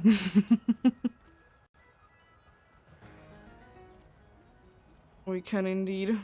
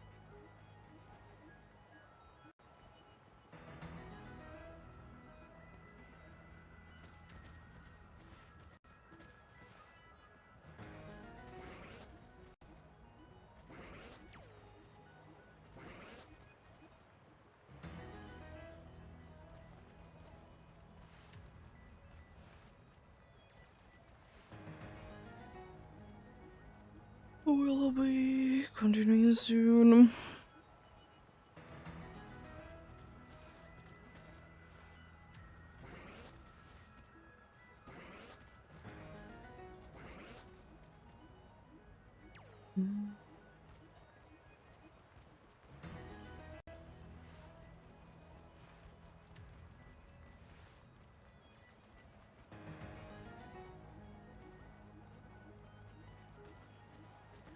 I'll be waiting until you go away.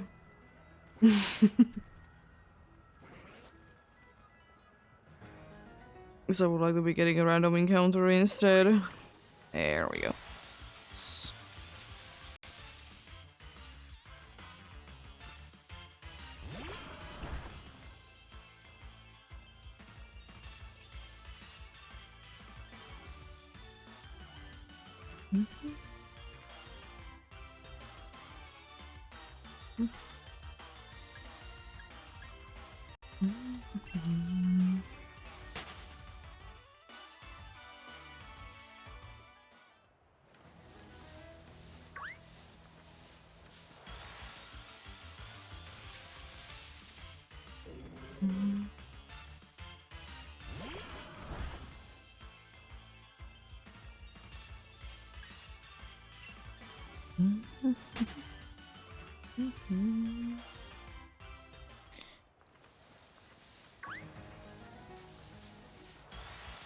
Oh, Mr. Mime.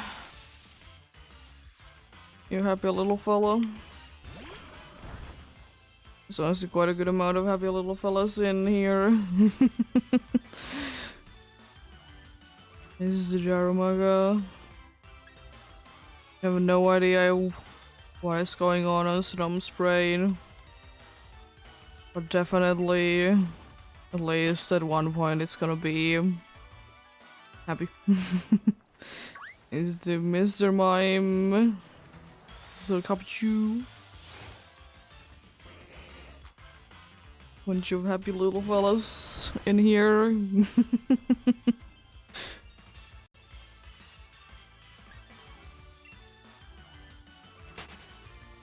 Won't you be loving them?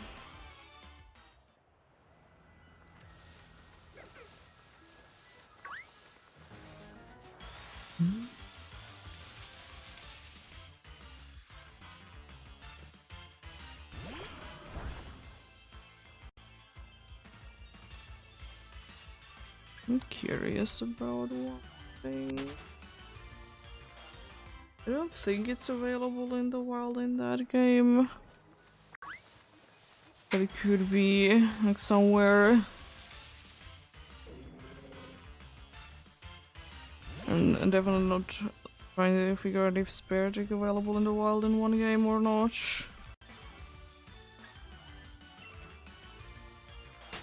It is. Because, I don't know, for me it seems like from like, Unova games onwards, it seemed like more like fully evolved Pokemon were available in the wild. It's not like it wasn't available before, but it just kind of, for me, seems like that was the point that they started to be getting to be a bigger thing.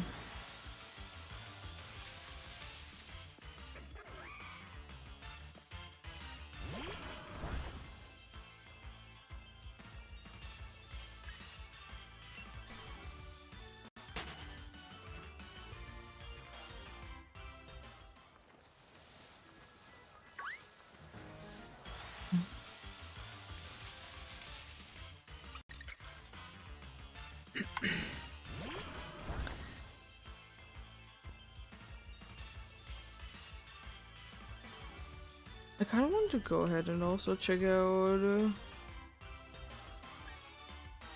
list of like every Pokemon that can be found in Friend Safari.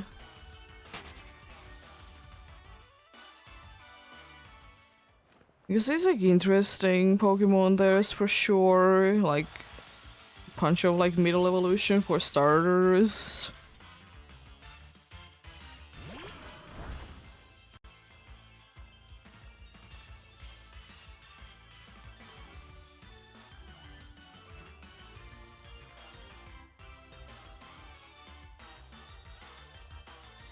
Will there be like a list there?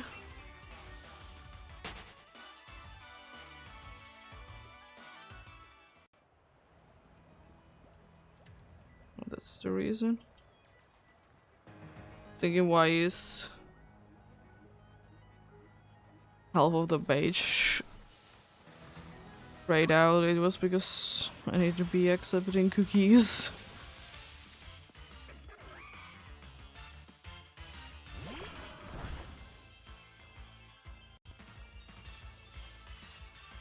Maybe having like a better list with like pictures not being like absolutely tiny.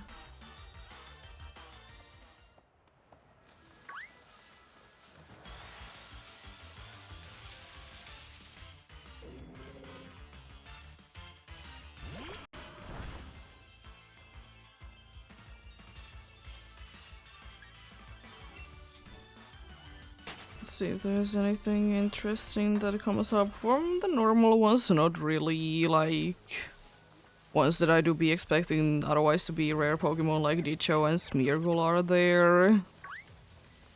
You know, fair enough.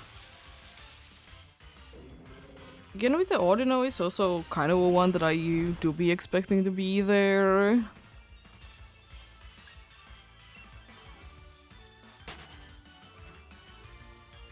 The fire tribes, of course, is the monkeys.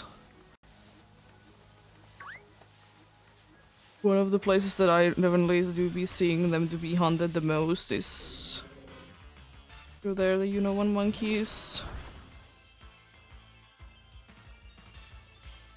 Yeah, both Charmeleon pricks and are also available. Ninetales. Also there, and then straight away Pyro as well. I think I have heard of Pyro, but I haven't heard about Ninetales from Friend Safari straight away available there. For the fighting type. A choke is a little odd, but again it is quite widely available in the wild itself as well. It do be.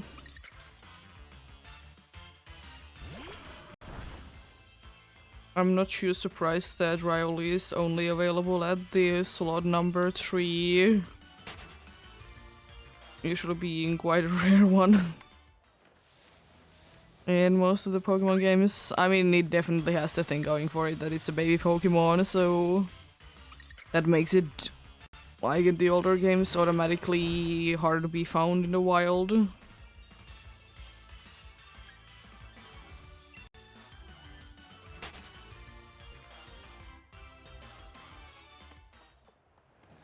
For water, of course, again, one of the monkeys is there. I'm kind of surprised that they didn't put the fully evolved Univon monkeys there, though. Yo, our total of the year Azumarill, that's quite an interesting one as well. Gyarados is, I don't know, Gyarados for me is a little odd that it's available there. And maybe also Octillery, just because it's just grass encounters. The other ones are fine. Flying Farfetch'd again, very much understandable.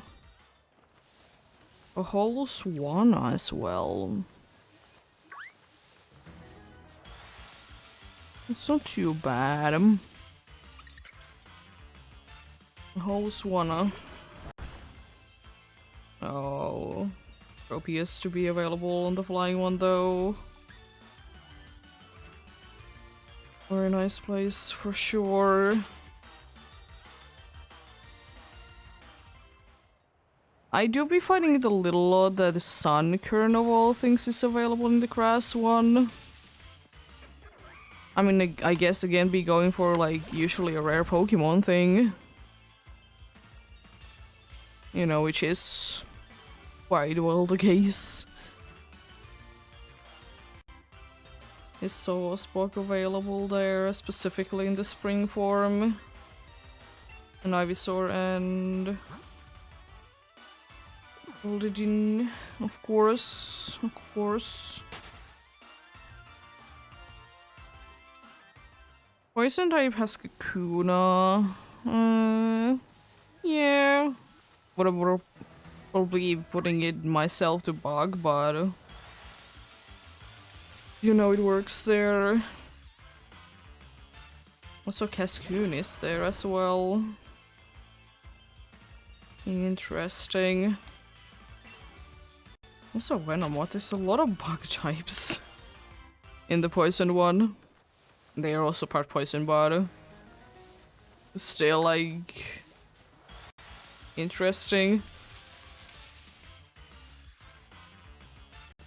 Our boulder is probably a little weirder one for me. I can kind of understand Trubbish, but our boulder is a little odd to be there.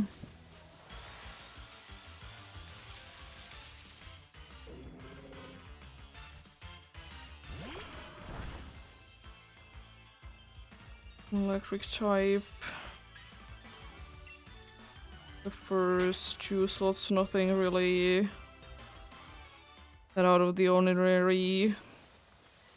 Honestly, in the electric one, there really isn't anything that is odd to me in the Friend Safari.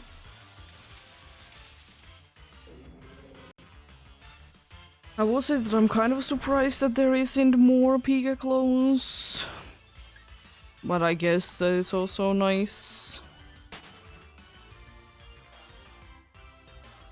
Substrika is though quite... maybe that's like a little surprising, but then again... it's not too bad that it's there, you know? Crown type... Wooper is a little odd choice, but apart from that it's fine. The first lodge... Nincada though... I will say, since we do be having the Omega Ruby and Alpha Sapphire there, I don't think that Nincada is that necessary to be there, but it do be. It do be there.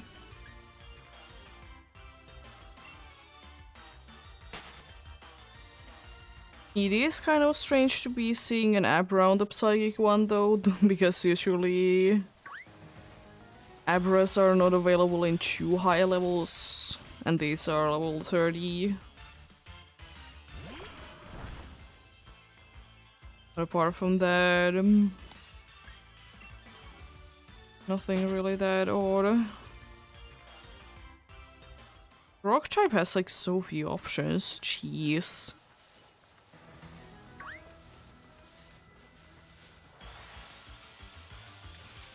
Gonna there be more rock types in the Friend Safari?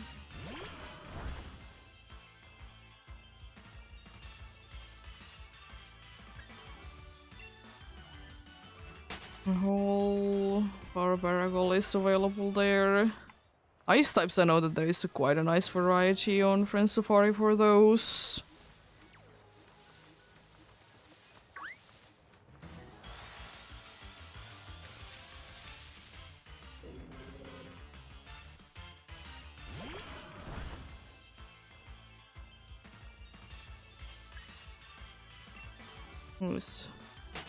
A Cloyster and a Lapras, for example.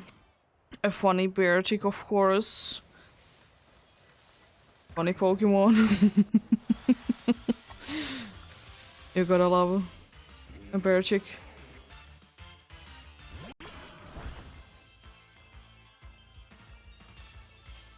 Fox type, there is a Butterfree there. Interesting. This beautiful eye with Volbeat and Illumise. I guess that's why then the poison ones were available on the poison one, even though it's a Prevo. I guess the evolutions for the other parts are available in here, but Venomoth is available in the grass one. It's available in the grass, but it's available in the Fog? That's interesting. It's available in there.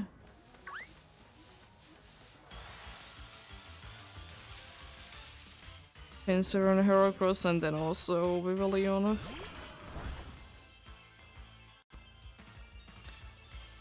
Vivillon is a strange one, honestly. Dragon, yeah, there is just like almost no options, but fair enough, there isn't too many dragon types. And most of them are the middle evolution, if that's an option.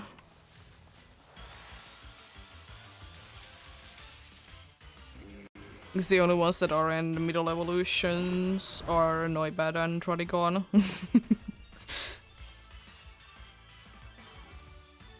Oh, Ghost is also quite shallow as well. It's both the grass and Ghost types there. Spiritomb as well and Golurk. Interesting.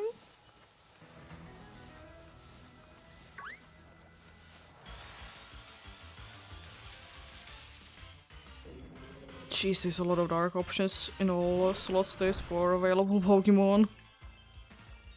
I will say still that for me, Nuzleaf is... It's so strange to me that it's a dark type. But apart from that, like, everything on slot 1 is fine for dark types. Slot 2, I'm surprised that it's Sandile. And not, you know, evolved at all. And not even Malamar, it's only Inkay. Steel type again, a decent amount of options. Ferroseed, it's a quite nice one.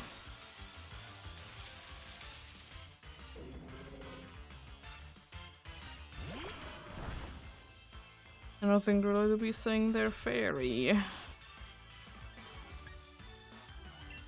Interesting to see you here, Dene.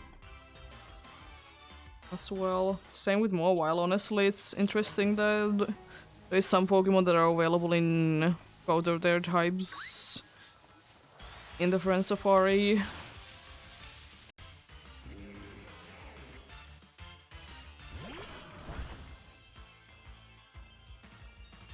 Oh, there's blue, red, and yellow Flowetch. Okay. So there is interesting options for sure in there for Friend Safari. It is though quite odd that you can be finding the whole Venonat line there. Because, you know, it's usually only one per line. If you don't count the different Flowettes.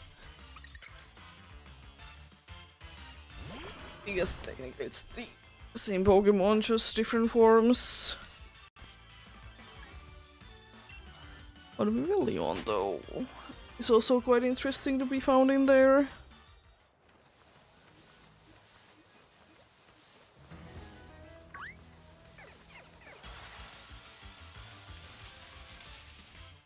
There's definitely some nice options. To be getting things from the Friend Safari.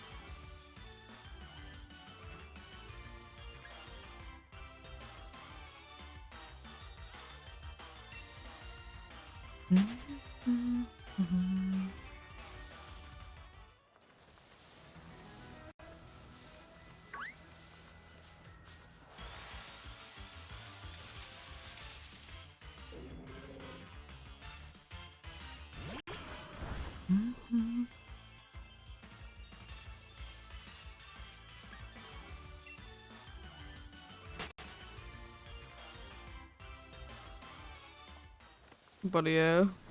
I will say one thing though, if I ever will be going for it, that I'm thankful that internet is a thing, is the Chodo Safari Zone. Because I think it's cool that you can, you know, be selective, or you can select like what Pokemons you want to be appearing where.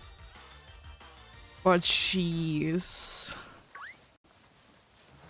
Like, the amount of knowledge you would be needing to be getting some to be appearing.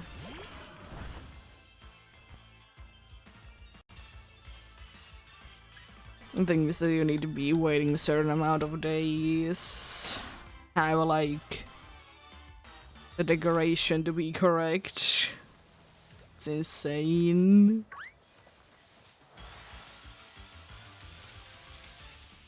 Depending on though how it works, how interested I'm on each.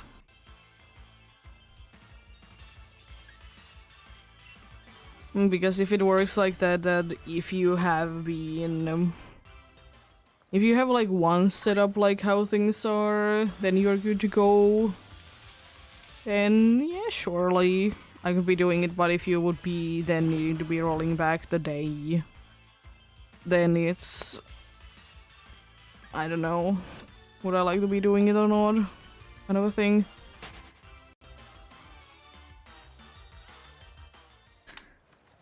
Yes, I don't know. I just find it to be too much of a hassle to be turning the time backwards each time.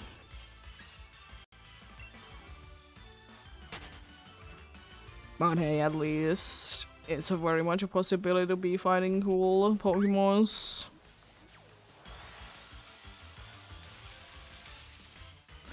Definitely the best Safari Zone in that of the variety that you get.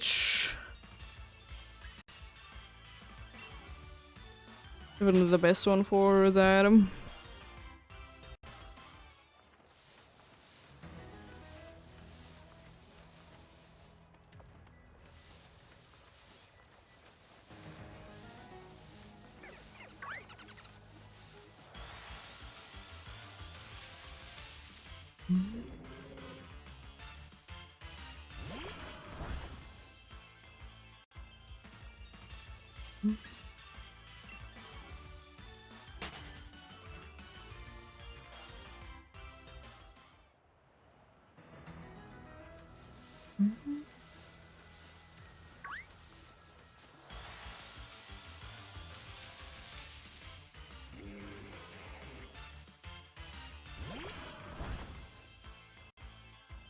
Thinking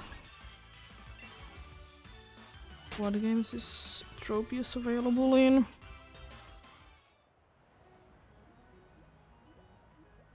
You know, easily huntable areas.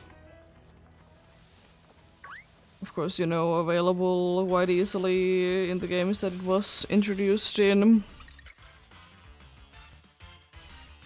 You know, it's available in Great Marsh. It's the only thing that's like available in Gen 4.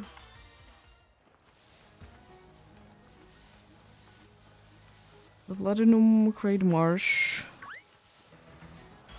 It's the only place then. Generation 5, it's available there.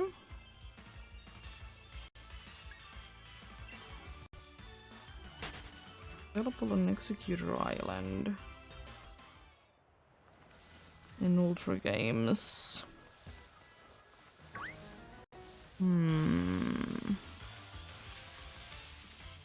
Interesting.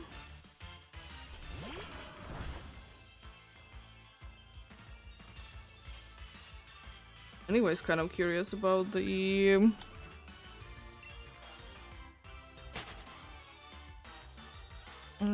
things.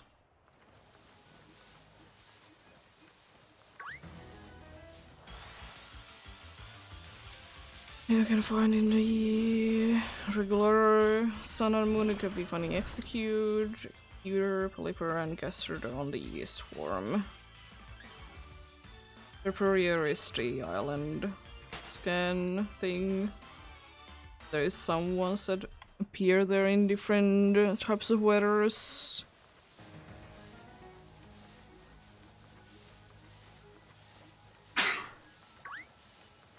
Okay, what about the Ultra games then? You said that Tropius is available there. There's honestly a lot more Pokemon there. Cheese. They say Executor, Caliper, and Gastrodon. There is also Tropius and Pinsir. Is added to the pool. And now it's switched from Serperior to Chestnut, the island scan Pokemon. That's honestly not that bad. Tropius is there 20% time. Getting straight away in Executor also would be quite cool. That's quite a nice bunch of Pokemons. I mean, I'm personally not that excited about either of the water types. But apart from that, it's not too bad.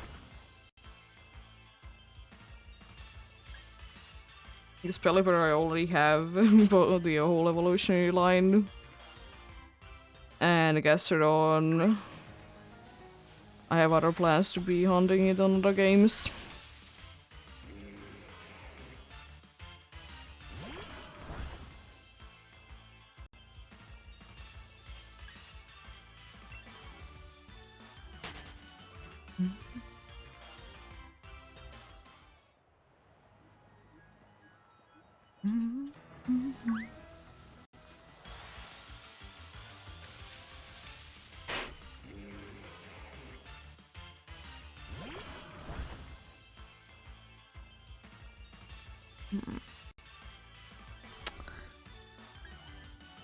It could definitely be a place that I want to hunt then one day.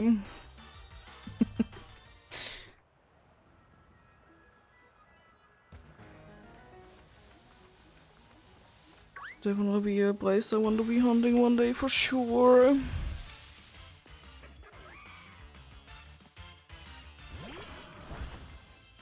I mean, I was kind of anyways thinking that Executor Island could be an interesting place to be hunting. It's one of those unique locations in my eyes that I don't really see too many, like, people going there and checking things out. Like after the Manachori story.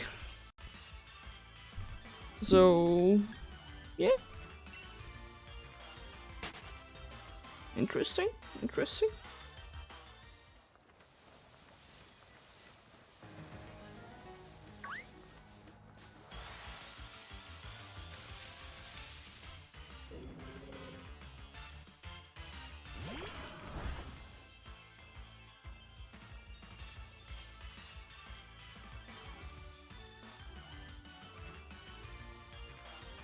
We have soon sunset time starting as well. Seems to be starting already. Hey, Juby.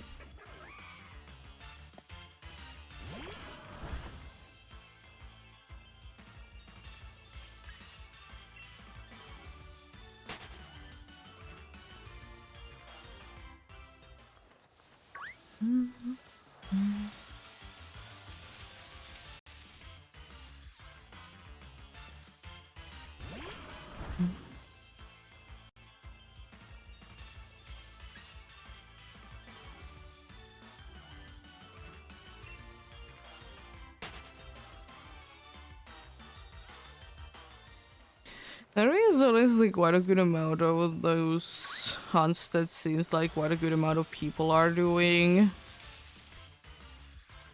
I don't know, for me, one of the strangest ones is the 100% going to be there for extra drill. I understand because it's, you know, a one that you can't be facing on and stuff like that, but this is interesting.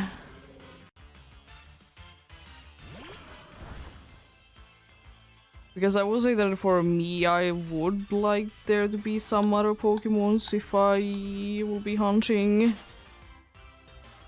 You know, seeing the same Pokemon over and over and over again is... eh. For me, I like the variety that I will be seeing. Especially because, you know, hunts... they tend to be taking quite some time to be completed every once in a while. So having like a little bit of variety is nice.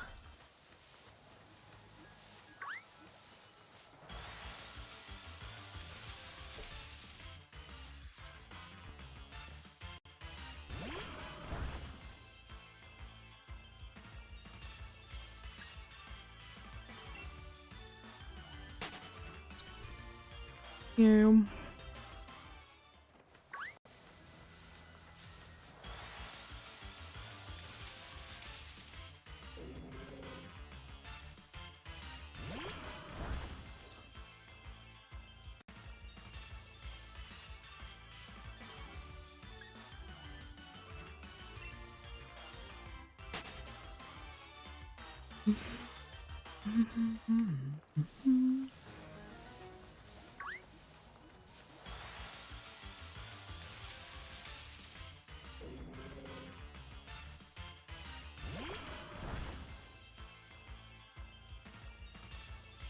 But yeah,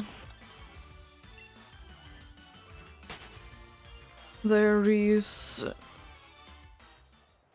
honestly like few things that I'm like interested in doing, why even though they are certainly probably not the best way to be going about it. For example, I would like to be hunting the both of the roaming beasts in our gold and soul silver.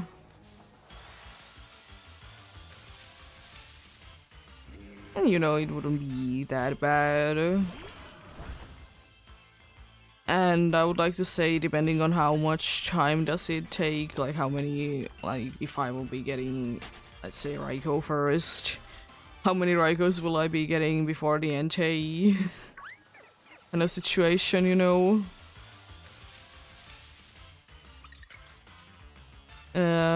Like depending on that, I was thinking that I probably will be doing like starter resets each time. Because, you know, why not be doing those? And relatively quickly be getting 3 checks each time. So, you know, quite likely to be getting it fast. Be one time that it's gonna be taking like 13k to be finding anything.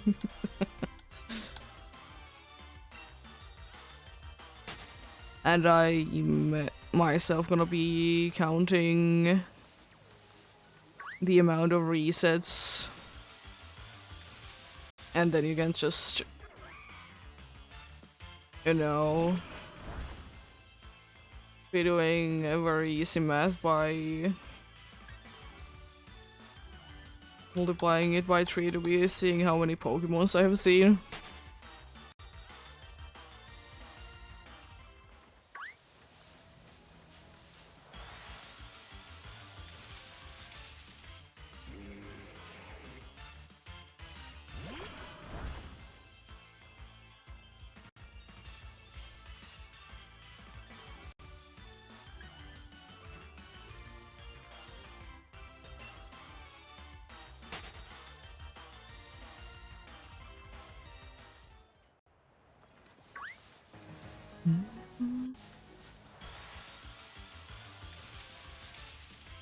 least the encounters have been quite nice so far today. It hasn't been too many times that I needed to be waiting for quite some time to be getting encounters.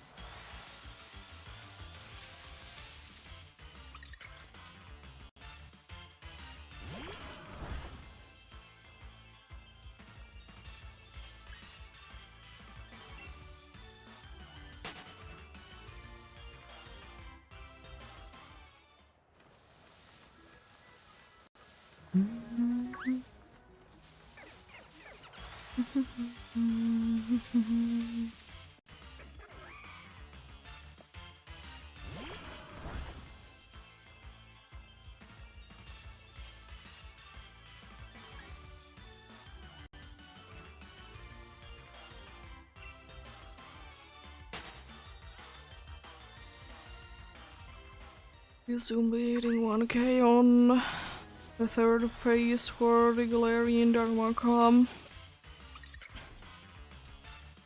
We do be indeed.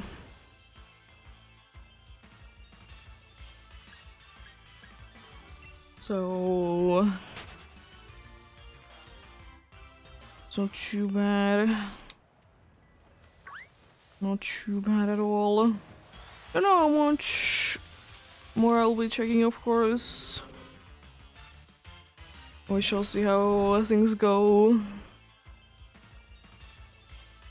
How many more will I be taking a look at today? Certainly some amount. Certainly indeed.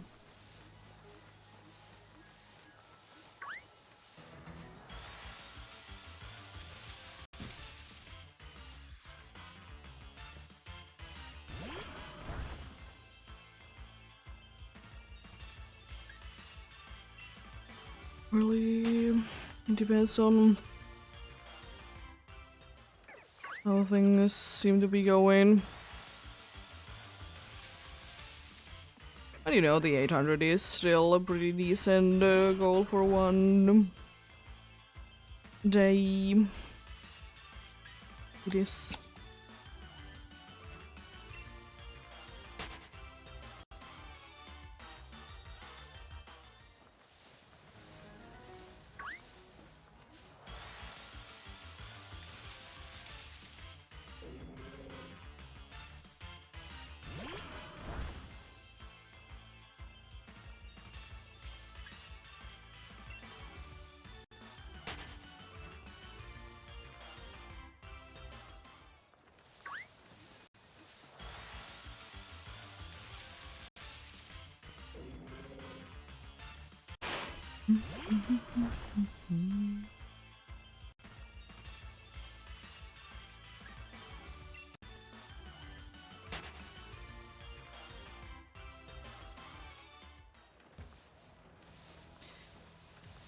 Let's see.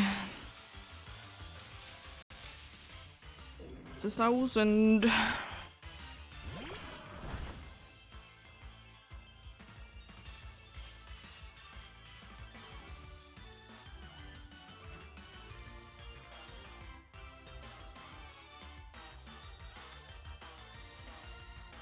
Thousand.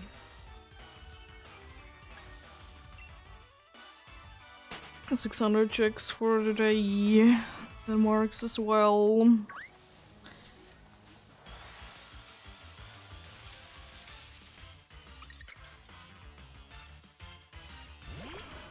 I would like to say the amount of progress that we'll be doing today, that the next time we'll be able to hit yet another 1,000 mark. Because, I mean, I think I'll be doing at least 800 checks, which would be putting me to be at exactly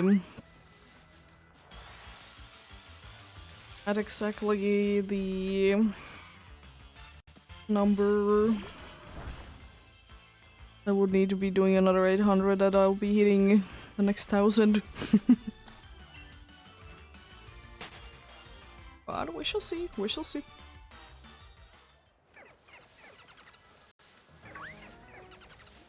You never know when one shows up with a different colored palette.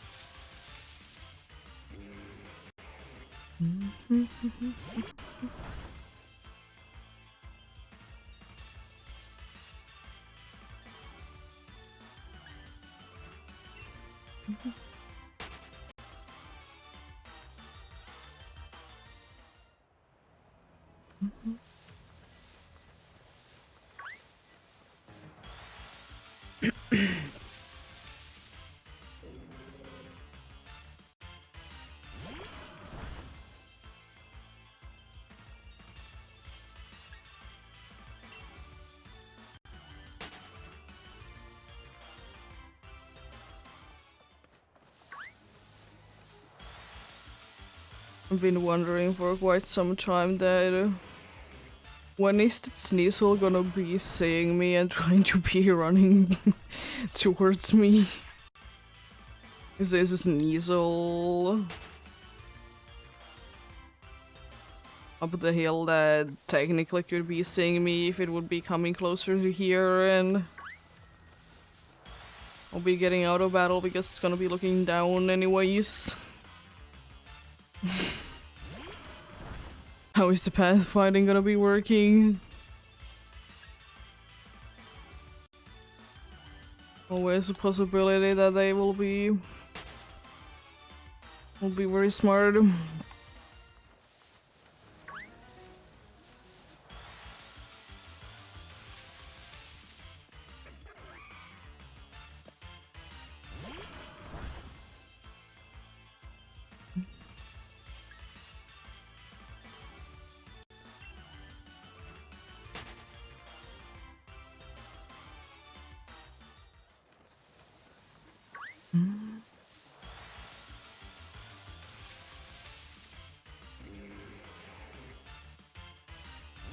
It is also quite interesting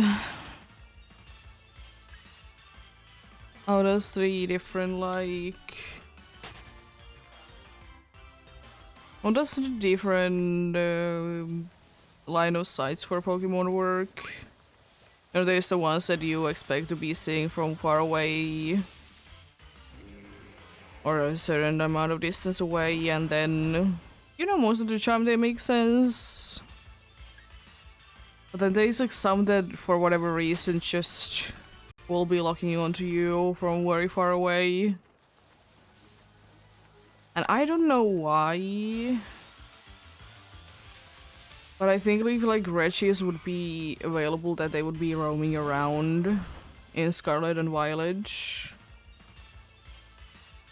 That they would be one of those ones that could be just seeing you from like super duper far off and, you know, just zooming your way.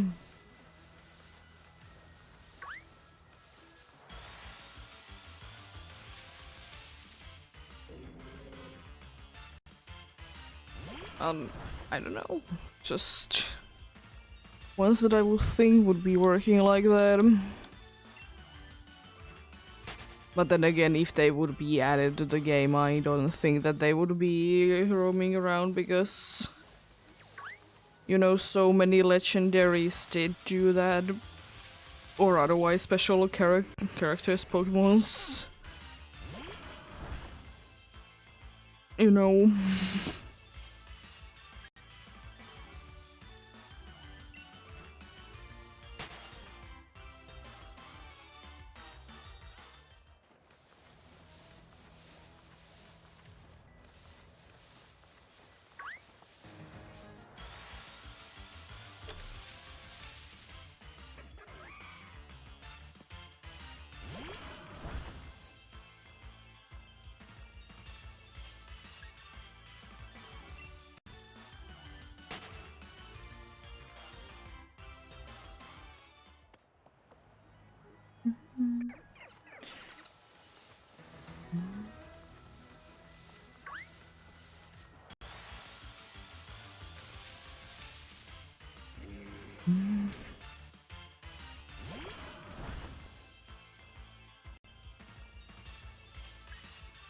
Yeah.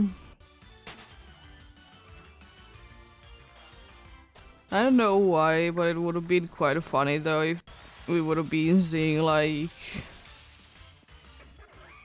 one of the slowpokes doing the terrarium to being one of the ones from Isle of Armor that were very speedy. Like maybe maybe one of them was, you know, running so fast that no one was able to catch it.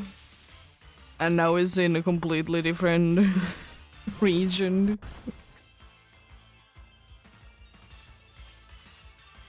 Uh, that could be certainly something interesting. It would definitely be one of those like Easter eggs that yeah, they don't make too much sense, but why not? It's a silly little thing. I just feel like it's easy to be forgetting as well because it's part of a optional thing in a DLC. What do you? Would have been quite funny if one of them was like speeding.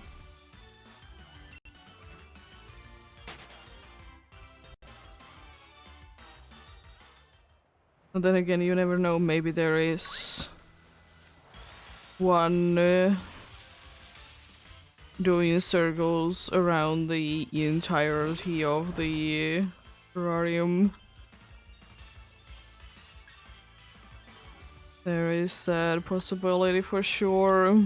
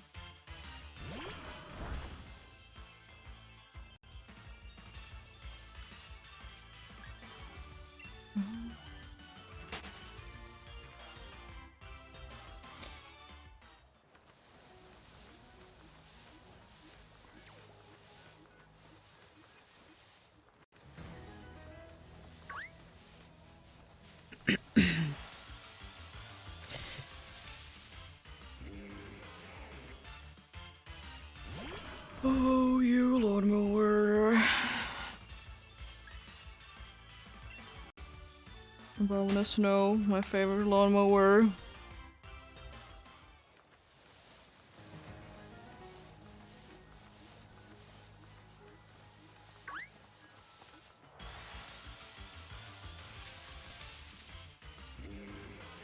Oh yeah, we were playing like a trivia game last night. And like there was a question that like what trees are, you know, evergreen.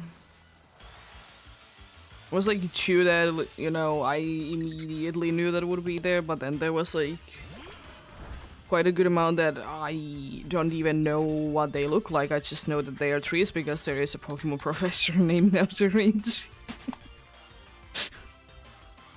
Like at least half of the answers were like, oh yeah, that's a professor for Pokemon games.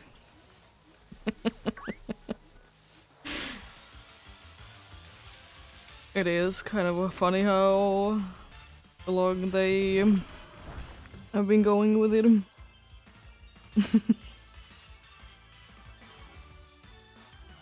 There's, you know, the ones that are not as obviously from the ones.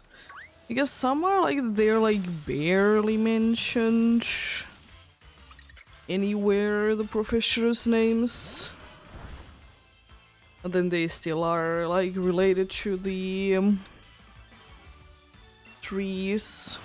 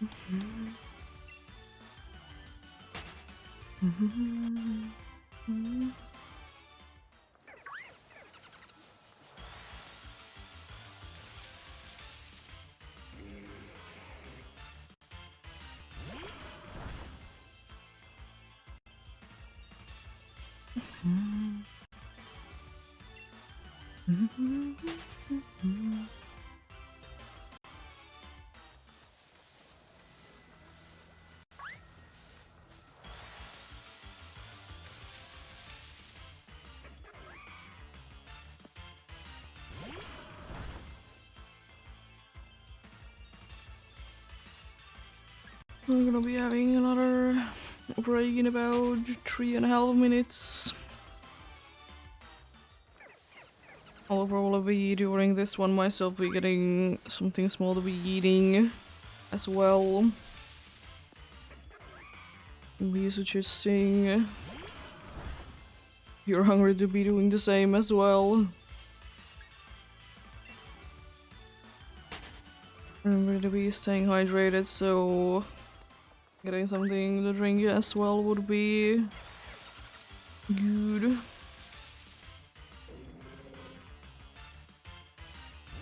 Or just in any other way to be taking a break.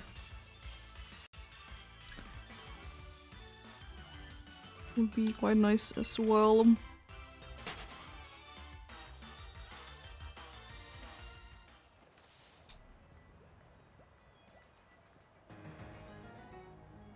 Oh no.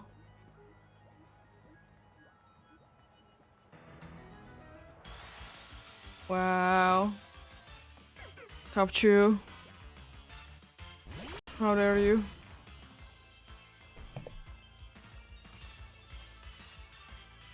Just trying to be here, you know. And you will be running into me.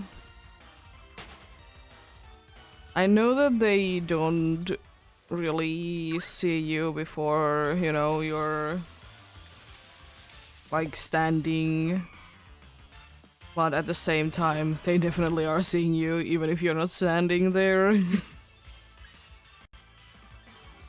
They most definitely are seeing you. There's no way that they wouldn't be able to see you, considering that they can be seeing through the walls. Double Sneasel? No. No Double Sneasel.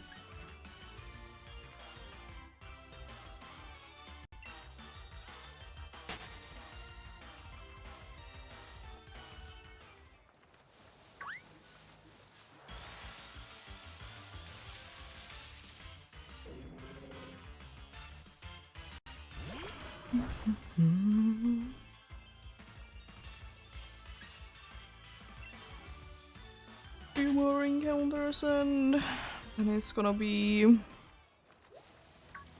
a waiting time. Not a Sneasel?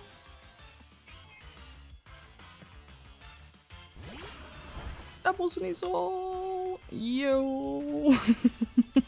They do be looking quite nicely different because on one game there is daytime and on the other game it's sunset time. Oh, it's boosted. Sure.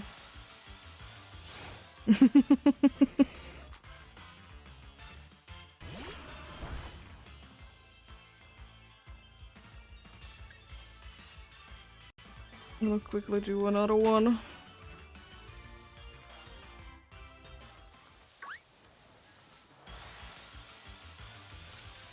Hello, Stonejourner. Nice seeing you about. I'll be going ahead and getting something to eat. I'll be back.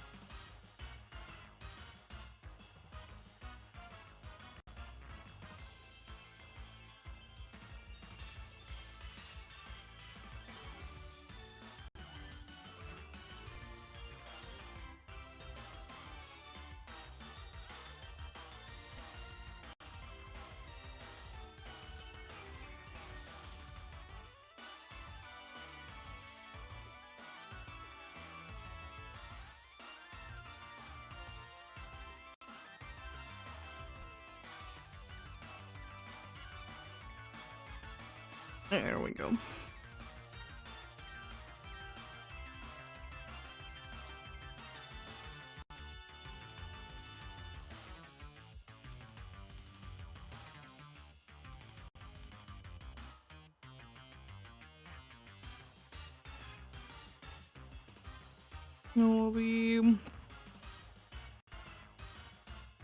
I can be continuing the hunting shortly.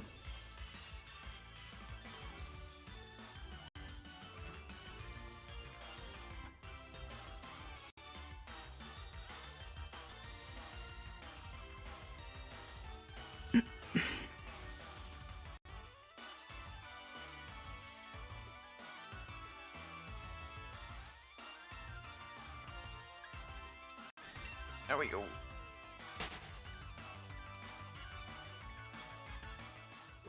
Oh. Another one. Another one of you guys. It's just showing up this time, it's not having the aura, so I'm not gonna be encountered because of that. Straight away, at least. Might be encountering at some point, for sure, for sure. It's quite a possibility that we'll be running into it.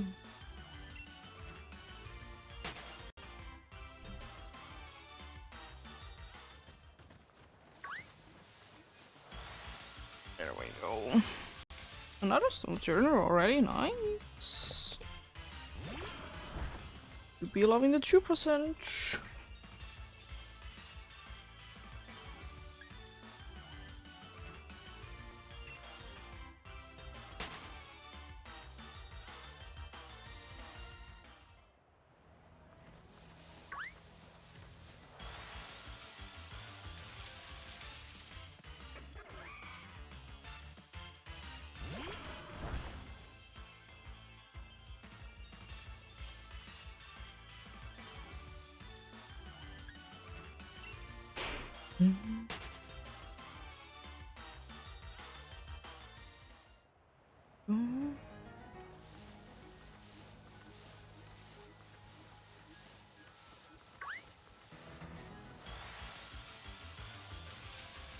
Another sneeze? Oh no way.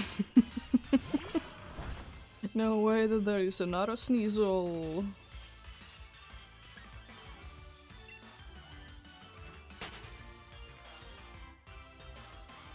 Sneasels everywhere. You gotta love it.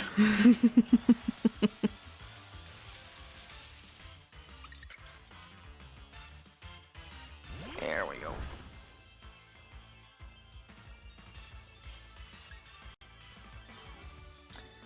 There is an ice cream on the screen.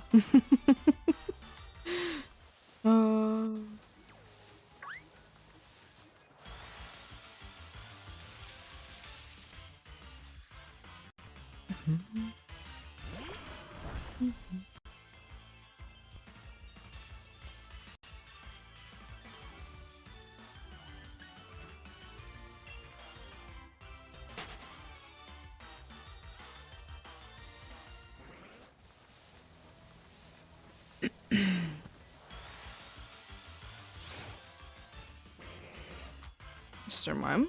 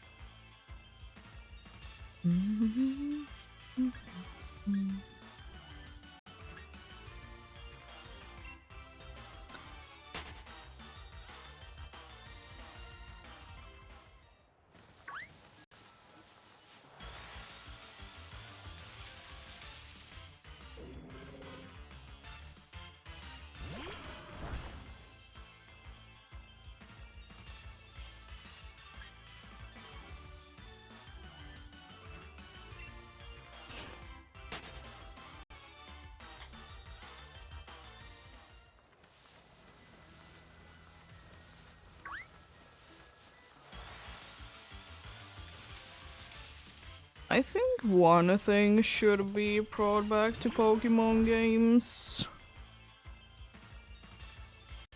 And it's to be able to enter more houses. So, like, there is, of course, like, your house, usually your rival's house. And, like, gyms that you at least can be entering. Because you definitely can't be entering Poke Centers or anything like that. Because Pokemon is basically at the same point nowadays. I think it would be kind of cool to be having, again, like, random houses that you could be entering.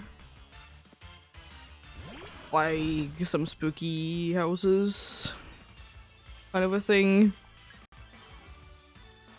Because it's kind of a shame that there really isn't Any place that you can enter. Like, of course, I understand that they don't want to be making every building that you can be entering them, but maybe more could.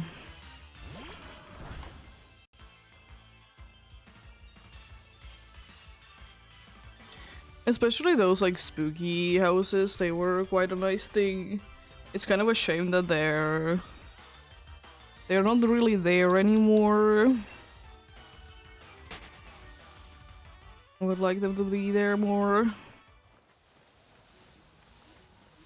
I mean, I won't say that I don't mind like having like spooky forests or other like natural places as well, but maybe in the naturally spooky place there could be a spooky house.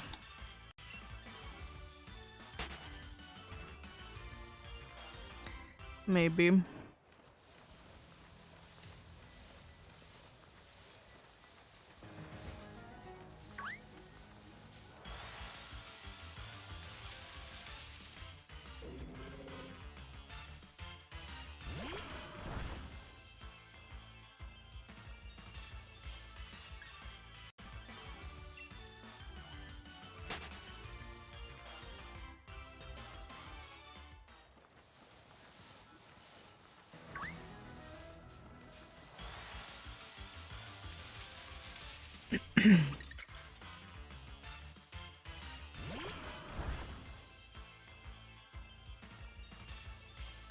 But yeah, it's not like we have a lack of like spooky places, that's not a thing at all about them. Indeed, I think there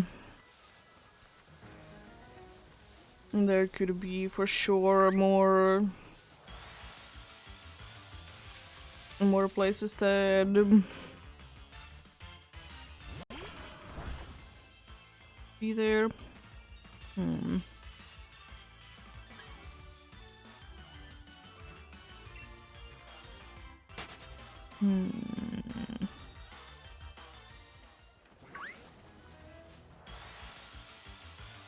What apart from spooky houses we could be entering though?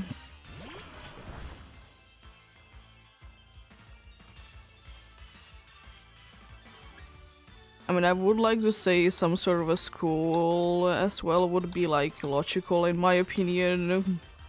Even though it's not really necessary for most players, but I don't think it would be hurting to be having like a school that would be teaching you the basics of Pokemon. I know that things can be done nowadays as like hints and you know you can view them anywhere. But maybe there could be like some detail in the schools that you won't be getting in the overall view from the hints. Like maybe like the thing is that I want from the hint system that you can be understanding everything. But if you would like to know more, you can by going into like school or some other place, be reading more about it, or someone will be telling you more things about it. I will say that Scarlet and Violet, they do it quite nicely that, you know, there was a bunch of lessons that you could be taking part in. Some were more to the Pokemons, like how Pokemon work, than others for sure. But it was at least quite nice.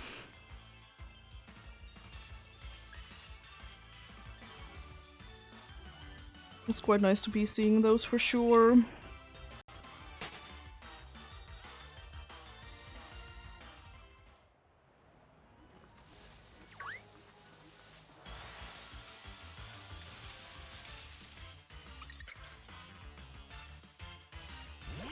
Like, I will say that in my opinion, I think it's the language class or whatever it is that you'll be like saying what the Pokemon is feeling. I don't know how useful that is, like in the Pokemon games themselves, unfortunately. But like from the math class, it was quite nice to be there. We told that what damage does super effective damage do, for example. Like, surely you can be finding them on the internet, but at the same time, it's nice that the game itself is telling you. Because then you don't need to be having an internet connection at all time.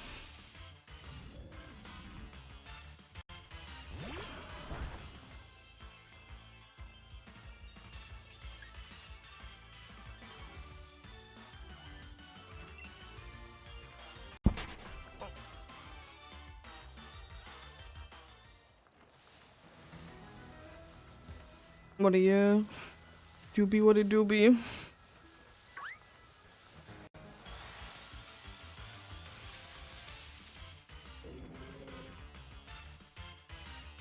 I mean, I don't mind if it's a school or is it like a library or like maybe even the lab that could be telling you like things.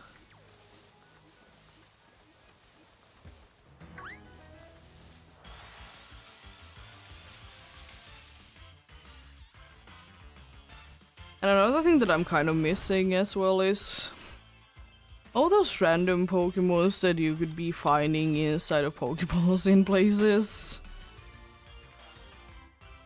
Like, I'd say Eevee in the Kanto games. Like, why is it there?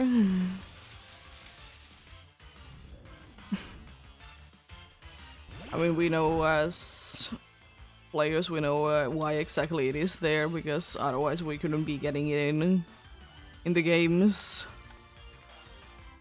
But apart from that, like, why is it there?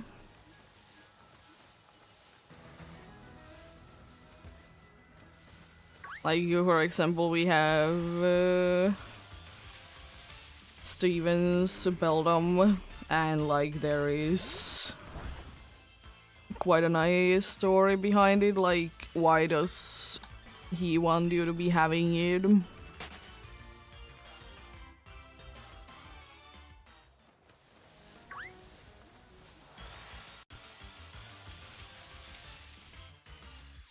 You know, making sense and all. I quite like that. But then again, Pokemon has over time switched more into get your own Pokemons thing. There still is the occasional. There's still the occasional, like, trades in game. But unfortunately, then that's about it.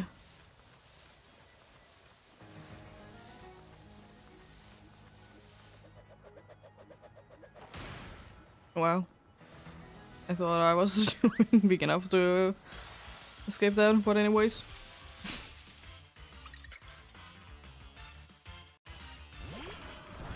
Guess I wasn't doing big enough circles then.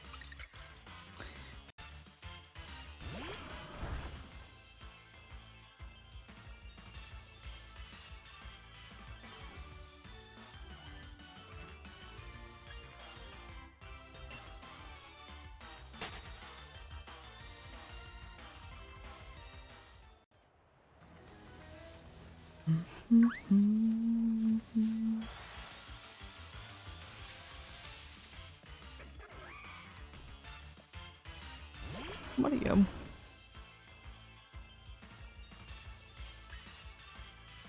Maybe one day we'll be getting more places that we can be entering.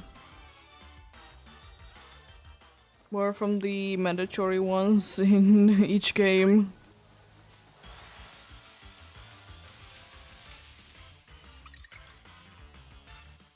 And I don't know why, but I would kind of like to be seeing in a Pokemon game. There is a blocked off area that you can be like seeing from like pretty much from the start. But then it's like they are building things there, so you can't be getting there. And then if you would be going there throughout collecting the badges or whatever it is in the game, then you would be, if you would be going there, you can see the progress, and then you know, either at the end or almost at the end of the game, the area is unlocked to you. And it could be even like, let's say that there is like, it's like the place where Elite Four and Champion is. And you know, you technically don't have business to be going there. But it's like under construction, or the way to there is under construction at a time.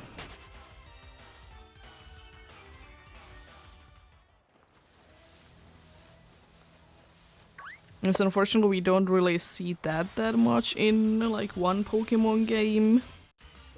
How the world itself is building. We see it in the games that are like mentions that happen like a year or two prior, for example. And you know, we know that there has been like time passing between these two games, and like these two games need to be happening a certain year from each other.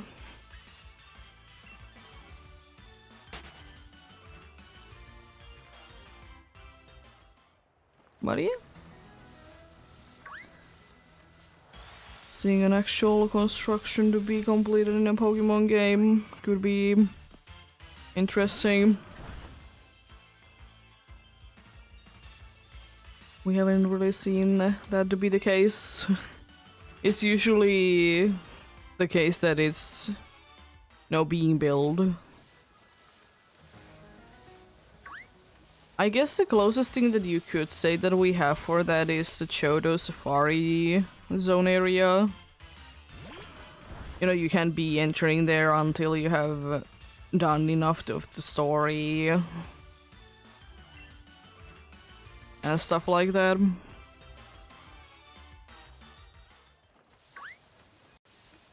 Which, by the way, that I just quite recently didn't know, like, what is the trigger for that thing to be activated.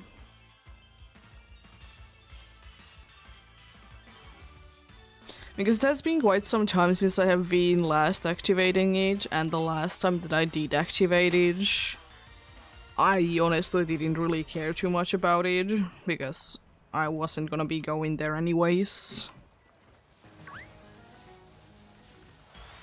But it's interesting.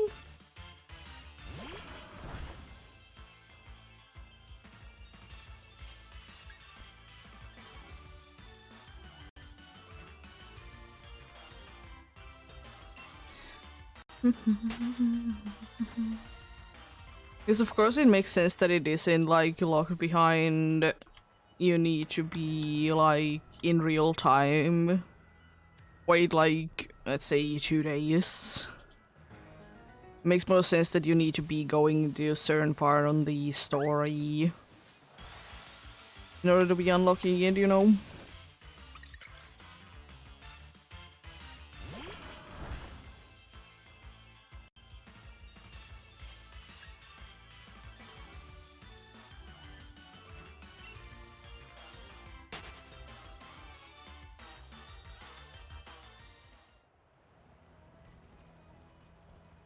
There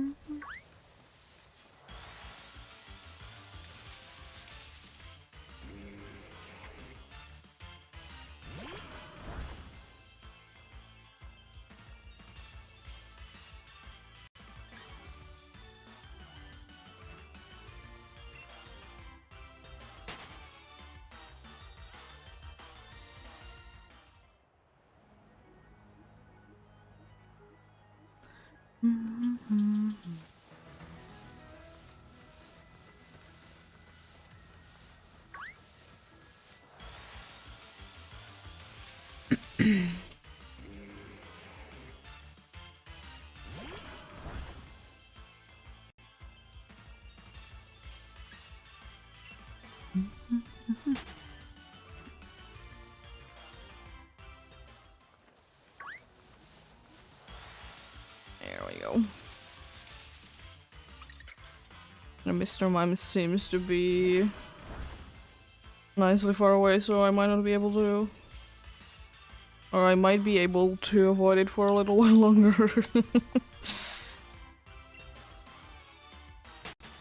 I might indeed.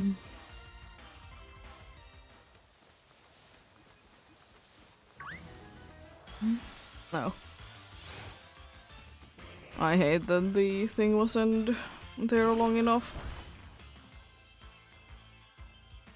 It's so annoying to try to time them sometimes. The explanation points. So you need to be waiting a certain while before you can be running into them. Because they don't become instantly available. Because that would make way too much sense. Right. Imagine them to be available straight away. Couldn't be. Explanation point grass.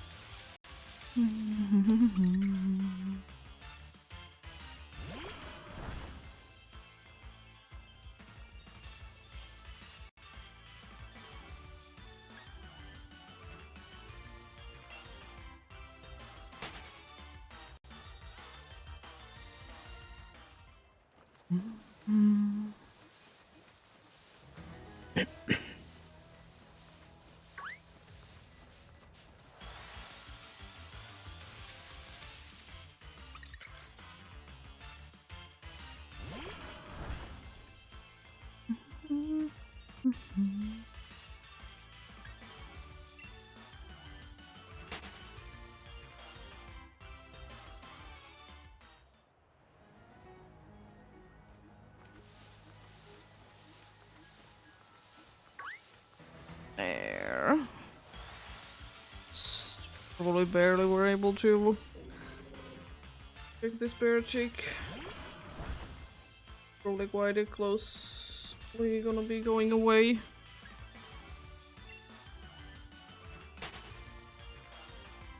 We need like a big timer, like when the Pokemon is gonna be gone from the exploration point. Like a big timer on the screen. The only thing that you could be seeing at all is that.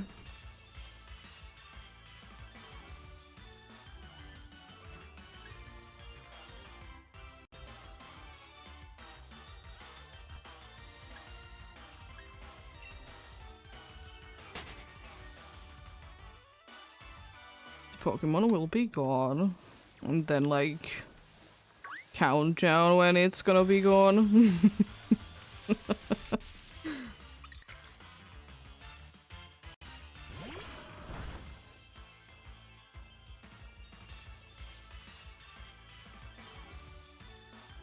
Yes, for some reason I would like to say that they are about the same amount of time there each time.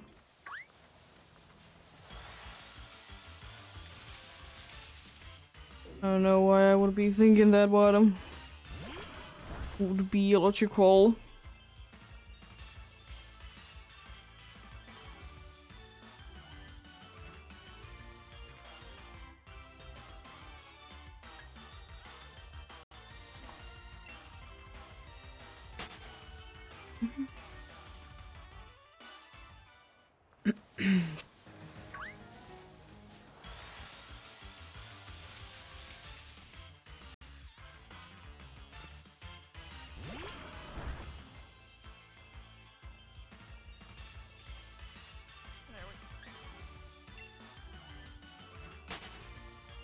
It's yet another 100 reached. Soon it's actually nighttime in Sword.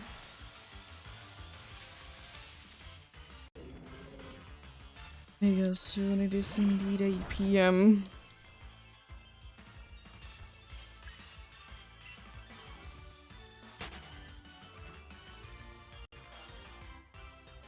Even though still it has been, like the sun has said, like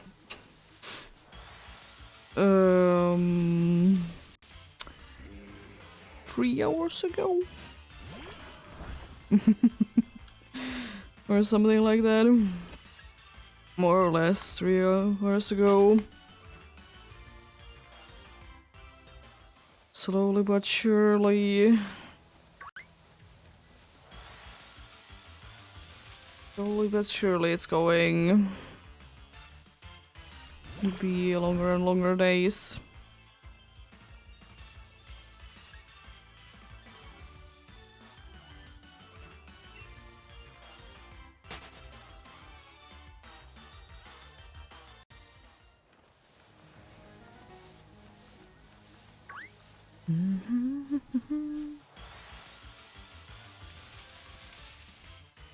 Before you know it,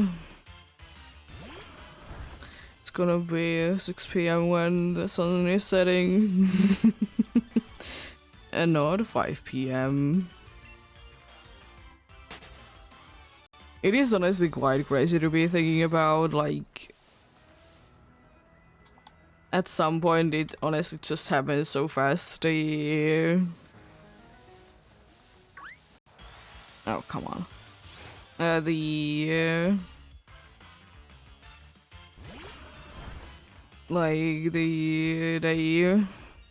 they change, like, how short or long the day is.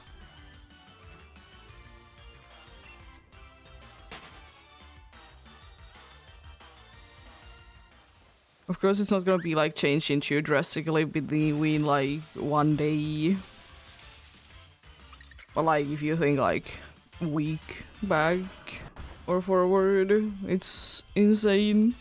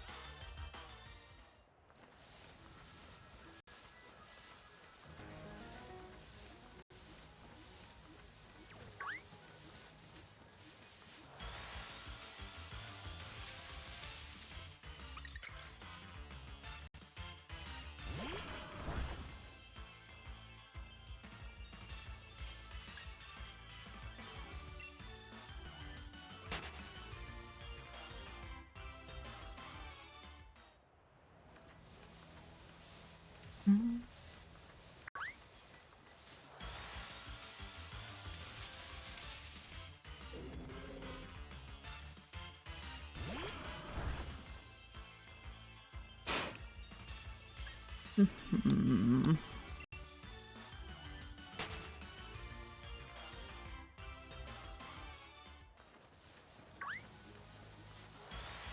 Oh, Mr. Mime.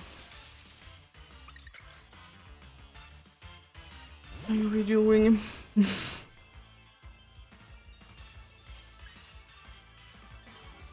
Gonna be soon saying hello to it.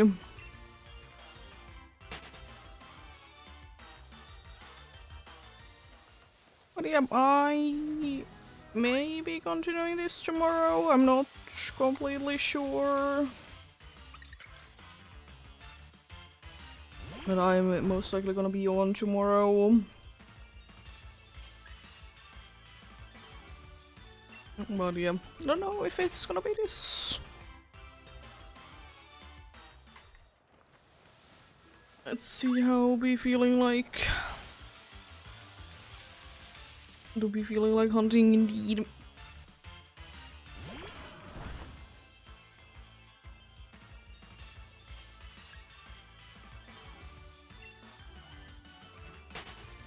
But at some point, either tomorrow or on Saturday, I'll be doing the Xerneas hunt indeed.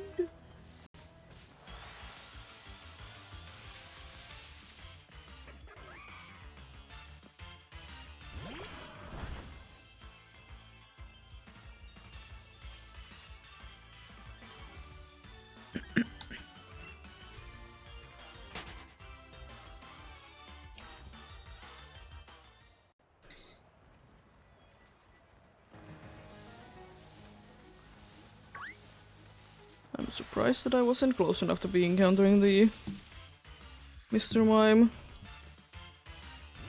I wonder, is Mr. Mime one of those Pokemons that, you know, doesn't really have a square box around it? It's more like, you know, to its actual, like shape. The hitbox for it. Because most Pokemons, they do be going quite well in the like square looking boxes. Like even though it's not gonna be perfect, but it's still gonna be going there quite okay.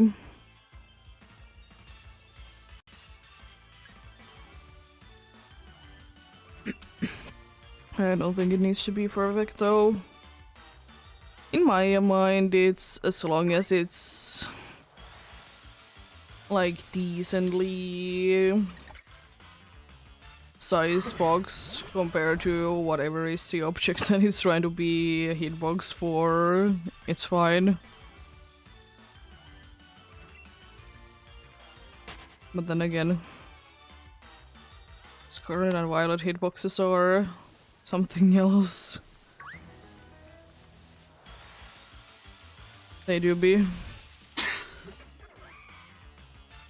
I still don't fully understand how they work. You be on the other side of the region and all of a sudden you hit an earthworm.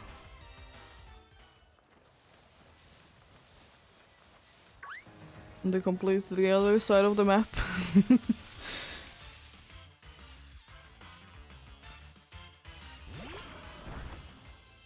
You know, the usual hitbox of the entire region.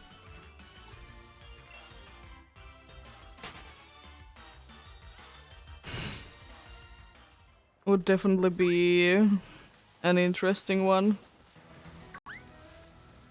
I'll have a great lunch then.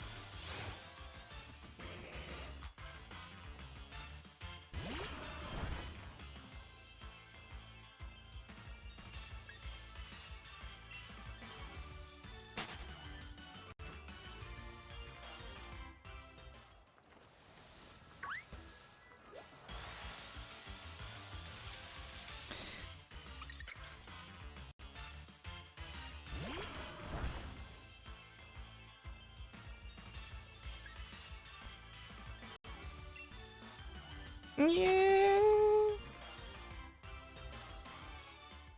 Some days be like that.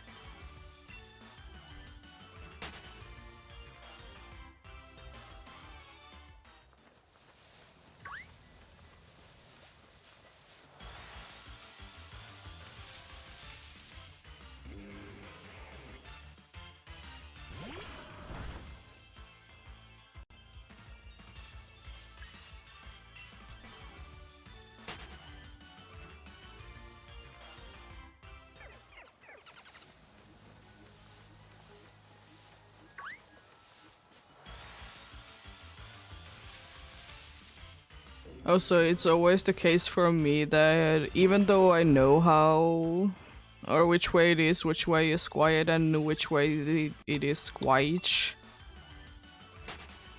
I always have to double check it just in case.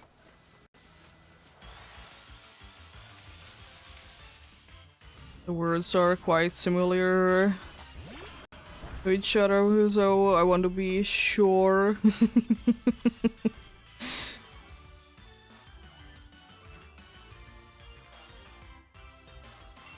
Especially, you know, being somewhat of a fast typer. So, want to be sure for that as well.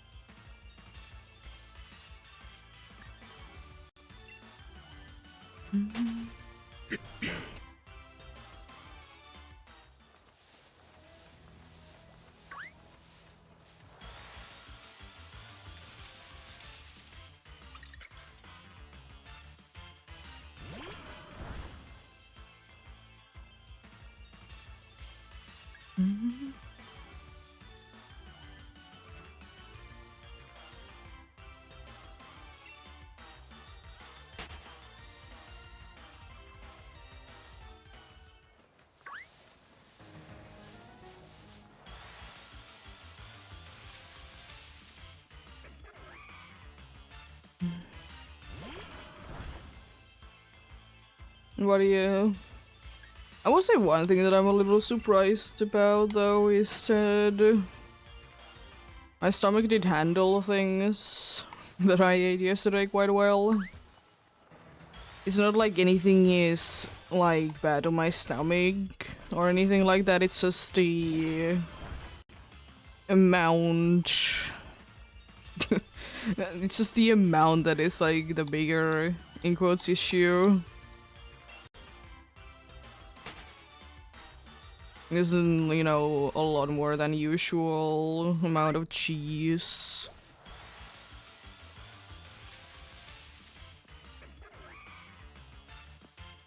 But yeah. I was honestly quite surprised. I guess there was like enough things, you know, that the things that did make the stomach upset, there was quite a good amount of them, and then there was like good amount of the ones that it just like calmed me down. They balanced themselves out nicely.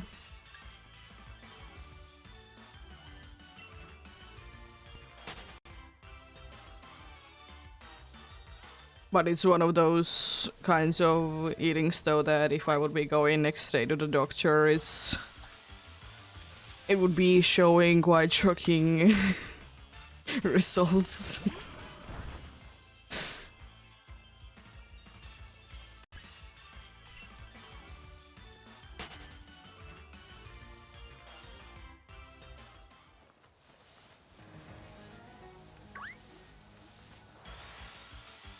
What do you do be? What it do be? Nice to be having those kinds of eatings every once in a while.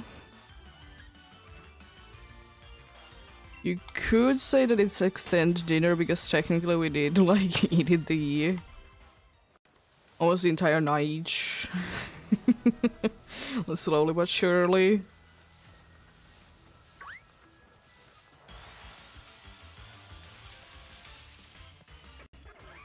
But you know, was meant to be that way anyways.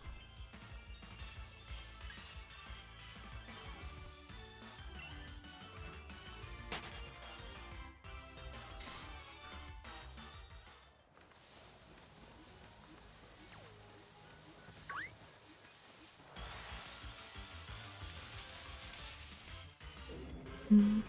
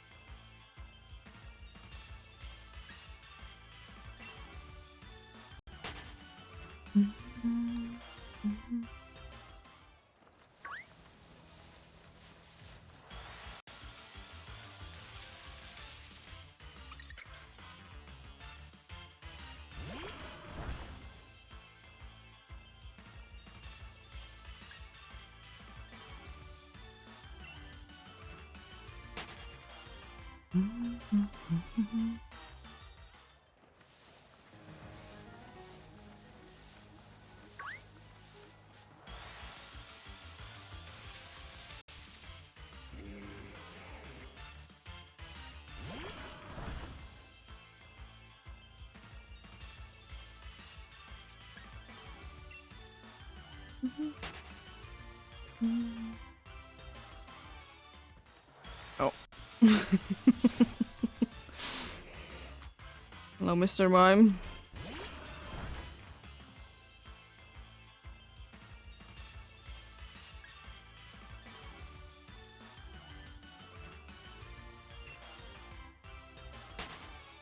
You got a question though, like something like what, you know, the movement that Mr. Mime is, or specifically the Galarian one is doing like every day. Does it do the movement when it's sleeping? You know, when you do be putting things to sleep in the battle, for example, they are gonna still be moving. Which is kind of strange, but it do be what it do be.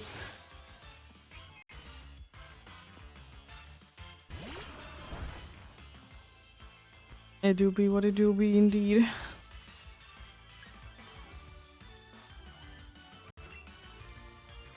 What do you... What do you... Would it like when it actually goes to sleep? Would it be still be doing the moves?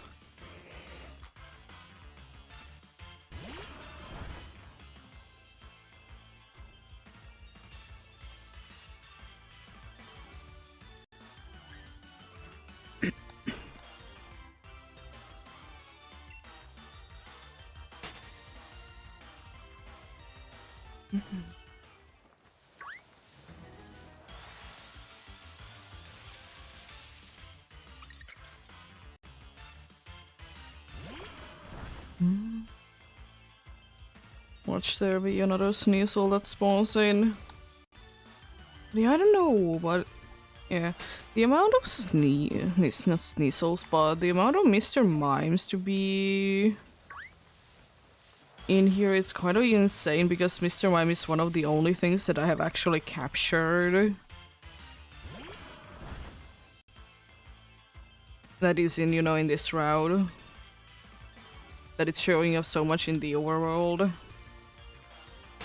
Because like pretty much anything else that is in the overworld I haven't catched. Yet at least. So yeah, it's insane. Because it should be prioritizing the other ones, because they are in the Pokédex. The recommended thingy. What? Doobie what it doobie?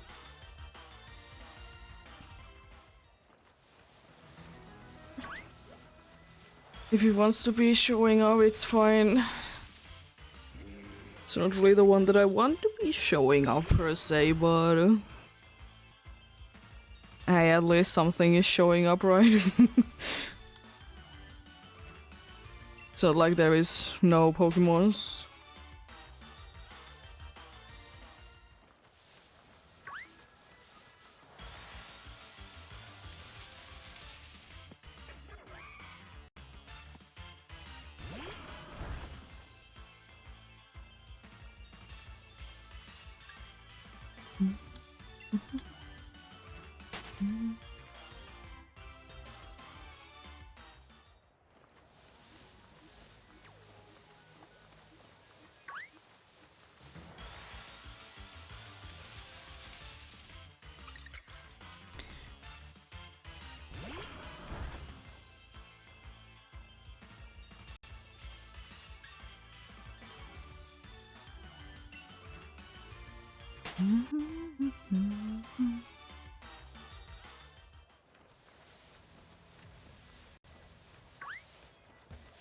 Hello.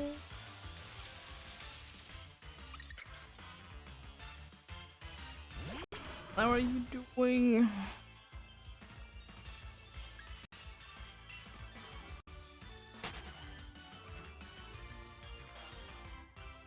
Shiny hunting goes quite well. You're getting encounters.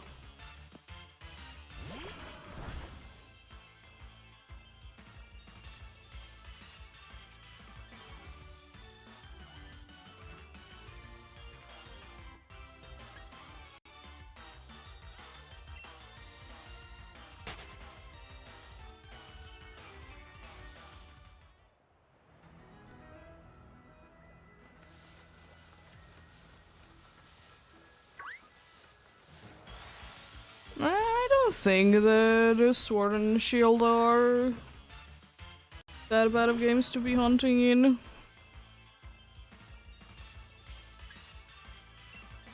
It's definitely worse ones in my opinion, like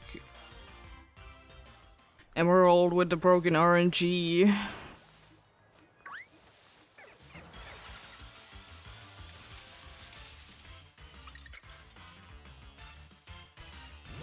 But yeah, I don't think the Sword and Shield are that bad at all.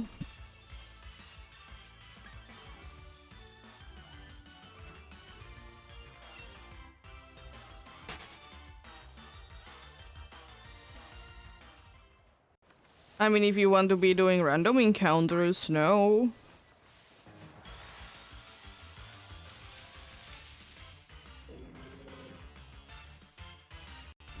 There is other methods that you can be doing.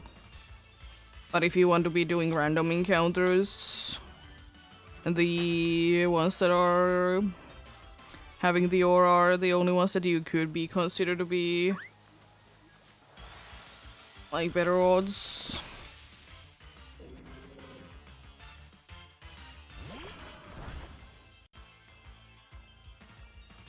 But for that as well, you need to be doing some work.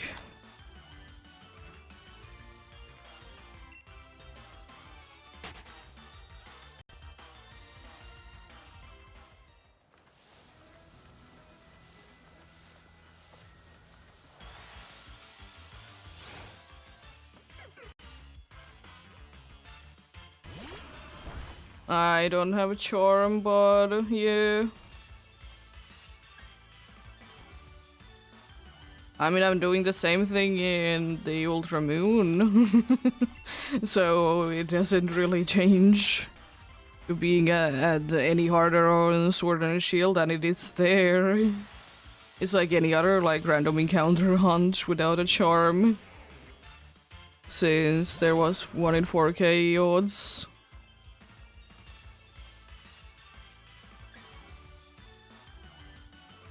Yeah, I could, but I don't want to.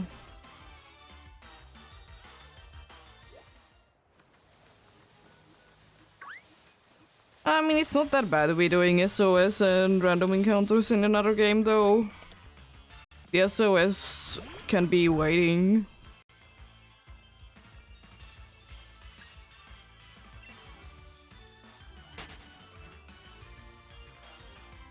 But I just personally like to be doing random encounters anyways. It's not like I'm increasing my odds in either Scarlet and Violet or Legends Arceus for the Gudra hunch.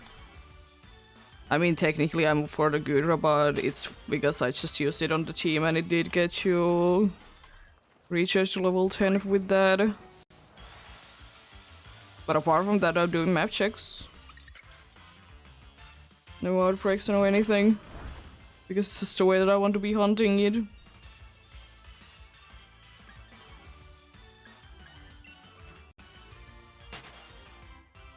But yeah, I don't think it's Sword and Shield are hard games to be hunting at all. I mean, yeah, sure, there is no way to be boosting odds, but as I said, it's with any other game that you don't want to be boosting odds.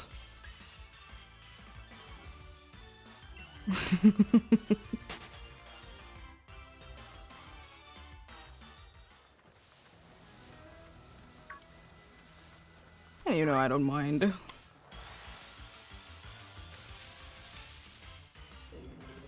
I don't mind this way.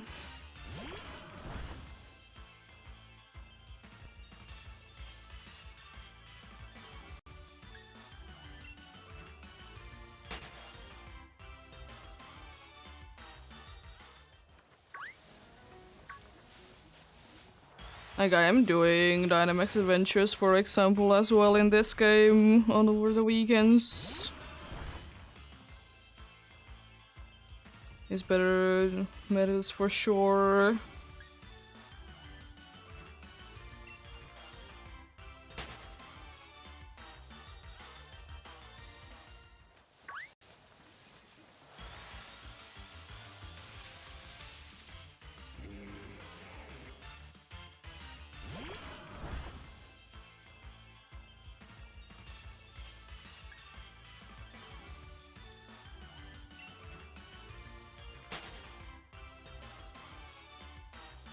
Yeah. And you know, each to their own. I don't really care what ever method you're getting your shinies in. Or I don't mind. I should say. It's, you know, whatever is the way that you want to be going with things is fine with me.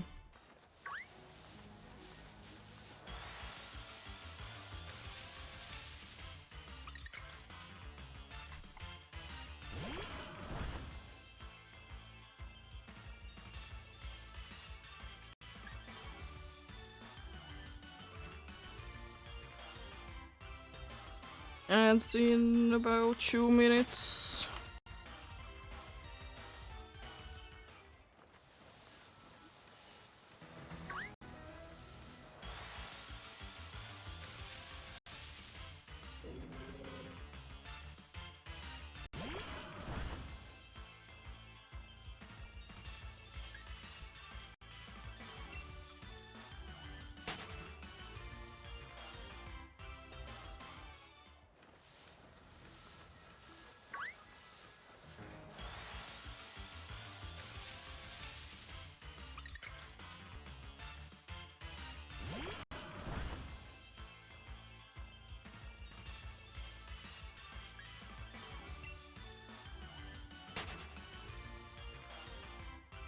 I'll be doing one or two more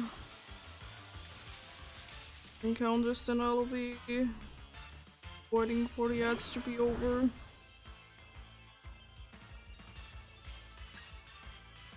And again, nice little 3 minutes of breaks. 3 minutes of break indeed. Gonna be getting something if needed or taking a little walk. There isn't enough time to be getting another encounter. Let's be in this battle then.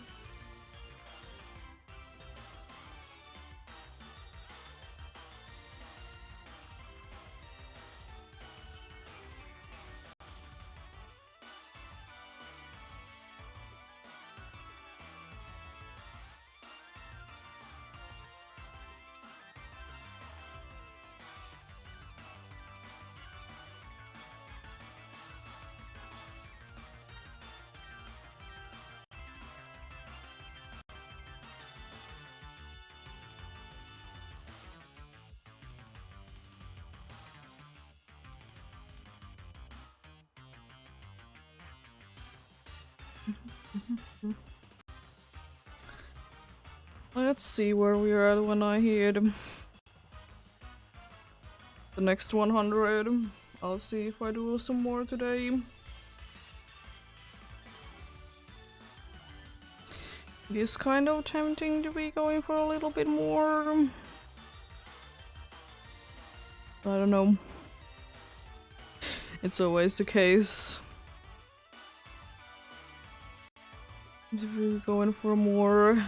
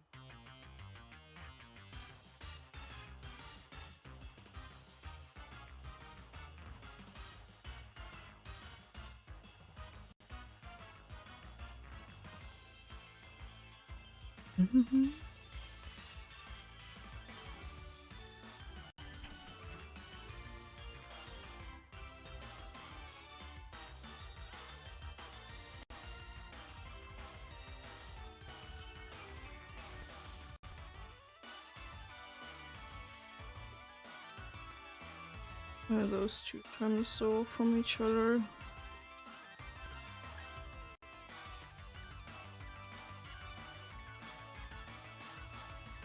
Range, but anyways, I'll be counting then.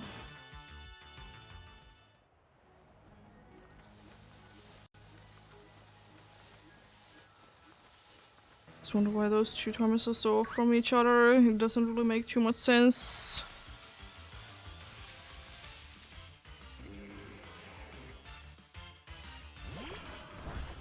Doesn't matter too much though, because I don't think that there's gonna be anyways another ad flying today. I think I'll be done for the day before the next one can do. Even starting.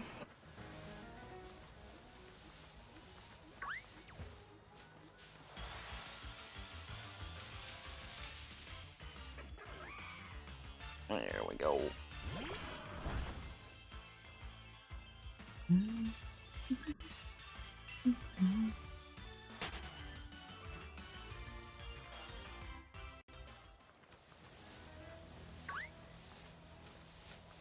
Oh, I can't be getting there. Losing over. Diesel. So there's gonna be definitely another Sneasel then spawning in.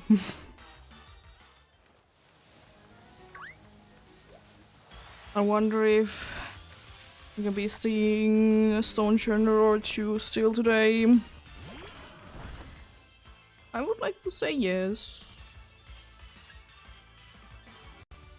I would like to say yes for that, but only one way to find out. It's to be keep doing the encounters.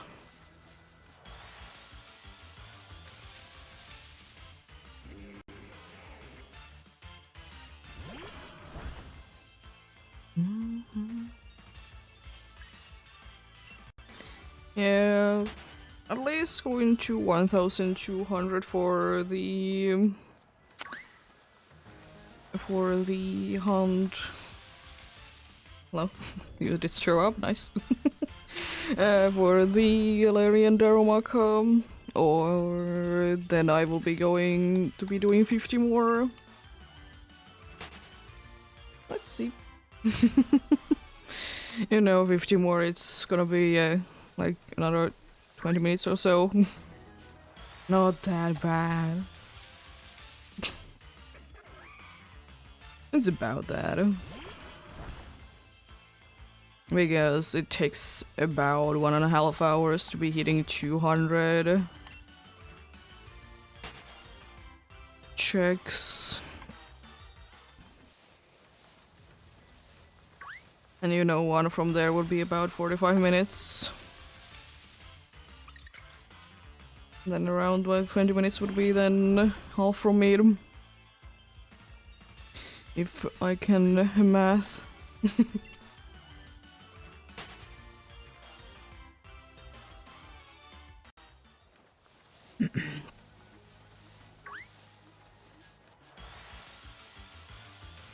Oh, speaking of that, I remember still like when we needed to be learning how to be counting how much time between these two times it is.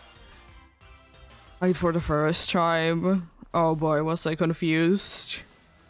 And nowadays I like see everyone be saying that no one knows how to be reading, you know, an analog clock. They only know how to be reading a digital one. I will say that I have kind of always been the type of person that struggles with it. And I did like grew up only being like seeing analog ones anyways.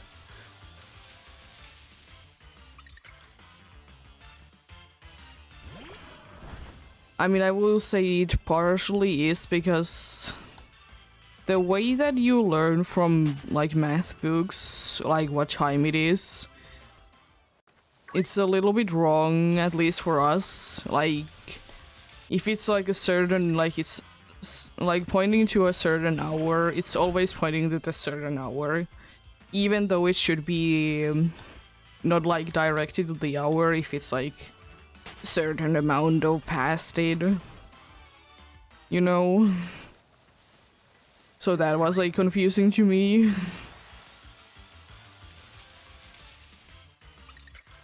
It was kind of annoying. I understand it for like... It does make it more simple. But at the same time I would have kind of wished that the math books would have been showing like how exactly is the time shown on the clock though, instead of like the way that it was. Because, you know, it kind of teaches you wrong how it is.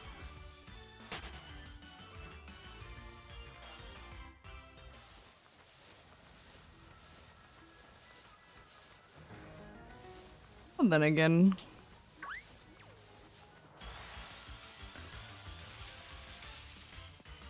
Doobie, what it doobie?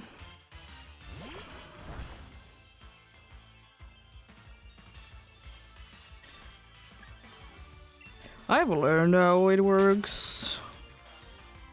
Do I still struggle with it in the morning when I wake up? Absolutely. In like very early morning, or if I'm checking like what time it is, like do I need to be waking up in the night or in the morning? I would prefer to be seeing numbers because like to be seeing the numbers because I'm just like what time it is. It's just like for me seeing the numbers just makes it more clear in the morning.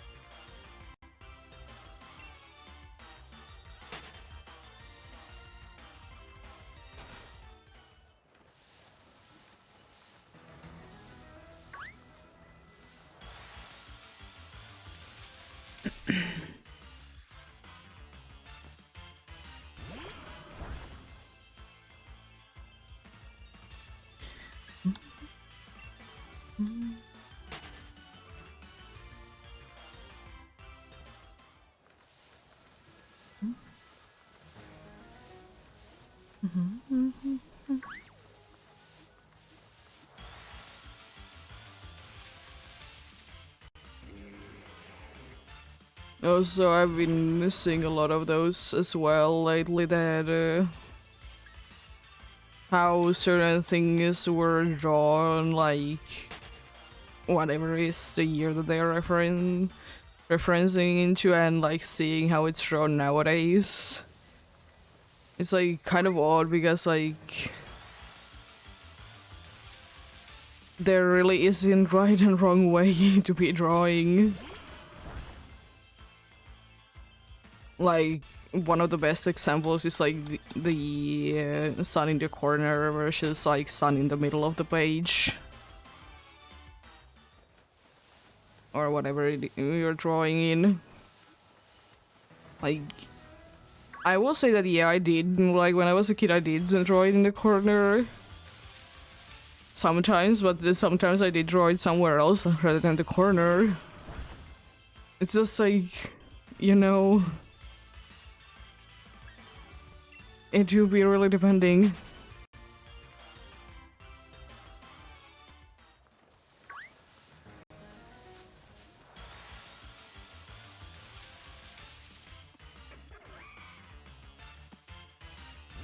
I don't really have those drawings anymore though, but to be remembering that though. Because I remember that there was like a few like things that we did need to be doing for school that you needed to be getting out of your comfort zone and just be doing the things that you don't normally do, which is nice. They're kind of pushing you to be going out of your comfort zone.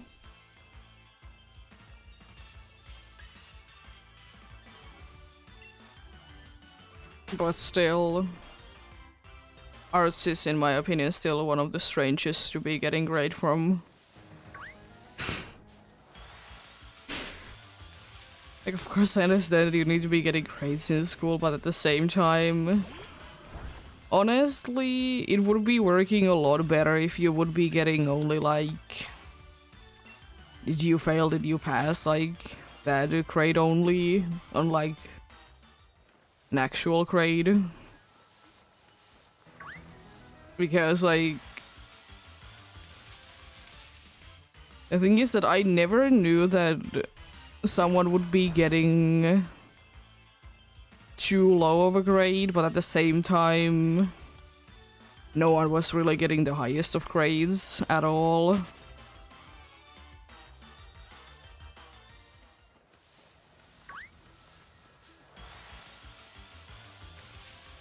That's why I'm thinking, like, why couldn't it just be like fail slash pass only? Because if you're doing like the required amount of work, you should be getting, you know, pass. If you don't, then, you know, you failed. Because the thing is that it can be quite discouraging if you will be getting like bad grade from like art. Because I know it was for me.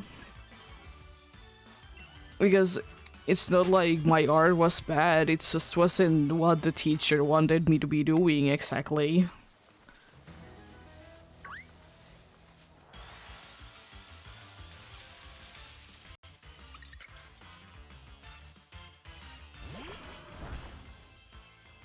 And it's not like we did have few times the case that we did like follow like very specific instructions.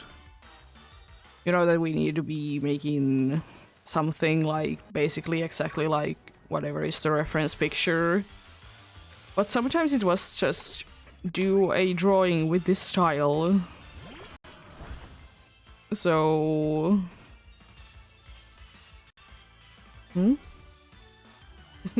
like, if it's like I understand getting grades from like something that is like way way too like specific that you need to be doing exactly like this. But if it's like a vague thing that you can be doing just something in this style, it's just kind of harsh to be getting a grade from that.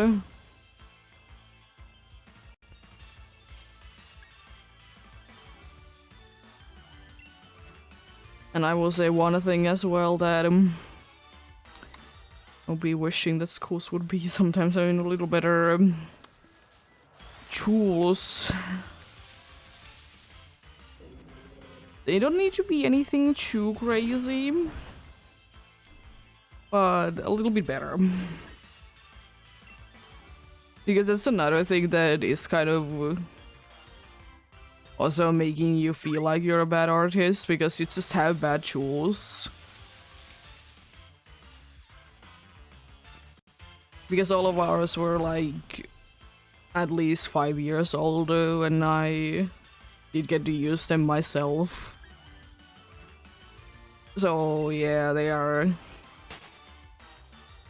broken and everything like that.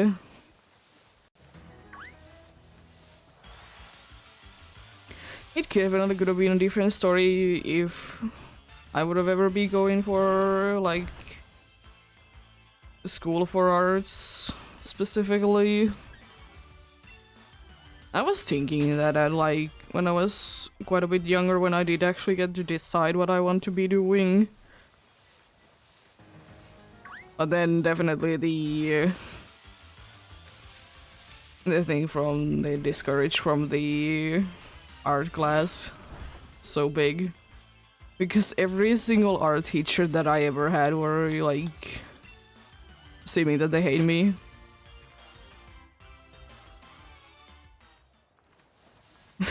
What do I do in that situation? I don't know.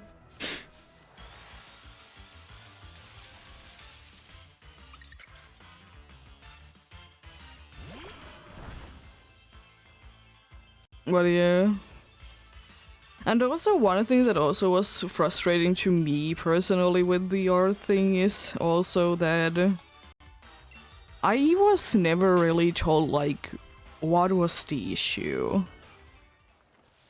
Like, how can I improve with this if you don't even tell me what's wrong? How am I supposed to be knowing what I should be doing instead? Nah, it's just bad. No further explanation.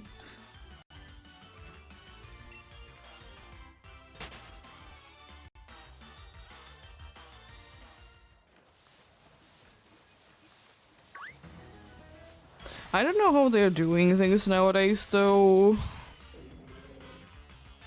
I hope it's better. I hope it's a lot better, because it is indeed in here at least one of those things that you need to be taking quite a good amount of your school time. Like, it's... you have to be taking it.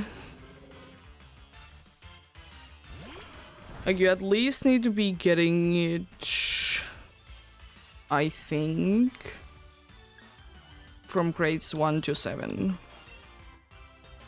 Then the 9th and the 8th and the 9th grade is an optional one.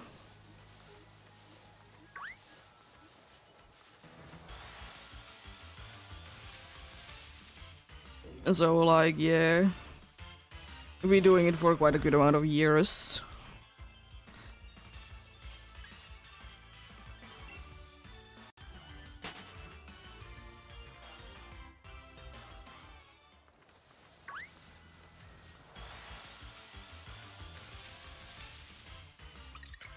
And then there was like some things that I would have been liking to do more, honestly. Like, we did do, I think, maybe once or twice, like working with like clay. But you know you can't be too good at it on the first go. So it definitely would have been nicer if we would have been able to at least get like a little bit of feeling to it before we need to be doing the final piece. Because, you know, school didn't have enough money to be that everyone would be doing a little bit first and then do the bigger one at the end. No, it was just, you know, do it on the first go. Good luck. I don't even remember where we really told like what to actually do with the clay. Like how to actually do something with it.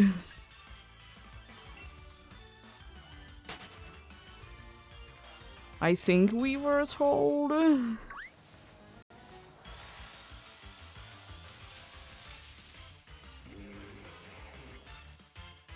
Then again, has it been like actually like 10 years since I have been doing it or even more? Yes.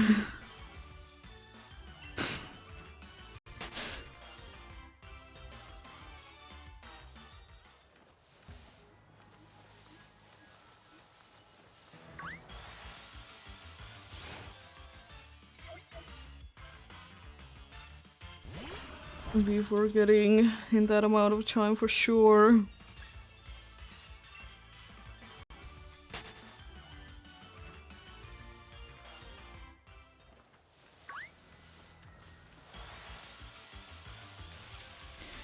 Yeah, it is interesting how things change.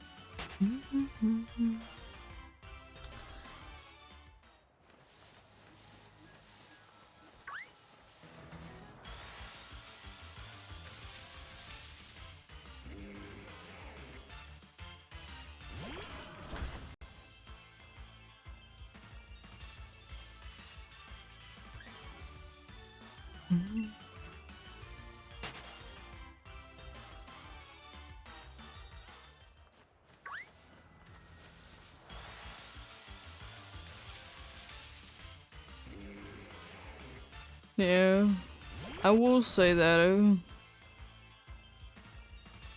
I honestly don't know where like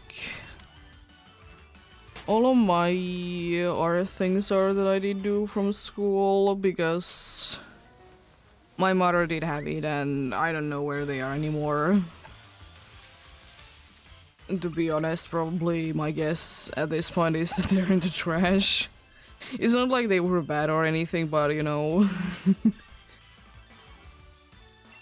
I honestly think myself that as nice as it is to be keeping your whatever you did do, like your parents are keeping them. But honestly, after a certain point, it's just like, does it really matter that you have it anymore because no one is looking at them? They are just in the closet for like 10 years. It kind of would be nice to be looking at them though. Try to remember like what were we doing at that point.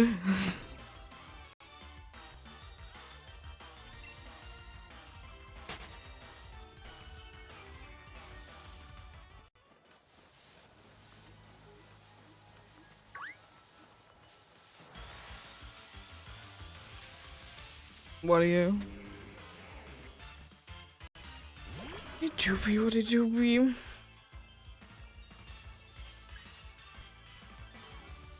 I know at least that one of my things is broken. It was one of the clay pieces.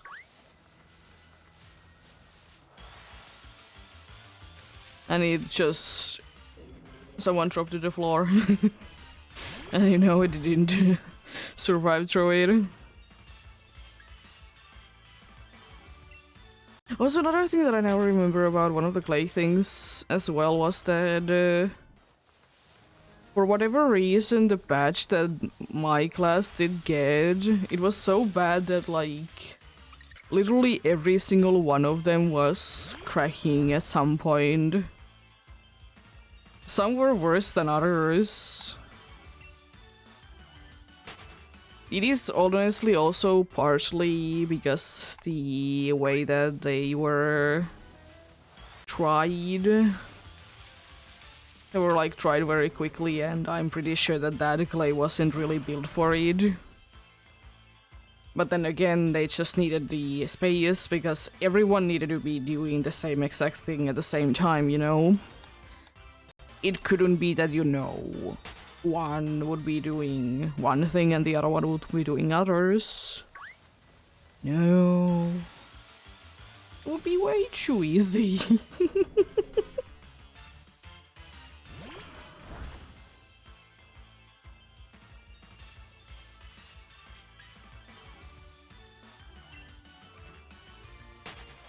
Be way too easy.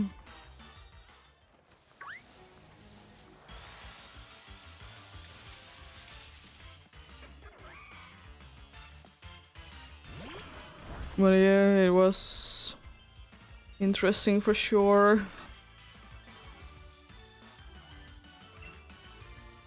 And I don't know. I guess it could be just made about I'll be getting quite bored to be teaching the same exact thing for the 5th time in one day.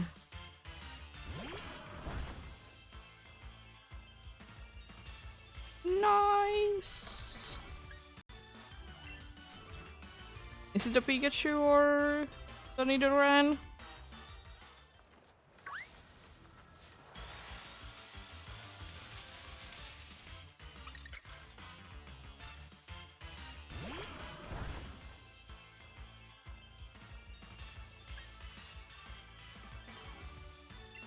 Nice! Are you planning on evolving it? Keeping the chain going and getting some more?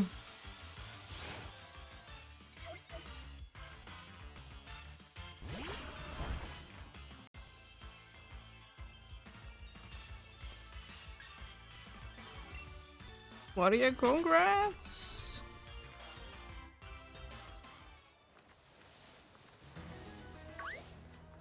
And you were hunting the male one, right? So you got a blue one.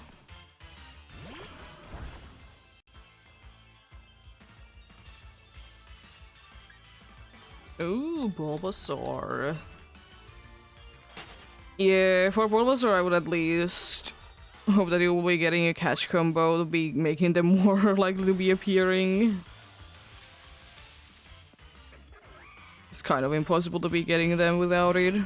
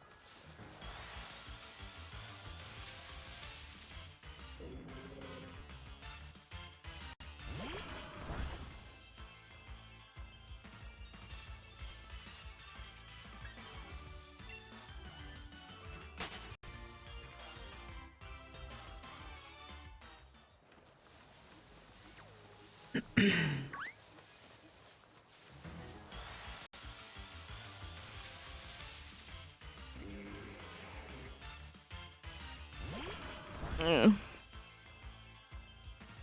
Bulbasaur is definitely an interesting hunt. Hard to be getting going, but once you get it going, it's not as bad. I mean, it's anything with the what are considered to be the rare spawns. Some say that they are special spawns.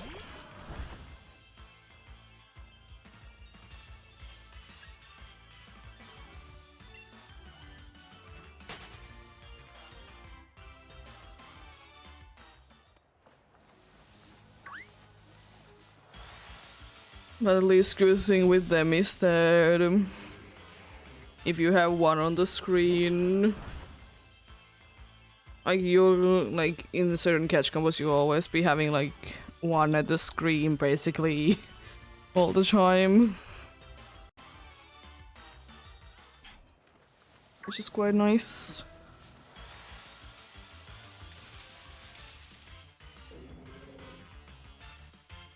But yeah, we soon done for the day though.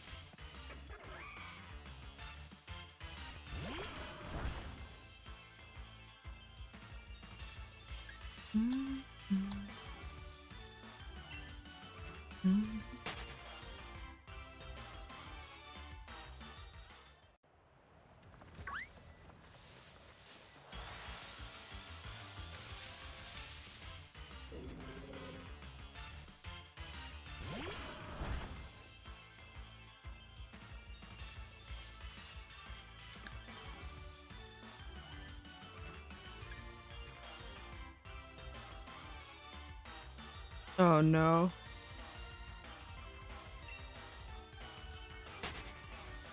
I hope only I can hear the weird audio.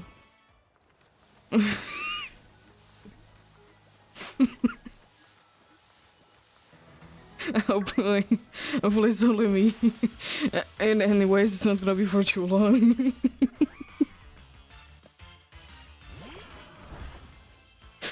No.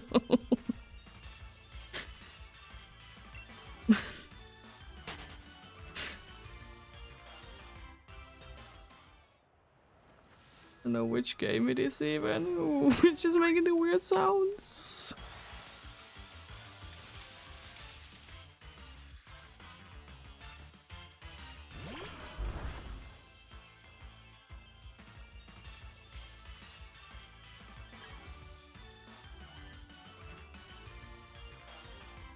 Well, I can quickly check it out.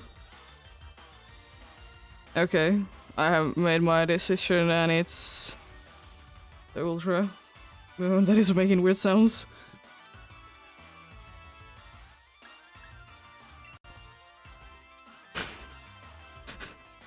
All of a sudden, weird sounds.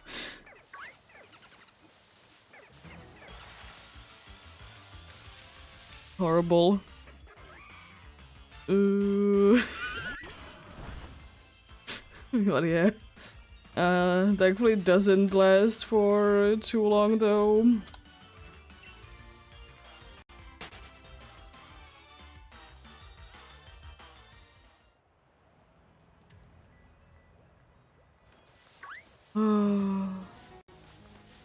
All of a sudden, out of nowhere. Audio. I don't think it's my whole entire computer. If it is, I can easily fix it, but I hope my mic is at least okay. Usually it doesn't affect my mic, it's usually only what I'm hearing.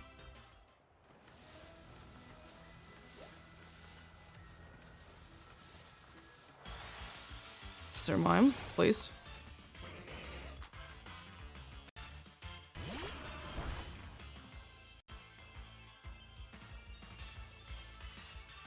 Come on, Malonakila.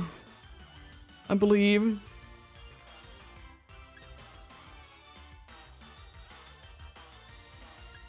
One more encounter to be going.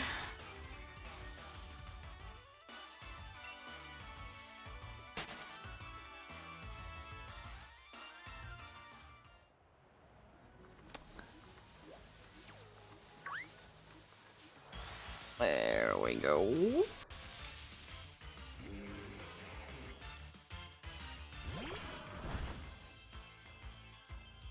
Nothing on the last ones. Yeah. We might be continuing this tomorrow. Possibly. We shall see. And this is possible, maybe Dynamics Adventures. Not too sure. But yeah. Thank you so much for watching and sticking around. Have a great rest of the day. Remember to take care of yourselves. Remember to do everything you need to do today. And remember to get enough rest as well. I'll see you guys indeed tomorrow with something. Until then,